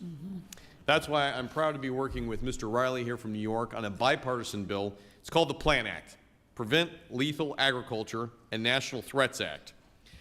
The The reality here is that we have a very high standard, and I'm asking for USDA's help in this, in making sure that our federal agents close these dangerous loopholes that allow things like this to enter our country. As it stands now, federal prosecutors must prove an intent to commit terrorism to bring charges, and the reality is these guys are a clear threat today. Madam Secretary, would you agree that we need to strengthen our legal tools to hold these individuals accountable for the threats they're bringing into the United States? Absolutely, yes. And as we look to release, build, implement, execute a national security plan in the agriculture world, this is going to be a very important part of that. One of the things that we'd like to do is also encourage you not only to identify the threat that's coming in, but what they potentially could do here. We have a real scenario in which the bioterrorism and the agroterrorism that's coming in here will have impact far greater. So I appreciate not only your support in that, but your leadership. Yeah, thank you. Secretary, we just want to also say thank you so much for taking time in Iowa. I'm going to be showing cattle this year at the Iowa Charity I think we're going to be competitors, steers. aren't we? I think you're going to be competitors with me. I encourage you. You can take on my daughters. They're showing sheep, and the youngest one's showing a Persian cat. So if you want to bring it to the field, Of course, the Persian cat. You're welcome. You're welcome to the Iowa State Fair anytime. My steer showers have now left, but yeah, they're all Hereford cattle showers too. Well, we are very grateful for the work that you've done on both sides of the aisle here. This is a bright future for Iowa's farm families, and they have you to really thank for opening up those new markets. Thank you very much, Mr. Chair. I yield my time back. Thank you. Gentleman yields back. Now recognize the gentleman from California, Mr. Carvajal, for 5 minutes. Thank you, Mr. Chair. Welcome, Secretary Rollins. Thank you. First of all, let me just say thank you for seeing the light and reopening the 8 out of the 9 USDA offices in California that you closed, and then realized it was creating a lot of chaos for many of our farmers and would have a really negative impact. You've reopened those, and I want to thank you for that. I represent the Central Coast of California, where agriculture is the #1 industry, and a wide range of specialty crops are grown. When I meet with growers back in my district, one of the major issues they mention is the labor shortage. I'm sure you're aware the administration has intensified its deportation efforts, which have created significant fear and uncertainty within California's agriculture labor force. In fact, yesterday, a Farm Bureau in my district publicly voiced concerns over the impact of these enforcement actions. And Mr. Chairman, I'd like to ask for unanimous consent to submit for the record the Ventura County Farm Bureau statement, if I may do so. Without objection. I'm going to give you that. Secretary, given the uncertainty of this immigration climate as it relates to agriculture labor, what specific steps is the Department of Agriculture taking to support both farmers and their workforce? Well, thank you, and let me be clear. I think it was a lease confusion with GSA. I don't think it was a USDA question, but neither here nor there. I'm glad those offices are open for our farmers again. The labor question is a significant one. It is one that is perhaps maybe not the very top of the list, but for some they would say the very top of the list. We feel it. I mentioned earlier that in Texas, the citrus producers on the Texas side of the border on average pay labor $23 if they can even get the labor. On the other side, at the Mexican border, it's $2 an hour. This is unsustainable, and our ag community cannot continue to do what they need to do under the current effort. Clearly, the president has a vision that I support of ensuring that we've got legal immigrants in this country. But he also recognizes, I spoke with him this morning and yesterday, the shortages in the labor market, especially in the agriculture community. On April the 10th, at our second or third cabinet meeting, he spoke in front of the cameras on this and said to Lori Chavez-DeRimmer, also herself from a farming background from Oregon, but also California farming roots, our labor secretary, in concert and partnership with this committee and Congress, we have to fix the H-2A program and ensure that we can make certain that these producers have the labor that they need to feed not only America but the world. Thank you. Well, they're creating a lot of fear and uncertainty, and a lot of this limited workforce is quite frankly not showing up to harvest our farms. Just yesterday, we had some immigration raids on some of the farms that are within my district, thus the statement that I just submitted. Secretary, I know some of my colleagues here today have brought up the issue with H2A, and during your testimony before the House Agriculture Appropriations Subcommittee last month, you mentioned that you were working with the Department of Labor and the White House to reform the H2A program. Can you provide an update on the progress of those efforts, and with the administration's support, the bipartisan legislation such as the Farm Workforce Modernization Act, which is one bipartisan? Secretary DeRemer was one of the co-authors of that, and I want to just draw that to your attention. One, would you support that? And which of your awareness, for your awareness, current Secretary of Labor DeRemer, again, is a co-sponsor, and I would appreciate your response to that. Well, clearly, the real reform has to come from Congress. I mean, I don't mean to pass the buck. That is not it at all. But I have had lots of conversations. Can we do this? Can we do that? Can we do this without congressional authorization? To your point, I think that the leadership currently, our administration realizes the significant challenges and are open and welcome to trying to help however we can to solve that, including the president. So I will continue that effort. Now, within the Labor Department with Lori Chavez-DeRemer, she is very focused on this issue. We have met about it multiples of times. I think you'll be hearing more about that very, very soon. But you have our commitment. We're doing everything we can to work to solve for that as much as we can. Thank you. Can you explain how proposed cuts to nutrition programs like TFAP and SNAP benefit growers, especially when it's farmers who produce the fruits and vegetables for these programs? Well, so on the one hand, you're talking about the food bank programs. On the other, you're talking about SNAP. So I will talk about SNAP first. We spend at just USDA across 16 nutrition programs about $400 million a day on those nutrition programs. That's just alone. By any given number, up to 30% of that is fraud, waste, and abuse. This is at this time of unemployment, we were at 17 million, we're now at 42 million people on the SNAP program. So there is a lot of room to do better. And I'm out of time, but let me just say, fraud is 1% or less. There's other, that is a, sir, that is not the absolutely case. false. So I just want you to know. Gentlemen's We can't even get the data. Falsifying information. That is not, that is what, please send what you have and then let me compare it to what we have, because that you is. could send me what you have and we'll both compare what we have. I'll be happy Gentlemen, to do that. Gentlemen's time has expired. Now But recognize the gentleman. 1% is, yeah, okay, we'll do that. We'll keep the conversation going. Recognize the gentleman from Wisconsin, Mr. Weed, for 5 minutes. Well, Madam Secretary, thank you so much for your willingness to be here today and answer questions about the ongoings of the USDA. And, well, happy National Dairy Month as well. That's As you right. most certainly know, as America's dairy land, it cannot be overstated how important agriculture in the entire dairy industry is to my constituents, which is Wisconsin's 8th Congressional District. We rank 4th in the country in dairy production, and the entirety of the industry, from milk to our world-famous cheeses, provides a $14 billion economic impact. It's a priority of me to support this strong tradition that we have in Wisconsin. So despite strong growing demand from international consumers, certain trading partners refuse to allow our products to compete in their markets by erecting unfounded barriers to trade. One of the worst offenders is our neighbor to the north. Canada has continued to ignore its obligations under the U.S.-Mexico-Canada agreement to provide the dairy market access that they had agreed to in 2020. Since then, the Canadian government has administered their dairy import quotas in a manner that intentionally limits our ability to reach Canadian consumers, leaving many of the quotas largely unfilled at the end of the year. So Wisconsin dairy exporters have an easier time exporting to countries on the other side of the world than to our next-door neighbor.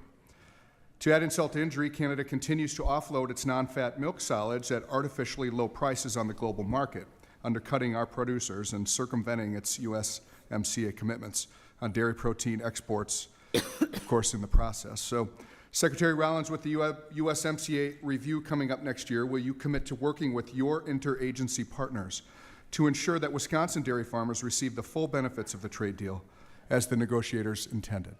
Yeah, I really look forward to that. I think, it's such a, the dynamic is so different in the best way this time with this administration. Not that we weren't getting a lot of good things done in the first Trump administration, but this cabinet is so aligned and so hand in glove together that my partners, Lutnick, Besant, Greer, all of the above, the president as the negotiator in chief, I think that we're going to see some really big wins. And yes, so putting cheese and our dairy farmers at the top of the list is great. Well, that's refreshing. Thank you. So in Wisconsin, many multi-generational farms are at a crossroads. Aging farmers are ready to retire, but younger family members are beginning farmers often face steep barriers, as we know. Limited access to capital, limited land availability, and economic uncertainty. Without meaningful support, farmland risks being lost to non-agriculture uses. What is USDA doing to support successful farm transitions, particularly in dairy, which is a big part of our district, where high capital costs, narrow margins, and labor challenges make it difficult for the next generation to take over? This is, and I mentioned this earlier, so forgive me for those who are having to hear it again, but in the 17 states that I visited so far, more states coming, Wisconsin being right there, the best part, but also the most challenging part, has been meeting with the farmers and sitting in a barn or a warehouse at a round table with 20 or 30, hearing from them their biggest challenges and what we can do to help that. And almost every one of them is a second or third or fourth or fifth generation. Some new farmers too, and that's a different discussion. But and all of them say, I'm just so scared I'm not going to be able to pass this on to my kids and my kids to their kids. And so about a month ago, we launched our Small Family Farm Initiative, a slate of policy items that we can work alongside states, ag commissioners, with you all in Congress, that the executive can do himself through EOs, et cetera, to ensure that we've got just that. I think what's in the big, beautiful bill is really important. I think the work that you all did is just, you should be so commended. The death tax now not applying to the 2 million smaller farms, the additional tax cuts to our farmers, the $3.8 billion in additional income to our farmers. These are things that make a difference, but ultimately expanding the market, bringing down the cost of inputs, protecting our crop protectants, et cetera, is just going to continue to be at the top of the list, and we've just got to do better, and that's what I'm hoping to do. So I know farmers and processors often have different opinions on milk pricing, but one area of agreement relates to having better data across the board. So in that context, I've co-sponsored a bipartisan bill to require USDA to conduct dairy manufacturing cost surveys every 2 years to help make sure that all stakeholders have the same data going forward. I'm thrilled that we were able to include funding, of course, in this big, beautiful bill, in this reconciliation package to implement this process. So when and if this is enacted, will you work with us on, on this committee to help get this up and running as quickly as possible? 100%. I'll look forward to that. Okay, great. Well, thank you again for your leadership. Thank you. I yield back. Gentleman yields back. Now recognize gentleman from Indiana, Mr. Mesmer, for 5 minutes. Thank you, Chairman, and thank you, Secretary Rollins, for being here this afternoon. Madam Secretary, let me start by thanking you for your timely response to the avian influenza and screwworm issues. Each have been a particular concern to the producers in my district, and I'm pleased to see mitigation efforts quickly implemented. With that said, I want to pivot on our focus to the tremendous opportunity of bio-based products industries. This sector is quickly becoming a new strong market for the farmers in my district, but as the industry continues to grow, it's important we clarify terminology. The inconsistent and sometimes interchangeable use of terms like bio-based, plant-based, and bio-attributed creates customer confusion that can undermine innovation in these markets. Would you and your staff at USDA commit to partnering with me as I work to establish clear, uniform definitions to provide clarity to farmers, biomanufacturers, and consumers, along with the bio-preferred value chain? Yes, we'd look forward to doing that. Thank you. We will be in touch. Madam Secretary, farmers in my district were hit hard during 2020 and 2021.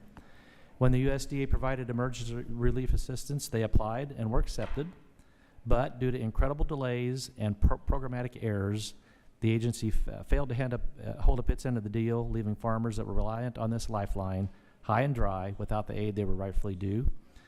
I've spoken to your team, and if there's a solution for this if there's a solution to that problem, but unfortunately, those funds have been completely depleted. Now, that was a previous administration, and I'm very pleased with the efforts you've put forth to ensure aid is going to our farmers, real farmers, in a timely manner and efficient manner. I know you've shared success stories today, but can you specifically explain how you're working to ensure that relief distributed under your leadership is free of the flaws that plagued the last administration, and that the USDA holds true to the promises it makes to our farmers? I appreciate that, and while we're not going to be perfect, I do believe, based on what I've seen, not just from the past administration, but previous ones as well, that we moved more quickly and with great intentionality. Part of that was it was important to me to bring back some of the team from the first Trump administration who had lived this before under Secretary Perdue and knew what they were doing.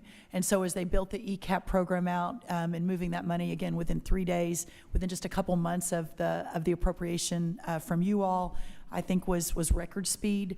We're now into the second tranche. I believe that is record speed as well. We've already moved $1 billion out on that second piece, and we've got more coming in the next days. This next tranche is more complicated because it requires a state-by-state agreement that has to be negotiated, versus ECAP was just data, you plug into a formula and you move the money.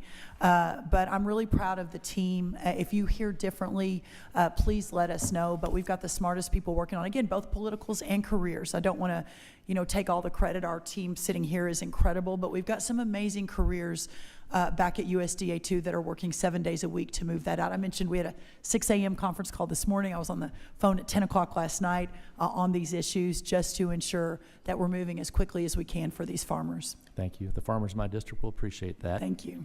And pardon me for, I know you've heard this many times today, but it's important to the farmers in my district, and so allow me to beat the drum one more time for fixes to the ag labor issue. Yes. One of the issues I've been completely flooded with in my inbox since getting here is farm labor. Right now, Hoosiers pay just under $20 an hour for H2A labor, and that's off the top of, on top of that is housing and transportation. Yeah. But the wage isn't just unworkable, it's unequitable.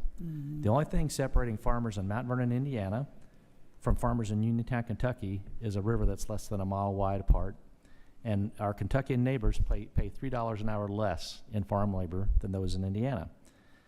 With farm input costs skyrocketing, margins aren't nearly wide enough to allow for this flawed wage calculation system. Secretary, can we look at the USDA as a partner with myself and the colleagues in Congress to seek a wage freeze in that ag labor rate and enact an expansive functional improvements to the H2A program? I would really welcome that partnership and look forward to hopefully solving this for our ag community. Well, love to be. It's a beast. Love yeah. to be part of those discussions if possible. Yeah. Well, thank you, Madam Secretary. Indiana, got to get our Indiana plugs in here. Indiana ranks #1 in the nation in commercial duck production, #2 in tomato and pumpkin production, #3 in egg production and spearmint production, #4 in soybean and turkey production, and probably the bulk of that turkey production happens in my county. #5 in corn production, and #6 in watermelon production. Each of those activities combined contribute $35 billion to the economy of Indiana. But to remain an incubator for ag innovations, these industries need reliable and affordable access to labor. And thank you, Chairman. I yield back my time. Thank you. Thank you Gentleman's so time much. has expired.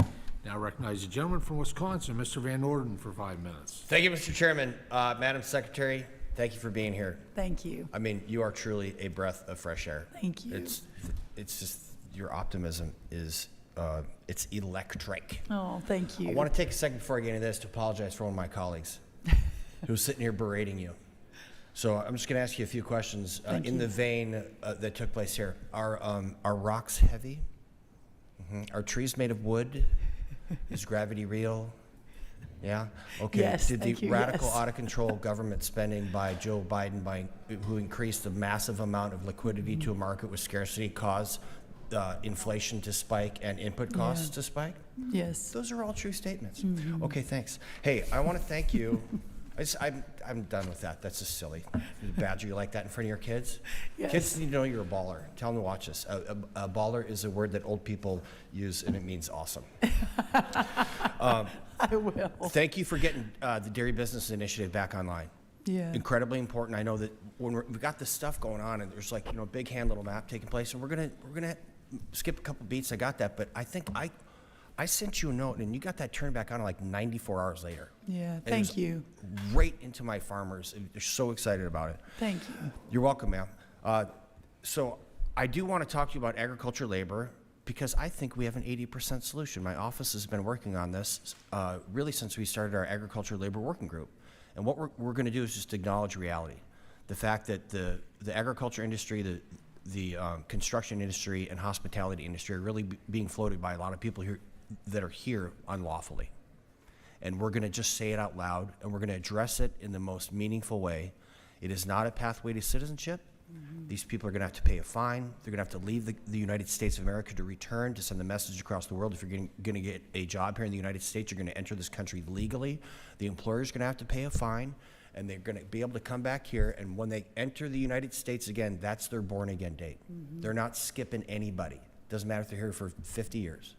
And we want to make sure that our farmers have a continuous flow for agricultural labor. More to follow on that. I'm not even looking at H2A because it's a broken, horrible program. Yeah. So we're going to put that over here, and if I can work with you on that, sounds I would great. love that. The last thing that I want to talk to you about really is milk labeling. Like, what is milk, right? And this is going to have a profound effect on my dairy farmers. Here is what milk is, according to you, ma'am. Milk is, on my phone, and I'm over 50. Okay, there you go. Milk is the lacteal secretion, particularly free, or practically free from colostrum, obtained by the complete milking of one or more healthy cows. Milk that is in its final package form for beverage use shall have been pasteurized or ultra-pasteurized and shall contain not less than 8.25% milk solid, not fat, and not less than 3.25% milk fat. None of that comes from an almond or an oat. So Fair. Yeah, go ahead. Hey, Mesmer, I'll give you $1 if you can milk an oat, right? So all I'm asking is that the USDA follow their own definition. And I spoke to Secretary Kennedy about this, and he's all on board. Yeah. Milk, whole milk is one of the most nutritious things that our young people and aging people, such as myself, could consume. But if you go to the store and you buy almond milk, it ain't milk. Bunch of sugars and stuff in there and oats. So I really would like to talk to you about this to get this done. We introduced a bill in last Congress. It didn't get through the Senate. But I'm all for doing this through initial executive action, following up with some type of legislation, because it will have a profound effect on our dairy industry. I think I hear you, and I couldn't agree more. And one of the vehicles that's coming soon is the dietary guidelines, which Secretary Kennedy and I are working on together. And that's not due until October, but you'll see that way before October, and hopefully we can continue the momentum toward the vision that you have that I agree with. Yes, ma'am. And so we can label milk skim milk, 1% milk, 2% milk, and then we call it whole milk. The whole milk, the fat content in whole milk is 3.25%, and people think they're drinking butter. And I asked the person in the previous administration who was responsible for drawing up these dietary guidelines, I asked her what the milk fat content of whole milk was, and she said, I don't know, 6%? That ain't it. So I'm super excited, once again, to be working with you hand in glove. I'm very proud of your work. Thank you. Your kids need to know you're awesome. Thank you. And with that, Mr. Chairman, I yield back. Thank you so much. Gentleman's time has expired. Before we adjourn today, I invite the ranking member to share any closing comments that she might have. Well, thank you so much, Mr. Chairman, and thank you, Secretary Rollins, for being here, for testifying in front of us and giving us so much of your time. There was a lot of talk today about how the Trump administration is putting America's farmers first. But as I go around my state and I ask many of the farmers, ranchers, and producers, I think at this point they would say that they're a little bit less certain than that. The farmers I know and speak to talk to me about uncertainty. They say they're not sure whether they can make it another season. They're worried about handing the farm over to their children, something America's family farmers strive for and take pride in, but are struggling to do under these economic conditions and uncertainty. They tell me they want us to help develop markets, not more government handouts, or they want no more government handouts or government income. Since January, farm country has been dealt one blow after another. trade wars that increase cost and eliminate markets, USDA layoffs that impact farm program enrollment, the elimination of oversubscribed USDA programs that farmers rely on to help their bottom lines, contracts they have signed, ignored, catering to an HHS secretary who cites, believes, and promotes fake science. And Secretary Rollins, what my farmers would love to see is you to stand up for them and against his fake science. You'll have to excuse me and my colleagues if we don't quite believe the putting farmers first rhetoric. There is no doubt in my mind that you are working hard. What I just said about the problems in farm country, I heard you say over and over again today. But we shouldn't be pushing trade partners away from America's soybean farmers and toward soy-grown products in Brazil and Argentina. We should be working to increase market access rather than watching our competitors eat into ours. You've mentioned China agreed to a trade deal a few times today. But if you look under the hood, it's not more market access. It appears we've just re-agreed to move forward with the previous tentative framework that was agreed to last month in Geneva. So as we still sit here today, we still have the concepts of a plan. In addition, we shouldn't be signing onto and lending what's left of USDA's credibility to Maha Commission reports that aim to take away the tools our American farmers use to grow our food. We shouldn't be going along with the mismanagement of USDA programs and personnel that Elon Musk and his Doge kids raided during the agency's early days. We've heard near silence from the cabinet during that period of time.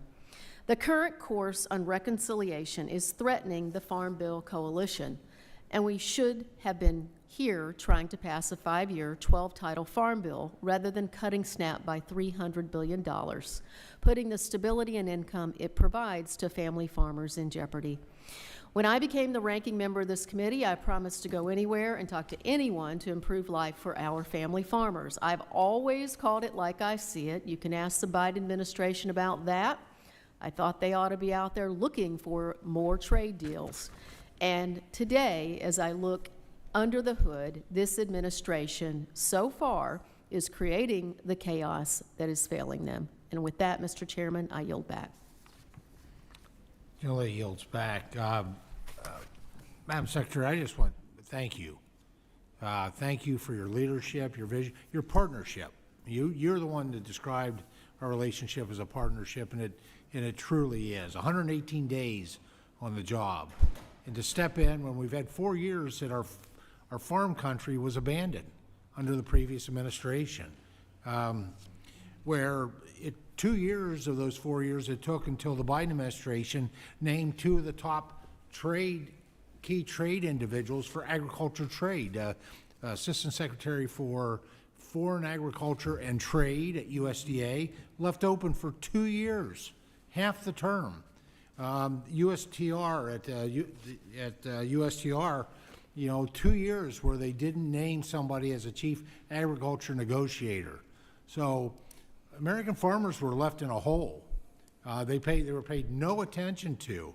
The previous secretary, who I worked very hard to develop a good relationship with, had no use for the legislative branch, and took and used money, created programs that they clearly said were temporary, and now my colleagues are complaining that a temporary program created by the previous administration obviously ceases. Temporary is temporary. Now, I see value in some of that. If Secretary Vilsack would have come to us and really wanted to work with the legislative branch, we could have worked on that. And I think we are looking at those things as we move forward. We can find the monies to be able to fund it. We don't have jurisdiction over the farmers to schools. That's a different committee. But the farmers to the food banks makes a lot of sense to me. I wish he'd have come to me. We could have legislated it, and then it'd still be in place. But that's on the previous admission. That is not on you, and that is not on President Trump. Again, that number I come back to is 118 days. I'm so impressed. In 118 days, we've, this committee, and it was very partisan, unfortunately, and I get it, reconciliation, no matter what party's in the majority, it's always partisan. But, you know, some of my colleagues missed the opportunity to vote for all the things that we put together under the Farm, Food, and National Security Act in terms of the safety net. In 118 days, we've actually incorporated into legislation the investments in Title I, which is the reference prices. You know, doing that and what we said, and we just, you know, our Senate counterparts, Senate Republicans are working on this, but a 10 to 20% increase based on what they need, not exactly maybe what they wanted, because there's a difference there. We did our due diligence and looked at what they needed, adding base acres for the first time in generations, modernizing the dairy margin coverage program, making investments in crop insurance, but also includes specialty crops. All of that we, in that, some people call it the One Big Beautiful Bill, and that is the official name of it. It's a little odd, but that's okay. I call it Farm Bill 1.0. It really is Farm Bill 1.0. You know, with making crop insurance more affordable for everyone, because it is the most popular program that we found, you know, traveling the country of 42 states, one territory, about 115 listening sessions. That's what we heard. Making investments, as you heard today, in trade, in research, in animal health, in secure rural schools, which, you know, which expires for those school districts that are located within national forests. I mean, when you look, and so much more that's there. So I'm really proud of what we did with Farm Bill 1.0. I like what I'm hearing actually over in the on the Senate side. I also like the fact that we, you know, wherever it winds up in terms of state share, the problem has not been what Congress has passed in terms of our nutrition programs. Those are really good. The problems have been in the state's execution and administration of them. You know, it's the old adage, if you're spending somebody else's money, you don't care, you're reckless. Well, we're not asking much over there, and that number might even go down. We'll see. But I expect that results will go up. The error rates are unacceptable. They hurt the people that those programs are designed for. So there's so much more I can't, that I'm really excited about where we're at in 118 days. We've done that part with the Agriculture Committee. We've got a Farm Bill 2.0 we need to finish up. We know that price tag will be much less, but they're important, and the pieces of legislation that are pending that didn't fit in reconciliation, most of those fit in the category of, I mean, I think that the Farm, Food, and National Security Act overall had 40 measures that were just introduced by a Democrat, 140 measures that were introduced by a Republican and a Democrat, and then a fair amount that were introduced by just a Republican. So it's the basis for a great bipartisan, very affordable Farm Bill 2.0. And then I'm just so impressed with your written testimony. You know, the support for American poultry and egg producers, addressing the avian flu, bold action to respond to foreign disease outbreaks like the New World screworm, launching that new web portal for potential victims of ongoing lawfare, fighting for fair trade for our farmers and ranchers, unleashing American dominance. We know that, which includes biofuels, which is so important as a market, but even more than that, because farming's energy intensive. You know, the cost of that diesel fuel, the cost of that propane, unleashing, streamlining unnecessary regulations, cutting. You used to have red tape. I like to. We're cutting red and green tape actually. So, working with Secretary Burgum on wildfire preparedness, deploying resources for wildfire responses. You know, just a long list of the outcomes in just 118 days. So looking forward to continuing that partnership. Quite frankly, I think we are well on our way to making agriculture great again in this country. So thank you so much. Before, I already did that part. Here we go. Under the rules of the committee, the record of today's hearing will remain open for 10 calendar days to receive additional material and supplementary written responses from the witnesses to any questions posed by a member. This hearing of the Committee on Agriculture is adjourned. Thank you very much. Thank you also.